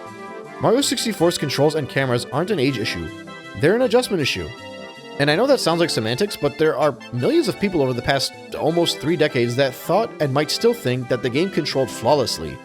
And I have a hard time believing they're all blinded by nostalgia. Heck, there are even people that played Mario 64 for the first time with a Wii U Pro controller as kids that don't criticize the controls. And Mario 64 objectively felt better with a Nintendo 64 analog stick, so that means something. In any case, while yes, the controls aren't what many would consider to be modern, I'm a firm believer that they're hardly so archaic that they can be easily to semi-easily adapted to for modern gamers. Next one is obviously the visuals. Okay, they're ugly, low-poly visuals that have the N64 charm that I personally love but many will scoff at. Most people sort of agree that 3D games didn't start to look good until we hit the GameCube era, and I can completely understand that sentiment. The Nintendo 64 is to 3D visuals what the NES was to 2D visuals. It's got a charm to it, but that's about it. This segment is obviously not one that I can claim with a straight face hasn't aged, but there are plenty of Nintendo 64 games that I can go back to, even on a CRT, and wonder how on earth I was even able to tell the difference between various models on screen. So while the visuals have obviously aged, I think they've aged a lot better than many games from that era, which is funny because almost all of them came after Mario 64. And I genuinely wonder if the reason Mario 64 aged better is because they didn't get too detailed with many of the designs and kept it simple, whereas the more ambitious titles from that era overdid it and suffered as a result. I'm not quite sure, but that being said, the visuals and atmosphere and ambiance all did a phenomenal job. Every stage immerses you. There's a certain aura. Okay, let's get this out of the way. Guys, I'm the last person to discuss all the weird visuals, memories, Mandela effects, personalizations, negative auras, and all that other stuff that the fanbase has been going through since the COVID days. I thought it was a meme, but no, there's a whole lot of you that fall in line with it. The game is scary and lifeless and gave you all nightmares, I guess? Every time I mention a good atmosphere, or a sinister environment, or a serious tone, someone pops up and says something that sounds ripped straight out of a 1980s mental thriller flick, and mentions icebergs. I don't know. I guess to each their own. I always just thought the ambiance was good and enjoyed the low poly charm, and that was enough. If y'all want to take these discussions and run with them, then you do you. I'm only glossing over this stuff because that's all anyone keeps pointing out in the comments. Next up is the music. I love pretty much every tune in this game, and I think they, for the most part, complement the stages they play in. There are obviously not enough tracks though, and considering there are only 15 stages, I feel like they could have figured that out. But I'm not a game developer or a composer. Either way, the music is all iconic and I can listen to it for hours, but I also kind of want to address a bit of an observation to the music. As I was going through this whole process, I started to make many connections between stages, primarily between stages on the main floor and upstairs like I mentioned in some of my earlier segments. And I actually think I was onto something. Or I should say, 10-year-old me was onto something, because that's when I first kind of started thinking about this. The stages in this game are for the most part made in pairs, with a single exception. And it's not just about the music, but that is an obvious portion of it. Keep in mind a lot of this is just a theory and I have no proof to back it, but this is just kind of how I viewed it when I was younger. Many people would assume Bob-omb Battlefield and Whomp's Fortress are a pair because of the music, but that wouldn't be correct in my opinion. The stage design elements differ too much for that to be the case. Bob-omb Battlefield is a giant open area with a single peak, whereas Whomp's Fortress is a vertical stage that has a more linear traversal. The stages upstairs make a much better match. Tiny Huge Island not only shares the music with Bob-omb Battlefield, but also shares the aesthetic and the level type. It's a wide open sandbox with a peak in there that players can climb. In many ways, it's a harder version of the battlefield, including the second race with Koopa the Quick. Likewise, Tall Mountain shares the music and tone of Whomp's Fortress, but also it somewhat mirrors the stage design layout. In my opinion, it does to Whomp's Fortress what Tiny Huge Island did to Bob-omb's Battlefield. These 4 stages all share a tune, and they're the only 4 stages that have this tune. I think the game basically needed one more song, and the duology of these stages would be a lot more clear. Because instead of people seeing it as them reusing the song from Battlefield over and over again, people would have just said every tune gets used twice. There are 2 snow-themed stages, and they share the same tune. There are 3 water stages, and 2 of them share the same tune. At first, I thought Jolly Roger Bay and Wet Dry World were meant to be sister stages, since the other 3 stages on the first floor had sister stages on the third floor. But then I realized not only does Dire Dire Docks have the same music, it actually is more of the same type of water level as Jolly Roger Bay than Wet Dry World. And Wet Dry World clearly has the same vibe as Hazy Maze Cave, and many of the same absurd nightmares people get because of their backgrounds or whatever, as well as the same music, and they're both stages built around maze-like puzzle-solving assets. They're clearly sister stages here. The first 2 truly open square sandbox stages a player will enter are Shifting Sandland and Lethal Lava Land, and go figure, they have the same tunes as well. And also both have a central gimmick involving the entry into the volcano and pyramid. And finally, the 2 remaining courses are both ridiculously linear, require tight space control of Mario, and are the hardest pair of stages in the game, and also share the same music. This game is basically made up of 7 pairs of stages that share tunes with one another, and 2 of the pairs have the same song for some inexplicable reason. While Big Boo's Haunt is the standout here and doesn't get a partner. But to be fair, there are no stages in the game that are even remotely similar to what's going on in Big Boo's Haunt. So it makes sense it doesn't share a song with any other stage. Anyway, yeah, I just thought this was a fun observation. It seems to me like these stages come in pairs, and that's how the music tracks were determined for the stages. And if there was one more track that was used for Whomp's Fortress and Tall Mountain, that would have probably been a lot more clear for everyone. Or this might just be a reach. Either way, the music or lack of additional tracks aren't a massive outdated concept that doesn't occur in modern games. Many modern open world games have the same track play over and over again in the main area that takes up 75% of the game. So at least here it's a bit more distributed. Plus some of the tunes here are still in line with the most iconic in the series. Aside from that, you have the stage design. I already went in depth on all these stages, but basically you have linear stages, puzzle solving stages, and open sandbox stages. Every stage has a little bit of all of these aspects, but usually 1 or 2 of them stick out more than others. Or in the case of Bob-omb Battlefield, they threw all of it in there to really get a player introduced to the game. Seriously, it's a giant open sandbox with a linear path up through the summit with a whole island in the sky puzzle. A really good introduction to all of the different types of stages you'll face later. But anyway, I think the game did a great job with the variety of missions and managed to not make too much of the game feel overly repetitive. Even though every stage had 100 coin collections and red coin challenges, they never felt like the same star because the stages varied enough in aesthetic and placement of the coins, as well as a uniqueness in design and challenges.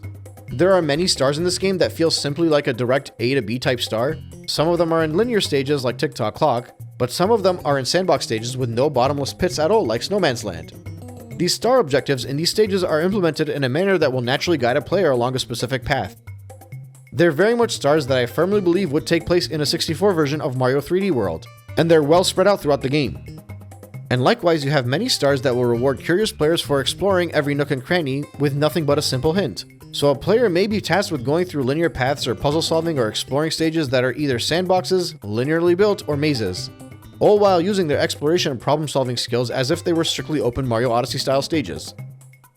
The observation I've made here is that the stage design, as well as the specific star objectives, not only vary quite a bit, but they're mixed and matched throughout the various environments that allow for different types of challenges to make these stages unique. It's something that I don't think this game gets quite enough credit for. People will just shrug off Tick-Tock Clock for its linearity, but there's also a whole puzzle and exploration challenge related to riding the clock hands, or heck, it's a linear stage with one of the most unique puzzles strictly for entering the clock. Or even in an earlier example like the brick wall in Whomp's Fortress. I think the diversity of all these different objectives, as well as my empirical analysis of the stages in the previous segments, is important to note when someone considers the gameplay of Mario 64 outdated. The game is somewhat punishing a player for removing them from the stage for only 24 out of 120 stars. In all other cases, it's the end of the objective, an accomplishment of a task, and a chance to start fresh in the same stage or head on to a new one. I don't think new players even felt frustrated by this design element. It's mostly repeat players that are complaining about it. Because when you're actually running through the game, the exit and entry feels natural since you haven't completely memorized the maps. Now obviously there are a lot of quality of life improvements that are in more recent games like maps and unlimited lives and whatnot, but ultimately I think the stage design and the general flow of the gameplay as you go through this game is not only not outdated, it lives up to some of the best modern day 3D platformers. Basically what I'm trying to say is that I don't think this game hasn't aged well. I think it's aged as much as it's expected to age. And anybody that put in an effort to learn all of the fancy maneuvers in Odyssey could put a fraction of that effort to master Mario moveset in 64. The stages, the music, the aesthetics, the challenges, and just the overall experience of the game from start to end is still very much something that anybody between the ages of 5 and 50 could pick up and fall in love with. And again, I know this because even until now, there are more and more people doing just that. This whole experience has been roughly 65,000 words of scripts. To put things into perspective, my Sonic 06 retrospective was half of that, and that was a 2.5 hour long video. I've enjoyed the heck out of this though, and I've touched up on almost everything that I've wanted to touch up on. After all, this is my favorite game of all time, and I only really get to cover it once. So you can be damn sure I'm going to say everything I want to say. And it's very fitting that this retrospective has gotten more traction than anything else I've ever worked on since starting this channel. I'm really happy I did this. My scripts were written without even playing the game. I have a bunch of stock footage from old playthroughs, and some family members and friends helped out with that too. But I was literally able to get through each stage and write out the script based off memorization. That's how much I love this game. I imagine many of you could do the same thing too, and this is probably one of the few games in the world that so many people would be able to do that for. I didn't discuss all of the mods, the game breaks, the speedrunning and whatnot because I'm not versed enough in those communities. I've always just observed them from afar, but I've always admired the passion those communities have towards the game. Those are people that have way more passion for this game than I do, which is crazy for me to think of because I can't imagine someone having more passion for Mario 64 than I. And finally, before I close off, there are just a couple things I need to get out of the way so I can move on. First, this one's kind of obvious, but when I did my Mario vs Sonic series back when this channel was at less than 300 subscribers, I told everyone back then that I'd eventually do a Mario 64 vs Sonic Adventure video. Well, both my Sonic Adventure video and my Mario 64 vids were long as hell, and I didn't really do a head-to-head comparison in the same way that I did the classics. I obviously like Mario 64 more than Adventure, that's probably clear to most of you. 64 is my favorite game of all time after all. But I've always said that I like Sonic Adventure 2 more than Mario Sunshine. And finally, the last thing I'd like to do is to rank these stages. I've been thinking about it quite a bit, and I'm not sure which stage is my favorite, so let's try and figure that out together. Let's go in order. Bob-omb Battlefield is below Whomp's Fortress. Jolly Roger Bay is in last. Cool Cool Mountain is above all three of those. Big Boo's Haunt sits just below Cool Cool Mountain. Hazy Maze Cave is probably tied with Bob-omb Battlefield for me. Lethal Lava Land sits with both of those. Shifting Sandland is about tied with Whomp's Fortress. Dire Dire Docks sits below Lethal Lava Land. Snowman's Land is just about the same as Dire Dire Docks. Wet Dry World, I'm gonna throw straight into the top with Tall Tall Mountain. Tiny Huge Island sits with Cool Cool Mountain. Tick-Tock Clock sits right up there with the others in first. And Rainbow Ride sits with Tiny Huge and Cool Cool Mountain. So you have S rank, Tick-Tock Clock, Tall Tall Mountain, Wet Dry World. A rank, Tiny Huge Island, Cool Cool Mountain, and Rainbow Ride. B rank, Whomp's Fortress, Shifting Sandland, and Big Boo's Haunt. C rank, Bob-omb Battlefield, Hazy Maze Cave, Lethal Lava Land. D, Snowman's Land, Dire Dire Docks, and E, Jolly Roger Bay. Funnily enough, I like everything from D tier and upwards, but I think visually laying them out like this in a tier list makes it easier to look at. The only stage I actually don't like is Jolly Roger Bay. Everything else is good, but obviously the higher you go, the more I like it. I'm leaning towards Tick-Tock Log being my favorite stage for its linearity, Wet Dry World being my favorite stage for its exploration, and Tall Tall Mountain being my favorite stage for its combination of both. I don't know that I can pick a single stage from those three, but this is good enough for me. Anyway, I think I've said enough. Thank you all so much for joining me along this journey. Spend a lot of time with your loved ones or doing what you love. Check back here at 11 AM Eastern Time.